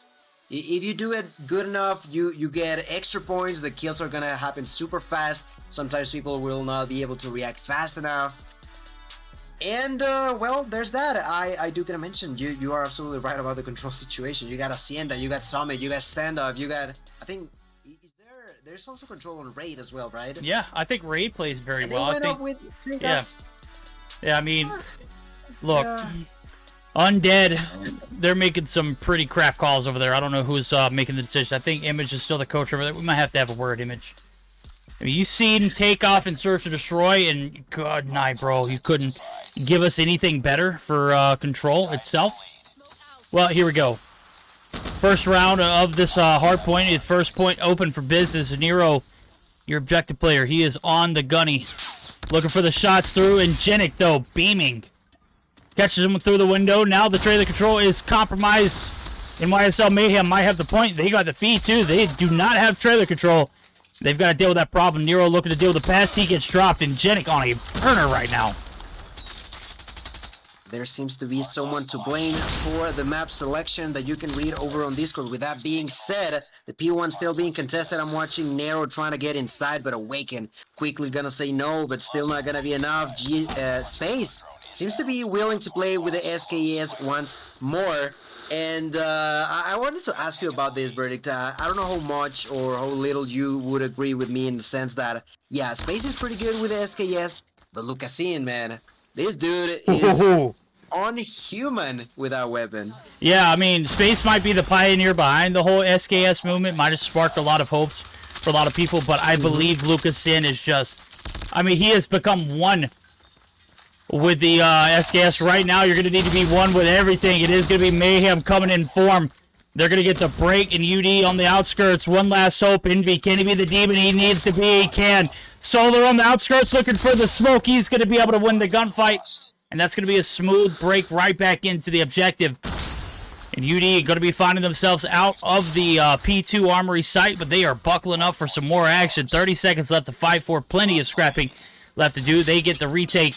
But they evacuate the hill. Where the hell's the objective base? There's 25 seconds. Not like it's 5 seconds. Miscue. It's too late in the night, right? We'll forgive them. Wrong. Yeah, there's nothing like, how can you forgive someone at these stakes? Like, it is the moment of truth. You got no more second chances. You've lost already your one heart to lose one of these matches, and you are playing on thin ice. Inside of the trailer, I'm looking at Solo trying to cover up this area with a P90. On the outskirts, there was space with the SKS, but it was executed.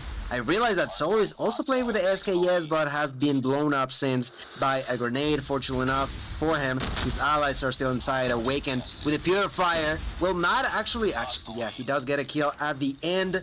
The timer is going to be dropping pretty low. Seems like Awaken didn't get that big of an impact with that Purifier, but at the same time, he does get plenty of OBJ points for the squad and turns around, gets taken down, does the retake for Mayhem. It doesn't really take too long for the side of UD to get back into their own hands. Yeah, with the MV Prowler, man, is a menace to any site that is in front of him right now. He is going to be able to man the fort on the trailer site. With only 15 seconds left. It is going to be a Mayhem last-ditch effort to get this break. Space fighting demons on the outskirts. Now he's going to deal with the pest on the inside. No bueno. Break not going to stick. The hole going to be firm. And for the first time, we see that last little bit of trickle time go 100% uncontested. Envy going to go ahead and jump out of the spot now as P4 bound. We are solo there for the upper hand. He's got to play his life, though. He's got 2 players to deal with. 1 dealt with. Nero, he is a menace, too, as well. He cannot maintain the fort, and that is going to be the P4 hold here for the side of Mayhem. Raballo! Man, that could have been such a great play. Unfortunately, Solo with the big counter has a Purifier, sends Raballo packing. And now Mayhem, they're going to have to scramble. They are down by 70, and it is not getting easier to get these cells broken. Solo there, burning enemies to ashes, eventually gets knocked out. Now the one on top of wood is Envy with the death machine. Estoy viendo esta guadaña de Envy yéndose por el caño, por el desagüe, y es que Space con esa SKS a la distancia le tienes que tener mucho cuidado en este momento. Nadie dentro del objetivo. Rápidamente el equipo de UD que se da cuenta y amplía aún más una ventaja que está a punto de llegar a los 100 puntos de su favor. 130 a 38 dentro del objetivo se encuentra Blur, y es que estas armas de precisión están siendo bastante visibles por lo pronto en este mapa, en esta partida, por parte de estos dos equipos. And I want to tell you, Verdict, I'm quite surprised at the amount of SKSs that I've seen. I think that was like, what, Solo, Blur, and Space? 3 in a single map? You don't see that too often, do you? No, you don't right now, and Space still rocking it. He's 21 deep, man. I don't think you can really tell a man to pick something else. And I mean, when he's clicking on that, you've got to have something to support it. And right now, they're just not happening. As a matter of fact, UD is just coming through with the absolute devastation. And with that being said, I think it's only fit and proper that we go ahead and buckle up for our first listen-in. That's right. We're going to go ahead and dive into the VCs of the boys over at Dysfunctional, a.k.a. on Dream. See how this HyperX listen-in sounds. I mean, Hello. What do we know now? You want? In trailer. Oh no, he's pushing close barrel. Oh no, he is trailer. Yeah, trailer. I was hearing some shit. He went low. Yeah. I'm in I'm on the point. One going top 10, one Yo, going top 10. 3 barrels. How many barrels? The vortex too. And a barrel. Whoa. Top 10. Solar. Top 10 dead. Nice. I'm stunning at barrels. 1P1. P1 awaken on you. Yeah, I got my... Top 10 dead. I'll hold the barrel. Two barrels. Stunning barrels. They smoked the fast. One dead. Another one. Purify low. Purify dead. On barrels pushed in. Top 10 purifier. Yo, what the fuck? Jump up one top. Purify one top. I'm stunning CT. Purify dead. Stun CT. Yo, I'm just gonna add make sure to hold ramp and down. No, nice. That's guys middle real new. They're ramp. No, I'm just gonna hold that new. I haven't done though. Yeah. Run that new. Elon. 1 MP1. I'm low A-long once I dead. P1 dead. Yeah, One more middle. One middle dead. Yeah, on the. All right, I have heard enough, man. The comms rock solid. UD putting an absolute smackdown on Mayhem. Right now, it is 205 and 204 and counting. Break here in P3 looks almost prominent. It is Solar right there on the hill, but Raballo and team going to be able to hold the fort down. I didn't know who I was spectating right there. So far, so good for UD. NYSO Mayhem, not a lot of success early on in this. Early, middle, later, it doesn't matter. They just have not been very good. Unbearable for the Mayhem squad as they try to defend inside of trailer. They're gonna be executed for their sins. Everybody from UD getting things under control now. Getting his 33 kills so far this game. Has that drone available, has that purifier available, have every single bit of opportunity in their name. All they gotta do is execute the very last step of this puzzle.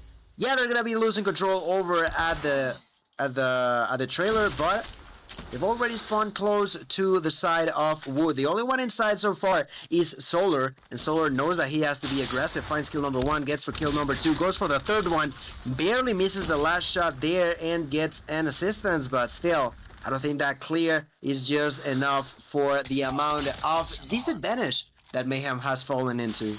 Yeah, they got a long way ahead of them. Right now, it's 223 to 109, but again, this is a very same map that UD kind of sold the bag earlier on. I mean, they started rock solid against Yo Mama. Now they're getting their their counterpart. It is going to be Mayhem with the advantage on P4 rotation.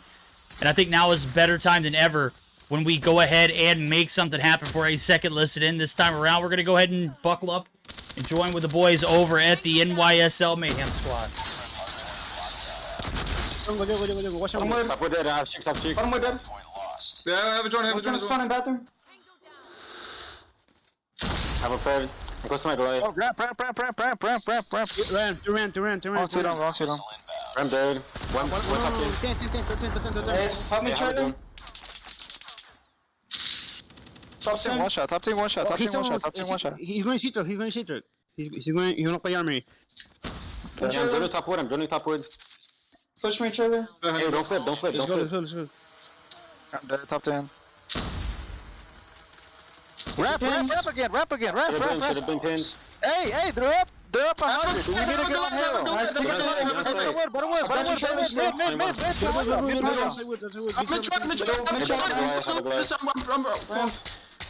I'm joining. One in trailer.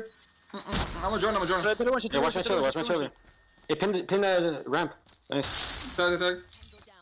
Elon got me. Camo.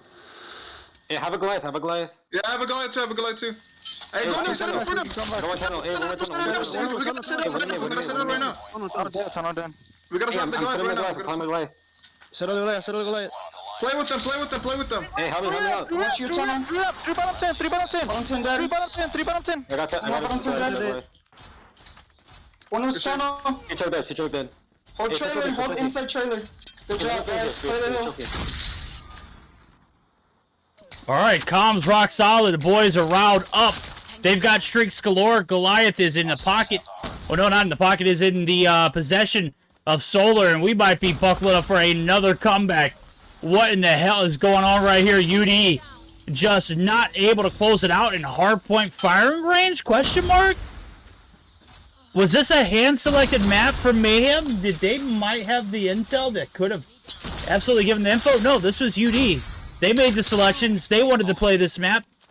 And right now, it's kind of fighting them on the ass. Raballo does have a pocket full of sunshine and another Goliath, but the break's going to come through. If you want to see the light of day to go on through the trailer site, you're going to need to get the retake. So close yet so far, only 5 seconds on the go. Space is gonna be taken down. The next one to push is Carlinhos. Carlinhos is executed. They were trying, those Goliaths putting the pressure against the side of UD, but they still managed to get those last few seconds. They clear off that point. And I gotta mention, Ravallo had that pocket Goliath that was never used. It was never used, my friend. That's something that I'm sure he's not going to be happy about, but it all comes down from the fact that once again we've seen teams try to go for a comeback. This is not the first time we've seen tonight, and unfortunately for them, comeback is not to be following through for the side of Mayhem. So victory comes early on here into the hands of Dysfunctional, really well made, and I'm looking at the MVP, MB with those 43 kills, dying 32 times. That time inside of the OBJ, look at how evenly spread out that time is. Yeah, I mean, I don't know if you can ask for a better collection of time on a map like firing range when you needed it the most. The squad was there in a hell of a way to hit it out. It got a little dicey at the end, but Mayhem not able to complete the comeback. Nonetheless, they're going to be down 1-0 in the series. Raballo with a minute 41, minute 50 for Solo. Those are stat lines you don't ever really see, but also you didn't see Raballo drop a 40, so maybe I shouldn't make mention of him being 40 bomb or 40 piece Raballo or whatever the hell I called him earlier. Well, here we go. We're buckling up for a game number 2, and it is not looking pretty. Oh, yeah, it is. It's beautiful. It is going to be Hacienda. I'm absolutely digging this. Hirsch, you want to go outside? Oh, let me let Hirsch out real quick. What did you say? I think he wanted me to talk, but I'm not 100% positive. If he doesn't interrupt me, I'm gonna assume that's exactly what he said. But okay, we're gonna get geared up for SND on Hacienda. And that should be fun. That should be interesting. I've said it. It's began to grow more and more on me when it comes down to Hacienda. Para todos aquellos que no se enteren ni de media, pues bueno, estaremos a poco de comenzar con el segundo mapa, que será de buscar y destruir en Hacienda. Y pues bueno, la verdad muy bien jugado por parte de Envy, ahí ese MVP merecidísimo, una partida muy cerrada al final, bueno, una partida un poco cerrada, mejor dicho, al final. En una primera instancia era clara la ventaja para los chicos de Undream.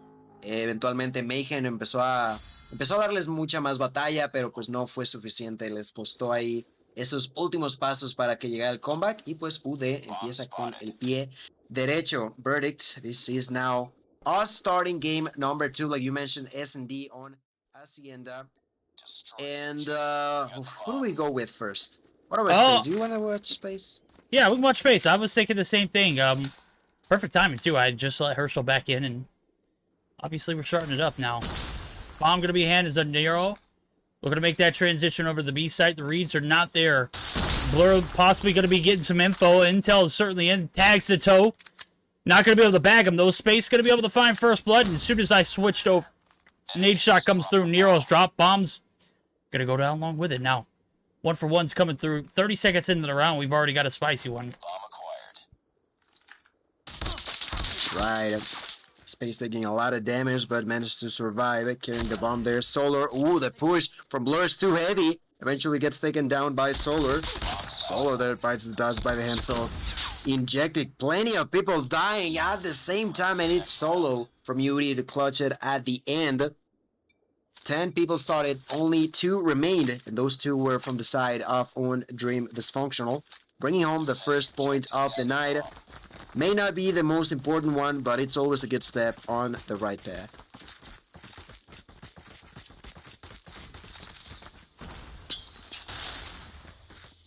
Sorry, I had my mic muted and I was stuff in my face. Had a little bit of trail mix. Right now, the trail is certainly hot for Mayhem. They're looking to get this bomb down. They're going to be able to do so with a 1-player advantage now. Energetics drops. Solar picking up 2. Or picking up the second. Solar and Blur now in a 2v3, and the shoes are on the other foot. Can UD get the retake? Oh my god, Solo. Why are you so damn good at the game? Carlinos now in Raballo. Left to clutch it up for the squad. Here comes the smoke. The hit is coming along with it. Good read from Apollo. Good tracking as well. And a nice 2-piece. And a little bit more stability on the side of Mayhem. And we've got ourselves a little bit of a trade. 1-for-1 we go. Third round. Who's going to take the advantage back? We questioned Raballo's gameplay last time we saw him playing S&D on Hacienda because of how long it took for him to actually bring in some kills for the team. This time around though, 3 kills on round 2. That's some good numbers to begin with as he begins to push through the left side. Does a little bit of damage onto Emby, but doesn't get any kills for the time being and actually gets spotted by Solo. Then the retake there by Carlinos, eliminating his opponent. That is going to turn out to be a 4v4. And I'm looking at, who do we go with? What about Awaken? Awaken patiently waiting on an enemy to walk by. And he's right, you know, Solar is actually only a few meters away from him. Both enemies just pretty much looking at each other without realizing how close they are. And here Carlinos is the one to play the most aggressive, pushes in, gets taken down, and is the perfect bait for Solar to take that kill. We're going to be even in numbers once more, you know, 3 for each side. For each side in Space, clearing out the B site. This is an awful lot of investment. The backstab from a player like Space with a sniper in his hand, I don't know if it's going to have that much value. I'll be on his back until we see it produce. Right now, Blur right here on the opposite side of the wall. Looking to hold off this A-side push, and with Space hitting his shots, it is very damn difficult to argue with the results. It is all on Energetic, a 1v3. The bomb's still in the hands of Nero, but he spots Energetic too. The info's there. Raballo. Oh, not Raballo, but Solar. Good night. What are you talking about, Verdict? Raballo ain't going to do anything. He's dead. Solar looking for his 5th. Energetic able to sneak his way out, and now he's in a little bit of a crabby spot. Look at this. Catches Nero off guard, does the D, gets back. Where is Space at? Where is the collapse? Is it going to happen? He spots him. The info's there. Energetic making the rotation through. He's won. The Renetti burst comes through, and that is going to be another round in favor of Mayhem. The advantage And momentum clearly in their court now. Can they continue to capitalize? They have been very strategic with the pushes over to A. They have not been hasty. They have not been irrational with the push. It has been very methodically thought out and planned to a T. And it's paid off. Can they continue that kind of perseverance here in the search and destroy? Oh, Space, good shot.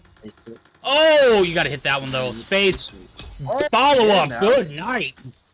Oh, Space! He's feeling it now, bro. We're late, and he is vibing. He do be vibing for sure. Injecting is gonna be left alone. Injecting, though, gets the 2-piece onto Solar and Revival, receives a lot of damage, gets a 3-piece, and Nero finally gonna stop him on his tracks. What is with everybody getting so many multi-streaks? Jesus Christ, chill out for a minute, guys. I know this game is important, but like, nah, I absolutely understand it.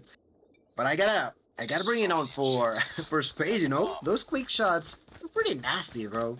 Oh, they were. Pretty nasty indeed. Alright, well, payoff round, 3 rounds in a row. Mayhem kind of dealing the business. The damage certainly being felt. Blur able to deal with Space early, and that is a+. Don't need him lurking. Don't need him taking 4s out in multiples. Carlino's getting a little too big for his britches right there. Around the corner. Blur absolutely just devastates him. Envy and Solo gonna cap off with another 2. And back and forth we've gone. Right now, the advantage still in the hands of Mayhem, but with another well-planned round like that from UD, we might be seeing this tied up before we flip sides. Bueno, ronda número 6, y el equipo de Mayhem tiene la oportunidad perfecta de cambiar de bando con una buena ventaja si es que consigue la victoria. El problema está en Blur y Solo, Blur con la doble, Solo también, o Blur con la triple. Solar que se va a quedar solo contra 5. Estaba hablando de ventaja para Mayhem y llega UD para callarme en seco. Pedazo de ronda para ellos. Ya saben dónde está Solar y todo mundo está detrás de él. Todo mundo cazándolo. Terminan de aniquilarlo y con una ronda perfecta el equipo de UD termina igualando el marcador. Se pone 3-3 y ahora sí que sí tenemos el cambio de bando. Teams are gonna be swapping spawns, flipping sides, and I was talking about maybe Mayhem getting a bit of a lead before switching sides, and, well, UD was not gonna allow that to happen, Verdict. No, I mean, Space peeks the same angle 2 times in a row and thinks it's gonna work. It's not going to. Blur was onto it from the jump right here. Envy able to find one. You're gonna go ahead and hop the bomb plant. Mayhem's trying to circle the perimeter, but they don't have any kind of control. Blur is right underneath, and he's got a little problem with you rotate right in front of him. Carlino's able to find one. And things are evened up. Bombs planted. 35 seconds on the clock. UD have the advantage as far as that goes. But Space, here he comes. The back shot. Blur never saw it coming. Energetic. He's been hitting differently here tonight. 7 on board now as he finds 0 out in the open. And it's all on Carlinos and Space for the clutch. 19 seconds. Here comes the hit. Energetic never stood a chance. Carlinos clears the other. And a clean 2v2 turns into a 2-0 and a bomb defused. And Mayhem right back with the advantage. A hell of a way to start this off as we flip sides. The advantage in the defensive court. Can Mayhem make things even in the series, though? That is the question. We saw sparks of life towards the end of that hard point, but let's not get it confused. They got blown out and then managed to put the score line back into a relative point. Unfortunately, though, did not sell the bag. Nade shot coming through. Nero going to be able to find one. They are feeling it. Envy gets away with his life. And Genic able to find another. My guy, what is Genic on? My guy is like putting up some solid numbers right now. Carlinos right here, the only player in contested spot. And this is a big gunfight that Energetic is going to choose not to take. And that is probably the smart move. But Space is coming from the collapse. Solar from the back. Envy finds one, but Blur finding another. Maybe I predicted that because Envy didn't find that kill. Blur did. They collapse. Solar, the backstab doesn't pay off. And evening round back in favor of UD. When you got most of the rounds ending with 1 or 2 people alive, it just means that it's just a slaughter fest. There's people dying all over the place. People getting kills all across the map. And I want to go with the one that one of the ones that has the most, and that is Blur. Blur in here playing with a Kilo will be trying to secure that one onto Revival. Ends up only being an assistance. His allies are playing pushing quite aggressively as I take a look onto where Solo is at, and he pays the price. Carlinhos, he was ready for that push, takes that kill. Now to the left, there's the bomb carrier Embi. Embi decides to wait, but then decides that it's better to move and find space, takes that kill. Evening numbers out, there's gonna be 3 versus 3. Embi finds yet another victim, but victim ends up being himself, dies to the hands of Carlinhos. Injected gets the payback, immediately picking up that bomb. You were talking about Injected, and well, he's not doing too bad whatsoever. 9 kills so far for him, and alongside with Blur, we'll try to clutch this round and bring the advantage slightly in their favor. This map has been incredible for the two teams. Problem is that Mayhem would not like this game to be close, would only like to actually just win too easy. If it was a 7-0, they'd be completely happy about it, but the problem is that UD is clearly not going to allow that to happen. And, well, as we are nearly over in a way in this round number 9, in this next 30 seconds, the side of UD gotta make a call, and they gotta do it right now. Injected, shooting at a distance, does a lot of damage onto Nero, and somehow manages to flick onto Solar to bring the kill home. Now Nero knows that they're probably gonna be rotating onto the other bomb, and that's exactly what they're doing. Bomb is gonna be planted, and that is going to be 45 seconds on the clock. Nero, with all the pressure on his shoulders, will be pushing, fighting the two of them at the same time. Nothing there to be done, Verdict. Nothing there to be done. That was so good. The twos played so well there, and Genic absolutely moving in tandem. That bomb goes down. They get the intel. Nero's creeping. They deal with it together. I mean, at one point it was almost a stack, but you can see they were a little offset. I mean, just great coordination of the two. The unspoken has clearly been in favor, but Space from downtown trying to hit the angles, and this is a cheeky spot that I don't see him normally hit right now. I mean, he's known for hitting the spot, but he hasn't done it in a while. Right now, creating a lot of value. Envy doesn't matter. He's going to go ahead and hop the bomb site, and Space gets the nade to hit. Envy doesn't follow up with a shot, though. And that might come back to haunt him nonetheless. It's a 2v5. What kind of damage could a two-player stack do? Well, Waken's found one. Envy might be able to catch the second, but it's Solar. My guy is putting him on ice. Nero's going to clean it up. And that is going to be another round in favor of Mayhem. We are yet again tied up. Bomb defused. Have we, Verdict, seen a 2-round advantage for any of these two teams so far this game? We're not going to overtime, Brody. It is way too late. I don't want you to get too excited.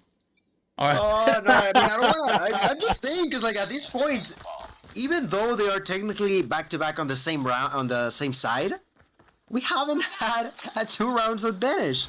You know, we are already on round 11, 5 for each side. Bomb carrier being Solo, already onto planting Space. Space, though, taking that kill onto Blur. Injecting, answering back by eliminating Solar. Space getting that double kill. Solo, for some reason, pushing out of nowhere, gets taken down, executed, knocked to the ground. Awaken is left alone with a bomb to be defended. Problem is that how much can you defend against 4 angry players that are pushing for you?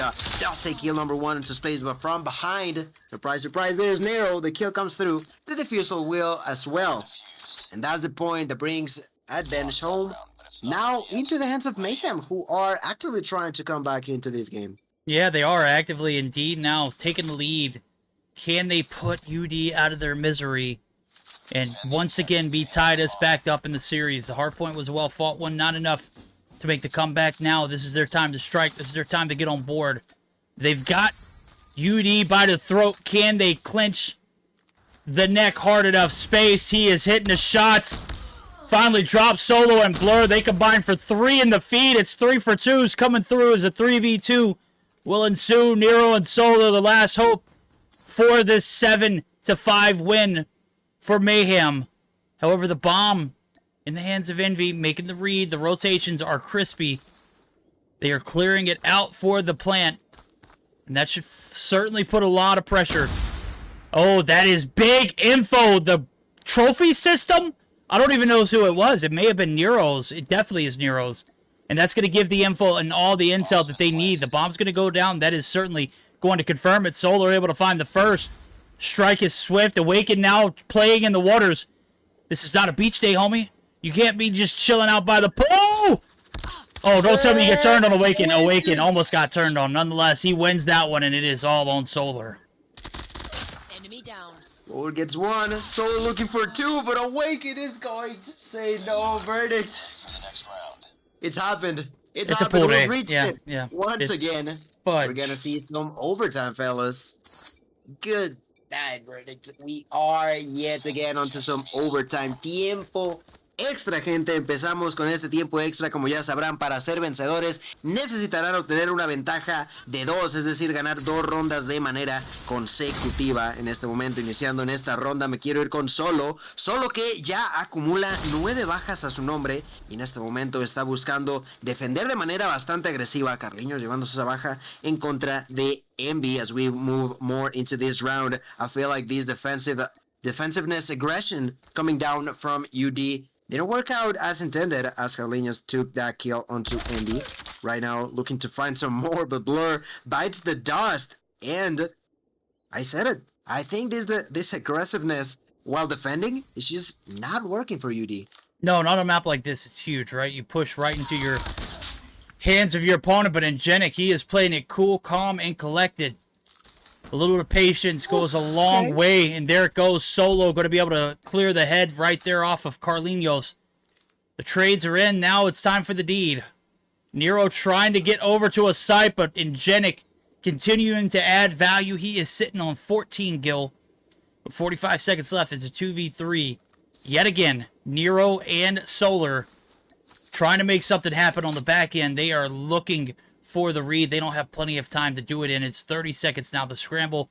Which site will they choose? It looks like they're buckling up for the B site. Ingenic going to continue to be a pest now as he repositions. Gets the read, gets the angle. Solo up top, looking to cover all ends, not looking to be too aggressive. And here comes the bomb plant.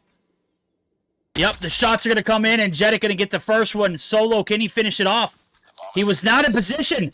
He's going to not be able to get the kills there. He's going to get taken down. Nero takes advantage of a lonely Solo out of position. Awakens drop. And what was a 2v3 is now a 1v1. It is all on Nero.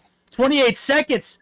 Ingenic, he might have this one in the bag. He's got the head glitch. Nero playing for the info as well. This is a standoff I've ever seen one. There it goes, the bait.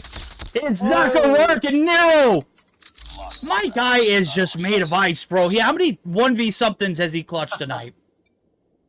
I was thinking the same thing. This dude be having eyes instead of blood. Incredible way to wait to the very last second. It doesn't matter how many times they're trying to bait him out. He goes out whenever he feels like it's the right time to go out. Finds that kill, finds that round. 7-6 in favor of Mayhem as they try to clutch one more time. Blur gonna find kill 1. Solo gonna get kill number 2. Solo on enemy spawn pretty much. Will be pushing to get some more. Let's see how much he can do. Not at all. Carliños was already hunting him down, but the problem is this is still a 4v2. Revalo takes that kill onto Injectic, trying to even numbers out. The bomb has been planted, and that's 35 seconds on the clock. But Revalo and Carliños continuously move next to each other. Gotta make sure that they're not overexposing themselves in there. Great pre-fire there for Revalo. He knew what the heck is going on. Takes that headshot onto Awaken. His ally Carliños is next to him, but the problem, the time, verdict, tic-tac, 15 seconds. They're walking a bit too slow for comfort, I would say. They're looking to get done it, but there you have it. The desperate play comes through. Into desperate plays, there's a cool, calculated team from UD to take that kill, to take that round, and once again, even the scoreboard out. Round 15, we go, everybody. Did you ask for it? Well, guess what? You're getting it right now. UD able to clutch it up. Blur able to put himself in a profitable position, and it pays dividends right now. Slow and steady wins the race. Blur, he is accelerating right now. As he finds first blood, that is his 16th on board. At this rate, we might be seeing like 30 kill search and destroys right now. It is all a matter of 3 players and Mayhem to get this upper hand and this advantage. The unfortunate thing is, there's only Nero and Solar, and well, no, Nero's still alive. That's plenty enough space. He's on just a different level right now. He's going to be able to catch Solo, but Solo Gets the drop on him. He's got the shots to land. The CBR and the DLQ picked up. And again, in a 2v4 pinch, can Nero and Solar reel it back in? They got plenty of time to make something happen, but there is no kind of lane in which they can travel that is not going to result in taking on more than you can chew. A ver si es que Solar y Nero pueden cerrar la ronda. Lo van a intentar 2 contra 4. Vuelven a estar en la ofensiva y no se les ve en lo más mínimo cómodos. Y lo digo desde un principio, no me refiero a este 4 contra 2, sino desde una primera instancia. Se les ve que no tienen muy clara la manera de aprovechar algún tipo de camino a seguir en este momento. Ahí están avanzando líneas. Estoy quedándome con Solar, que se encuentra Injectic y cae. Se queda solo Nero. 1 contra 4. Se encuentra el primero y se lleva la baja. Nero que sigue con vida y quiere la doble. Vamos a ver qué más puede hacer. Pero el tiempo que se le acaba. Se encuentra de cara con Awaken. Detrás ya estaba solo. No importaba lo que hiciera. Iba a morir. El punto que llega para UD. Recuperando la ventaja. Esto va a ser 8-7. Tienen punto de mapa los chicos de UD de nueva cuenta. Veamos si es que lo consiguen. No ha sido nada fácil. All right, this is for all the marbles. UD do the unthinkable. They wanted a defensive round. We haven't seen one defending round pay off for either team right now. Solar finding first blood. We might have a little bit of shake here in overtime. And Genic yet again on board. 17. The bomb is down. Mayhem putting in work. Carlinhos looking to straddle this bomb head glitch, but Injecting bold. Gonna go ahead and hop it, and that is gonna be the pressure. Quick plant here. No time wasted. 40 seconds on the clock. Now the 4v4 retake space. Coming from no man's land, as well as Nero catches the drop on Blur. Never sees it coming. Space. You gotta hit the shots, and he does. That's 2 down. Now they only have 2 to deal with. Awaken and Injecting. Can you put up the numbers? Injecting finds 1. He's gonna find 2. My guy is heating up. He is on fire. And Rabalo and Nero gonna have to make something happen. And Jeddick now left to find another. And it is Rabalo who is going to end his streak in his reign of terror. And that is going to be another set of overtime rounds.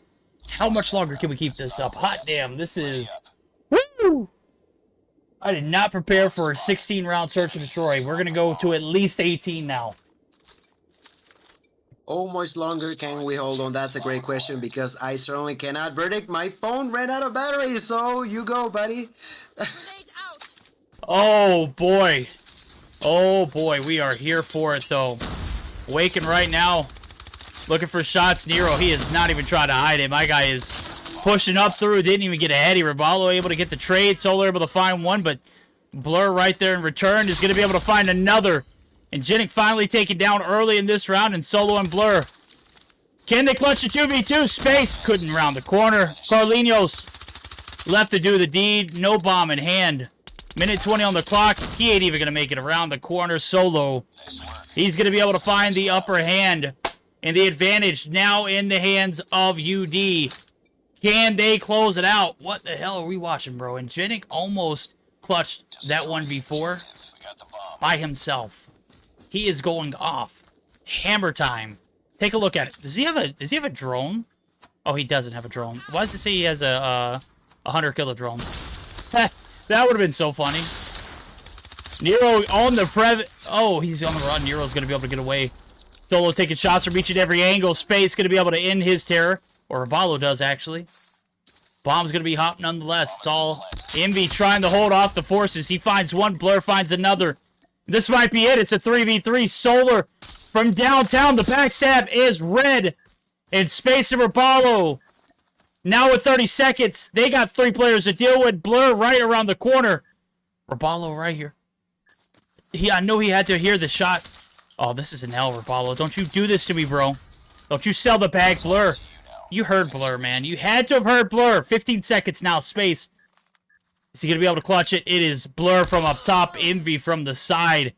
And we've got a 10-8 win finally. UD able to clutch it up after 18 rounds. Hope somebody was good. That was just absolute a beast of a performance from both teams. We could have been here all night.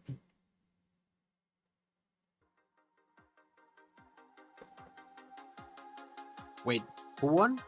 UD. So, okay, there you go. I'm sorry. I was, I was not on point with that. Well, UD taking the dog verdict. I was thinking about it while we were still watching the game. At some point, like, you can't even truly measure how many kills are too many kills, right? Because, like, how many rounds was that? 20? Something? No, 18. Like 18 like that? Yep. Like, oh my goodness. Woo! Wow. Oh my. Jesus the Prophet coming to chat right before the round ended in my, real time. He said, I'm predicting it. It's going to be a 10-8 win for UD. He was right. He predicted the reverse sweep the other night as well, and kudos to you, my guy. 2-0 lead now transferred over. We're going to be buckling up for some takeoff. 21 on board for Engetic. Engetic was a dog, bro. Engetic was a dog. That was just a beast of performance. Now we're heading over to takeoff, where I'm looking at it right here as we're gearing up for it. We are looking for who's going to be on the defending side off the rip, because that's going to provide the most intel. And off the bat, I can already tell you, it is NYSL Mayhem. Wow. That means we might be seeing a game 4. It just depends on how UD able to close it out. I mean, you're looking at this map. It's a god-awful one to play control on. Very lopsided. Will we see one attack round come through? Is your phone back charging, or? Yeah, I think it is. I'm loading into the game. Hopefully it's gonna be good now. I apologize for that inconvenience. But yeah, I mean, it's been like, what now, 5 hours? Oh boy, oh boy. And yeah, we're moving on to control. Who's on what side though? I got that question. Mayhem's gonna be on the defending side off the rip. Mayhem. Okay, so they got a solid shot at trying to take the dove and move on to a 4th map, right? Okay, there's that. I'll bring them that. I'm still loading in. I'm sorry about it. Should be opened in a second. And all right, I think I should be good to go. There we go. Guys, Engetic did not get dropped. Engetic left to pursue a starting role for another team. There's a difference. But you wouldn't know that because you have the attention span of goldfish. All right, and I'll remind you every time I get a chance to. Like that. Wow, I mean, come on, chat. You got to give it the program. Why would they drop Engetic? He was probably one of the best subs in the game. And he just showed up and showed why. Starting role is what he was looking for, and that's what he got now. We're heading over to control. It is going to be a takeoff map. We can go ahead and spam that start button. Let's go ahead and get fired up. Gil's back in the mix. Don't have to hear me talk nonsense throughout the whole entire time of that and beg for it to be over. Well, right now, UD, you could put the nail in the coffin. You could put the final shot in, the final blow, but you got to find success on the attack side. It's inevitable. 1st, 3rd, and 5th, they are going to be on the attack. 3 rounds they'll have to be successful. Now the question is, can they execute? Yeah, of course, they can try to outperform them on the offensive side as well, but of course you are risking bringing score streaks to your enemies, and that's something certainly the side of Mayhem does not want to happen. And, well, I want to go right now with Solo. Solo currently pushing onto enemy's territory, has taken 2 kills, but for some reason was flipping weapons in the middle of a gunfight.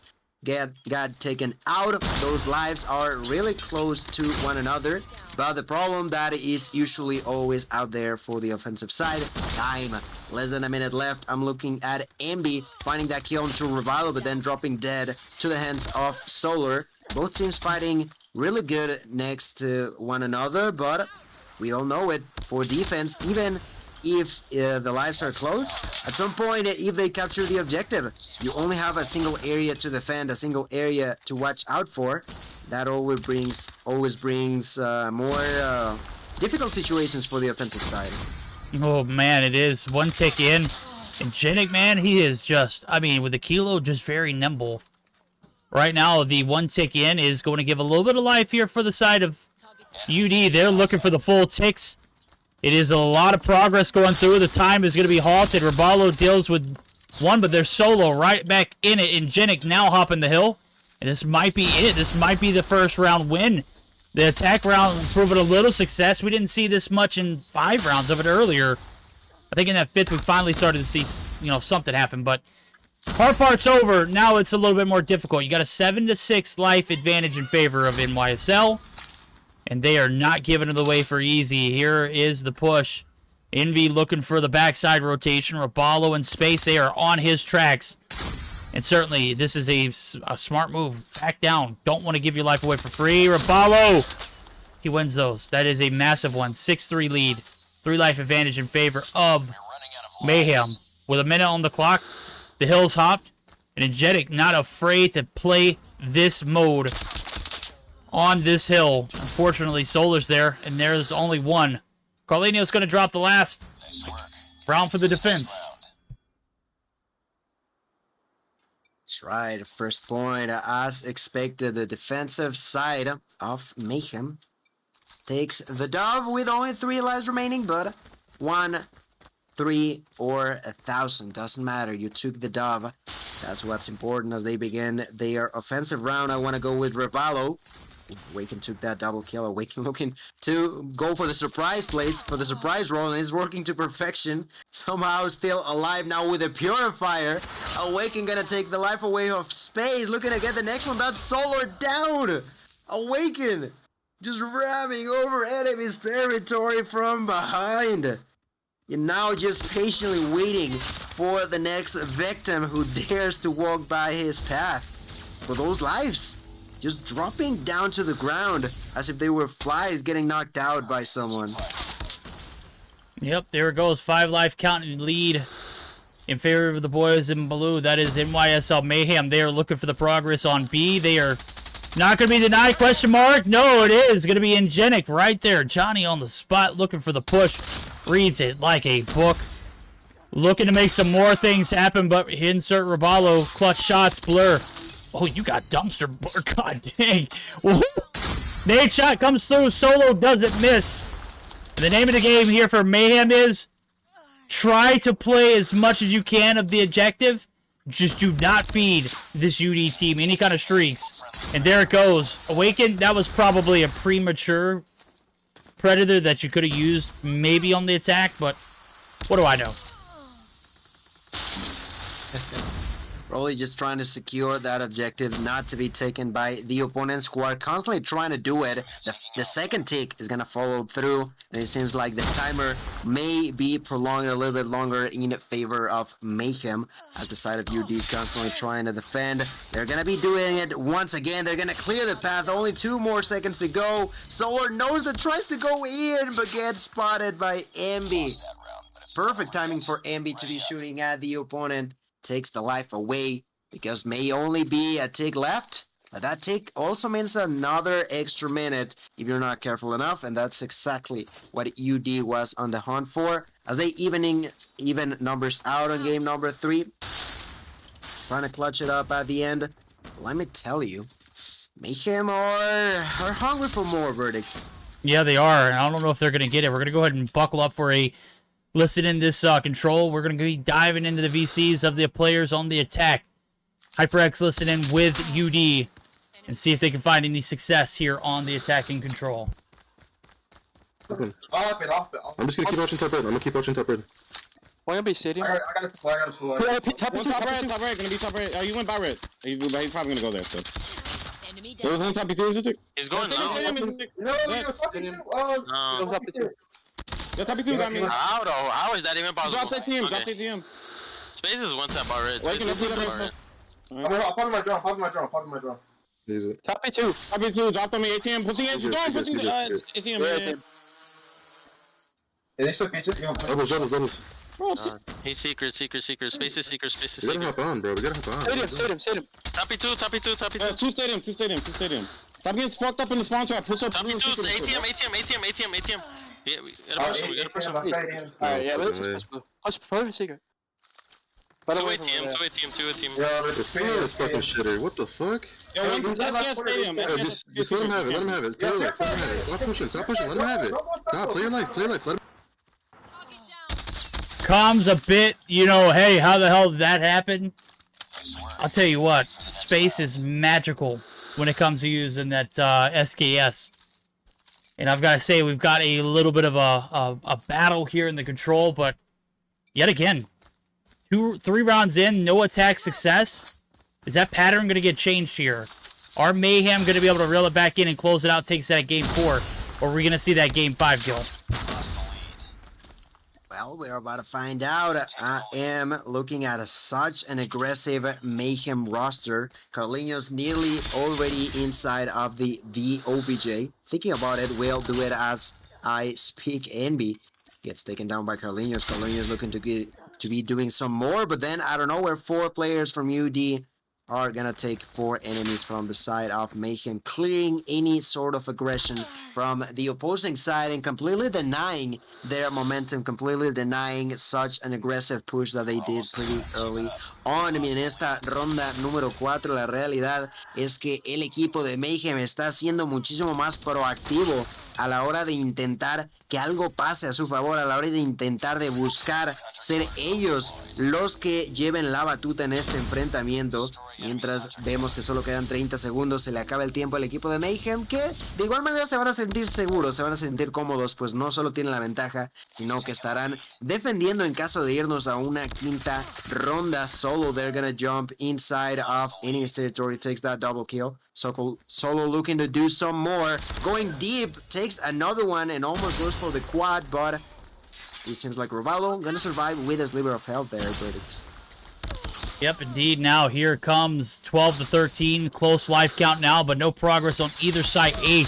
Looking like a tick might have came through, but time not halted. Nobody there on the objective and no rush for Mayhem. Maybe this is them not trying to feed the beast. Maybe this is them trying to just burn it out and head over to the defending side. And we'll see what the thought process was like now as we're getting geared up for our 5th and final round. We're going to go ahead and jump in with a second listen in, HyperX style. This time around with your NYSL Mayhem. Titan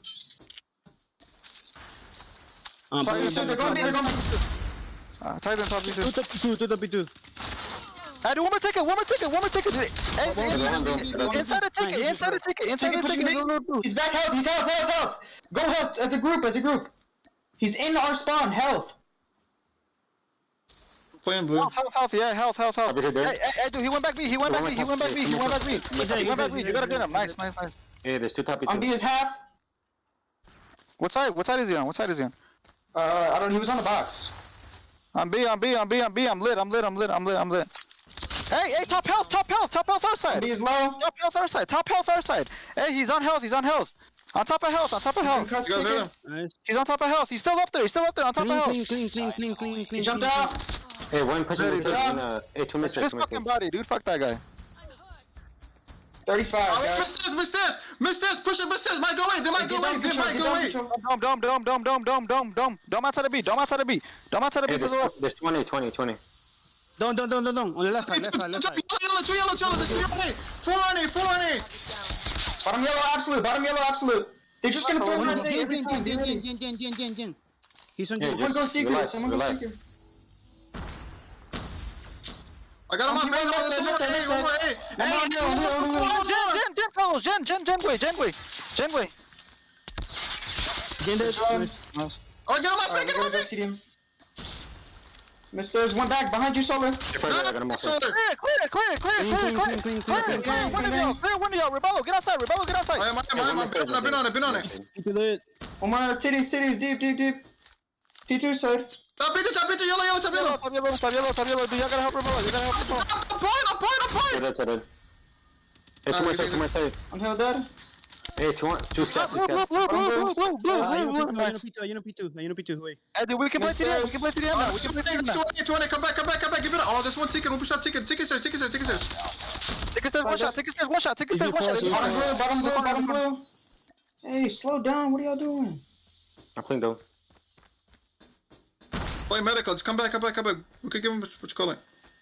Nice. Hey, one, take a stairs. Zone peek. Secret coming. One more there, nice. Take it. Nice. Should never be that. Well, there you have it. The Finns reigns superior 5 times in a row, bro. That was not very eventful. I'm going to be honest with you. Takeoff on control is god-awful. I didn't think it was that bad, and then seeing it 2 times a night, it is just grossly disgusting. Right here. Like it's just like, you know, way too repetitive, right? It like all rounds fail to like blend in next to one another, where the defense will win 98% of the time, which there's definitely usually a slight advantage for them. That's for sure. It's gonna happen on a lot of control maps, but in this one particularly, I feel like it's just a repetitive do and do from both of these teams. They are trying their hardest, but clearly the sensation just doesn't seem to be right, in my opinion. No, it's not very well.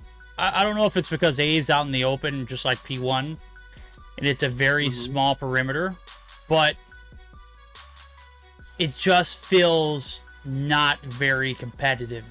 Obviously, defense still has to, you know, prevent that A cap from coming through initially, and I don't know. I don't know what to say about it. Nonetheless, we are heading over to a game number 4, and this is going to be a Hardpoint Summit. Mayhem, they're looking for a reverse sweep. Can they keep the streaks going? This is going to be a blender of a map. We'll see how it pans out now. Which team is going to be left standing? That team will be facing off against Cygnus on our next stream day. Not sure when that is. As soon as we set it in stone, we will be providing it to the public. Make sure you reach out and follow Meseeks on Twitter, as well as myself and Gilmania, as we'll be retweeting all of the dates that we have possible and getting it all to the players as well too. So hell of a weekend for COD Mobile, hell of a week for COD altogether. It has been a big championship Sunday. We don't have championships here yet, but you got to get there somehow, and this is the step to do it now as we're getting geared up for it. Attention to the last map of the night. Mayhem, you got anything left in the tank? The comms starting to not necessarily slip, but the fence, it was maybe just Robalo likes to scream a lot. I don't know if Robalo doesn't do anything other than scream. I mean, I'm not too sure, but yeah, you said it.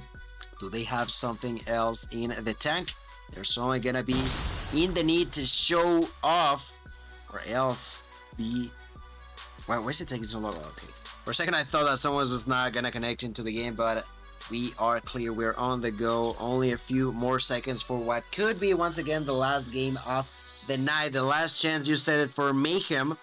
And, well, another opportunity for UD to try to cut off the enemy's head for one and for all. I want to begin spectating at Solo. Solo right now will be playing with his Mac 10. Well, they're trying to push. Unfortunately, the bounce, the jump, not gonna work out through the window. Ends up getting taken out. Doesn't matter too much as his allies quickly retake for that small mistake. Yeah, it does now, as you can see a little bit of movement. Kingston not able to hit the jump up. Nero hopping the spot, looking for some objective time. There goes Solo. He is lurking in cages, and this is a big P1 here so far for the guys over at UD. Looking to close this one out, and in the reverse sweep incoming. Well, the game is just starting. We are certainly not even into the thick of it. Now we're seeing things starting to unfold. Oh, Solo not able to win the gunfights all throughout, and the retake right back in the hands of Mayhem. Here comes Envy, though. He is wanting all the objective time. He is wanting all the kills. Will he be denied? Well, the sea of yellow up top. Solo finally started to click, and I didn't catch a single shot. That's tough.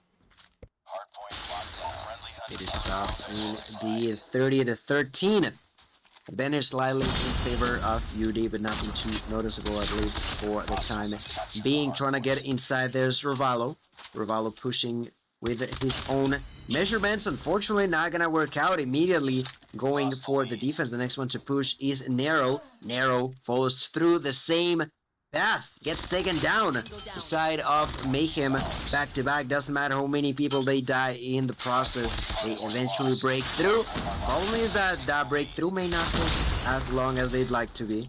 Solar is the only player alive. Will be pushed and finds the kill onto, I think that was Blur. Continues to, okay, that was a bit of an unexpected defense, at least from what I was watching over at the side of Mayhem. That is certainly going to be closing the scoreboard a whole lot more than they were anticipating.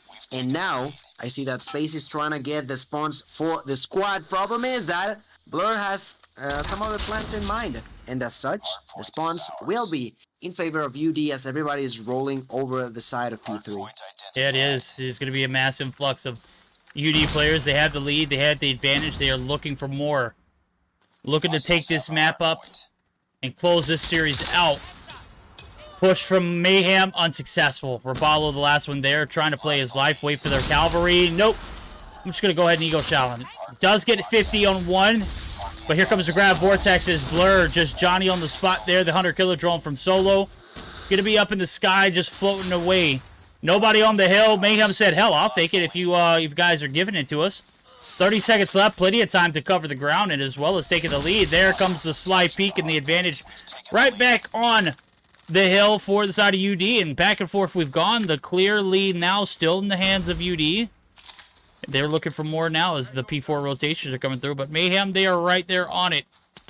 Oh my god. Don't you tell me, Space, you just sold that one. I saw that too, bro. Like, how in the world do you want your It's too enemy late. to do that to you? It's too late for this. Oh, man. They flipped this. Look at this. And they dumped the spawns on Mayhem too. That was such a bad play. Oh my god, bro. Look how much devastation Mayhem have to. Oh. That was so heartfelt. Gotta feel rough. Now, Narrow, actually plenty of utilities are being used by every single player at the same time.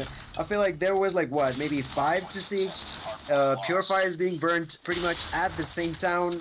Now Carlinhos is another one trying to do the same thing, but got killed at the end inside of the hill. I see Blur with the SKS now looking to defend through snow, but the thing is that they're spawning behind them, and they have realized that now. Ooh, that nasty headshot for Blur will continue to prolong the time inside of the OBJ. Now the other side of UD have doubled the amount that their opponents have for the time being. I wanted to ask you, Verdict, if you think this could be the right time for us to do a quick listen in.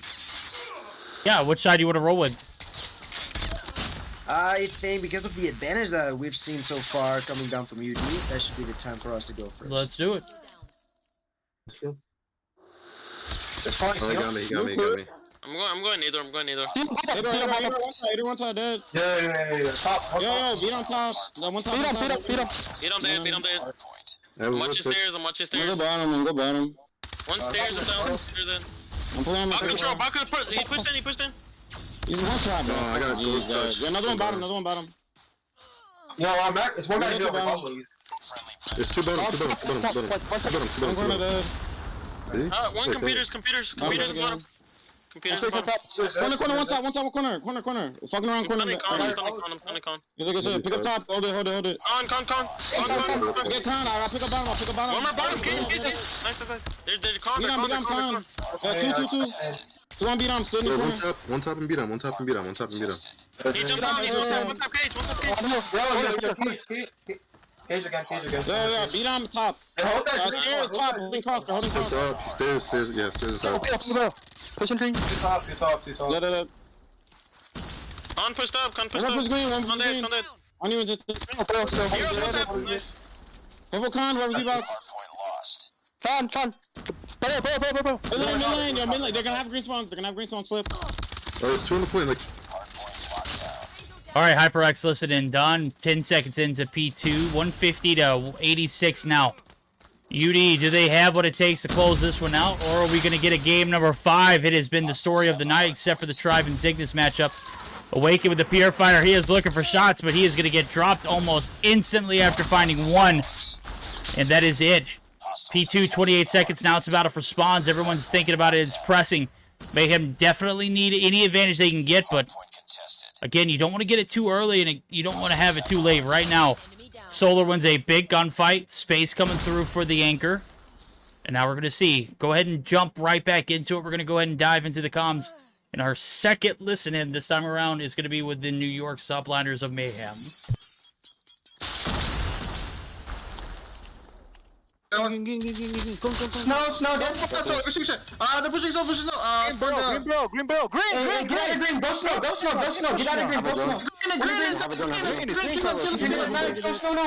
Green. I'm putting the drone. Hold up. Nice. I'm gonna flip the spawn. I'm gonna flip the spawn. You want mid lane? Go. Watch gun. You can't flip spawns. I'm holding deep still. Don't flip late. Don't flip yet. Don't flip yet. We need time. Chill left. Nice. Come one shot. Nice. Hey, I'm close to Megalife. I'm close to I'm sorry. Megalife. Nice, good shit, sir. Hey, long. Forklift. There's one shot. Top stairs. One shot. Forgive him. Counter right now. Nice kills. Long dead. Go. Rotate. Hey, have a drone in the light. Have a drone in the light. Nice, Silver. We're gonna try to set this squad now. Yeah, we're good. Let's all go P2. You wanna pop it? Yeah, I'm gonna pop it. Just don't get any kills, cause then spawn behind me. I'm gonna smoke this. Oh, you walked in front of my smoke, bro. Hey, one pushing me. I need to get my things out. Big dig. C down. Left side of C down. Nothing deep. I'm waiting for one shot. He's fucking one shot. Hey, deep. I pinned. Nice. That's three. Hey, make a container. Vortex, make a container. Shit. Netting that. They're gonna be deep. Too deep. One more deep. SK's deep. SK, Seeker deep. Flip spawns. Nice, we're Okay, deep. man. Deep. Watch it long. It's no One con dead. Snow half. Nice. I'm gonna get my drone. Good shit, my boy. Man, watch out, main, fork. He jumped down. Just when you think it's over, we've got a neck-and-neck game. Gilmania. Think you can handle another search and destroy that goes 16 rounds? Well, we'll find out. It's not over till it's over. After such a huge advantage in favor of UD, the side of Mayhem has brought this game back to life, has brought some spiciness into it as well. We are gonna be gonna get brought back into P1 reset for the third time around. And inside of the hill, of course, we've got a few members over at the squad of UD, but let's see for how long they can survive the retake, trying to be held into by the hands of Space. Space right now with 25 kills and the GKS in hand, trying to hold the enemy spawn, finds the kill onto Blur. That was some good kill for him. Now the problem is the point's still not for them quite yet. Solar gonna be burnt with that purifier, but still remains alive. The retake once more in favor of Mayhem out of nowhere, out of pocket in a way. We felt, or at least I did, that Mayhem was just falling into pieces, at least for the better half of the initial game. But seems like right now they are ready to fight for the victory, ready to fight for the dub, ready to take us to a game 5 as these two teams are so close to one another. Verdict. Oh yeah, these are stage 4 preview matches. I mean, I don't think you get any better than this. We've seen 2 best of 5s go to distance tonight. We've seen one that was not that close as far as hardpoints go. Right now, this one is a nail biter and surely could be a photo finish ending. Right here, Awakening gonna get dropped. The Jick is up. It is certainly looking and frying in the hands of Space, but now it's all a matter of UD. They have hopped the hill on P2. They've got the numbers to hold along with it. This could be the hill that puts them up and above. And if you're Mayhem, you can't overthink this one. This has to be, you got to contest. You got to put yourself in the right position. You got to think about spawns later. Right now, they're doing the best of both. They're going to get the time and the rotations. Right now, Solar is doubling back, and you know, that is not the player you want to send. You want to send someone who's not using a purifier. A little bit of miscommunication. Solo going to be able to win that one, and here comes the Gravity Vortex. Ample spots. He finds one where they're going to find the heady of another. It is Carlinhos, though, who is still alive with a slither of health. Walks right into that bullet. That was a tough one to watch. Blur is 47 kills deep with an SKS on Summit. Yeah, good partida. Solo will be using the purifier, takes the kill onto Nero, goes the double onto Revaldo, goes for the triple onto the Goliath and gets it. Solo, you monster, you beast. Gonna clear that point, allowing Injectic to get inside. He does get stunned, but still gets the points. 235 and getting some more seconds in. Another purifier. Gonna be a huge part off of this. Revaldo trying to clear the point. Revaldo trying to take the dub. Mayhem trying to continue with the dream. Revaldo looking for more. Takes the double, takes the triple. No one can get inside. Everybody's burnt into thin pieces. The side of UD is struggling to get some time, and they gotta do it right now. Verdict is about to be over. Yeah, they gotta buckle up for one last push. You see the spawns, they are not good Space finally taken down. That's the anchor. The spawns are in. The break looked like it might be a reality, but here come the streaks. Mayhem. They're going to be able to hold off the push, and Jittix dropped. One more player to deal with. Carlinos is there. Envy looking for the contest. And Jittix, the last hope. He's going to be able to win the gunfight and extend this matchup. 1 point needed for Mayhem. And here comes the second glide. Look how far away from the objective it is. It don't matter, Mayhem. They are going to be able to close it out. Point is open for business. Nobody there from UD, ladies and gentlemen. We're not going to sleep tonight, bro. We're just going to continue the cast COD Mobile because guess what? Mayhem, they still got a few tricks up their sleeves. Just when you think and discount them and count them out, you can't do it. You can't happen. It won't happen. They can't stop. They won't stop. They are moving on to a game number 5. Hot damn.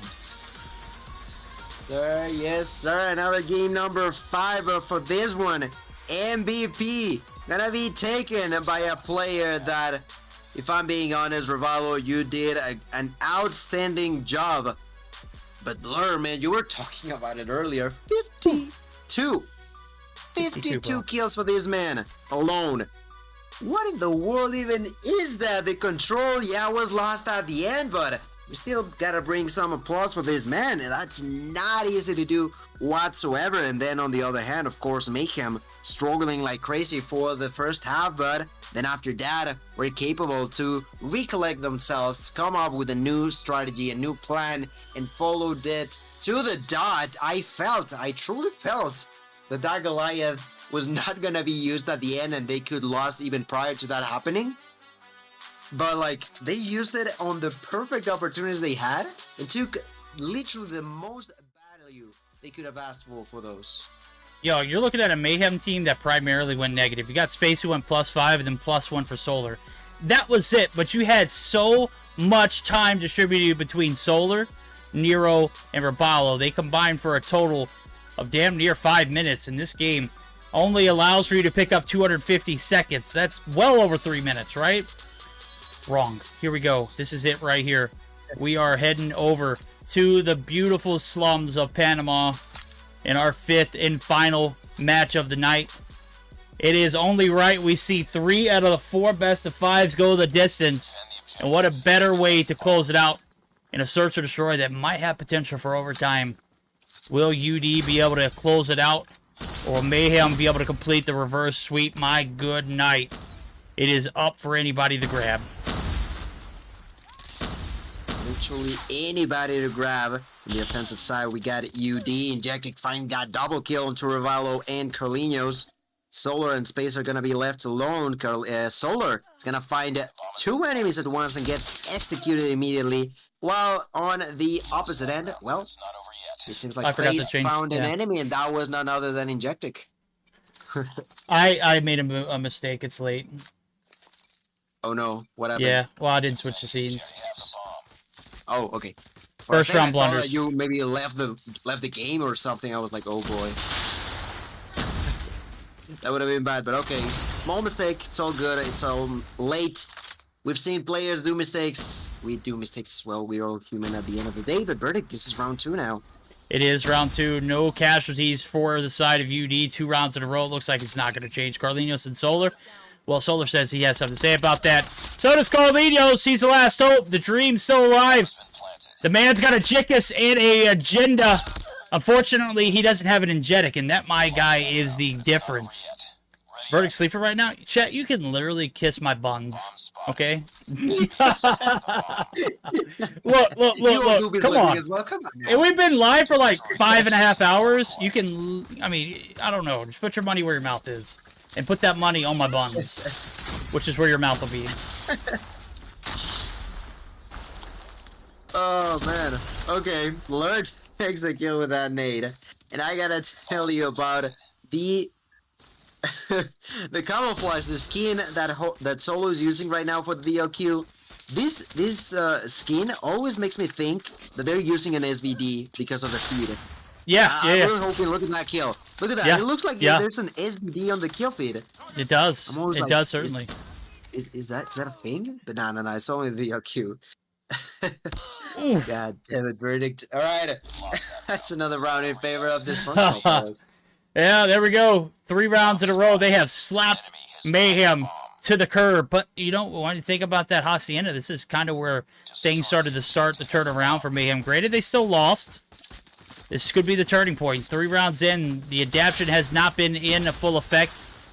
And we're on board with Space. Can he find the upper hand? The smoke is going to clear. Solo is going to be able to get away. And Envy, there is so many times you get a free bomb plant on A or B rep, and there not be any kind of consequences for it. Like, how many times in a row can you do it and just have no kind of consequences to do it? I just don't know. I've never seen a quick plant on Panama, or on Slum, sorry. And I'm just kind of concerned. That's kind of concerning for me as a Mayhem viewer right here. Yeah, constantly opening that door for the enemies is something that you should not be doing in this 2v2 about to unfold. They know that Nero is pushing. Envy turns around to take that kill onto Carlinhos. Nero takes the shots onto Injectic. In while Envy no was time. Reloading. I mean, you can say that timing, but at the same time, I feel like I think that Injectic should have expected something like that to happen.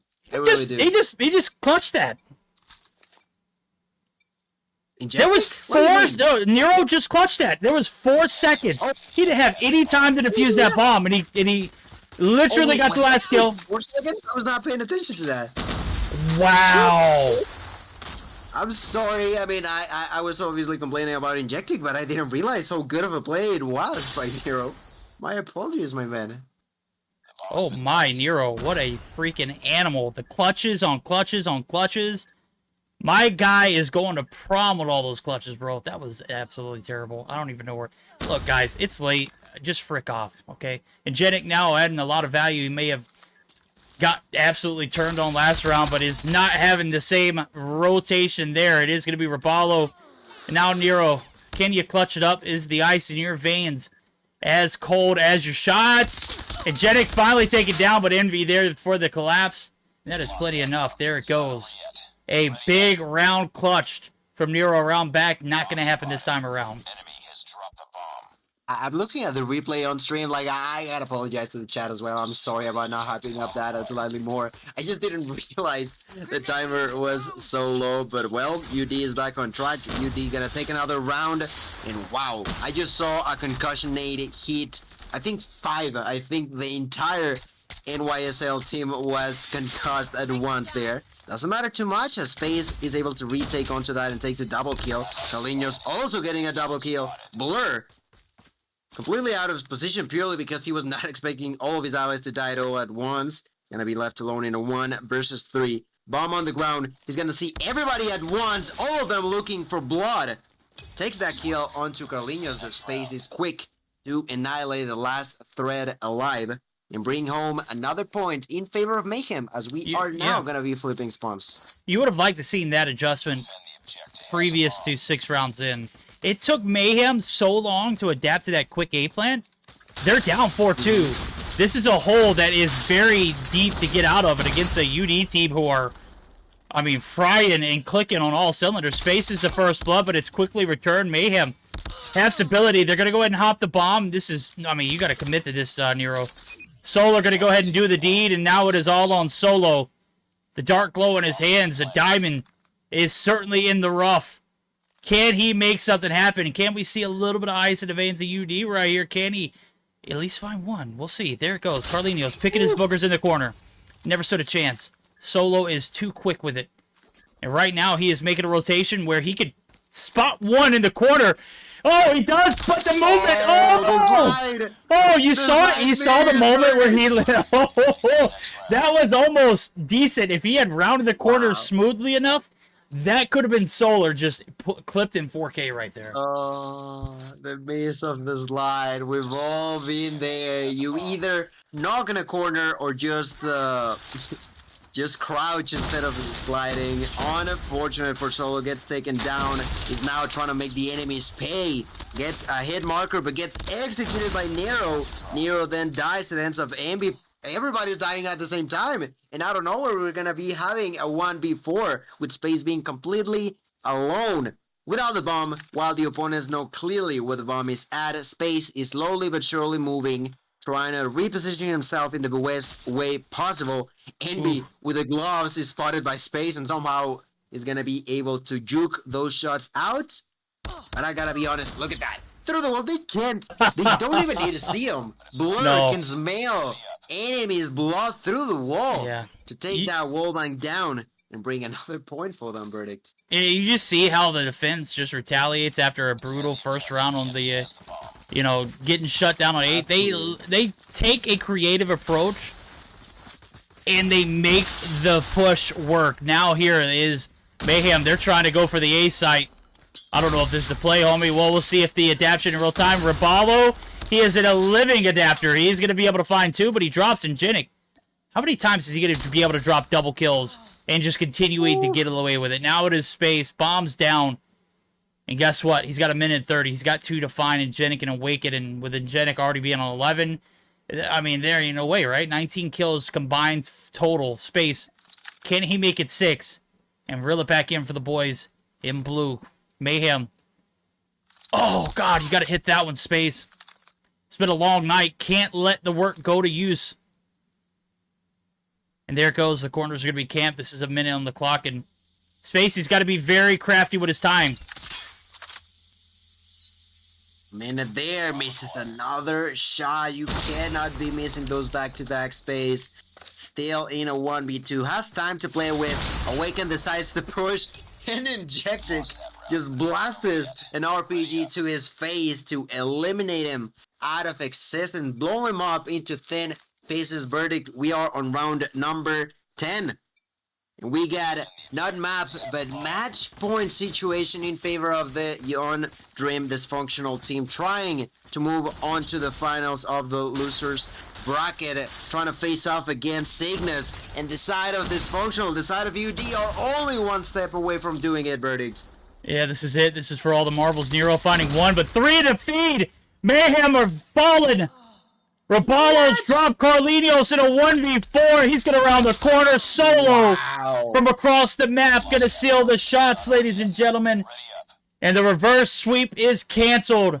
Mayhem have fallen victim to a slums search and destroy where, again, it just didn't look like they had the right motive, the right strategies. They didn't have the right plays called on those first 6 rounds, and they fall 4-2. And of course, I mean, there was only, what, 3 rounds that were needed on the attack? Or 3 rounds that were needed on the defense? Of course they're going to be able to get it. They adapt. They made the moves. They evolved in real time. And that is it for the night, ladies and gentlemen. A big one to cap it off with. A big round, or game number 5. Went the distance. Not quite the distance in rounds, but I'm going to be honest with you. I don't know if I would have been able to stand up for 16 rounds of Search or Destroy. I don't think it is in my cards. 13 on board for the boy Injetic. My guy, you are something else in Search, bro. You are just built differently. I don't know what it is. I cannot pinpoint myself either, but GG, well played. They've done it like we mentioned. We'll be moving on to one more day of the Meseeks Shred League as of right now. I think that's pretty much all we've had to show you guys tonight. Hope you all enjoyed. 3 verdict. 3 game 5 situations and 1 game 4. Usually this could take as little as, what do you want to say, like maybe 4 hours, 4 and 10 to 20 minutes. How long have we been here? 6? 5 hours and 45 minutes exact. Wow. Yeah, I mean, we went the distance. And we took short breaks, so it wasn't like we were dragging it out, like, hey, I need a little bit of a... No, we just got water. We're like, hey, let's go ahead and knock it out, because we know these matchups.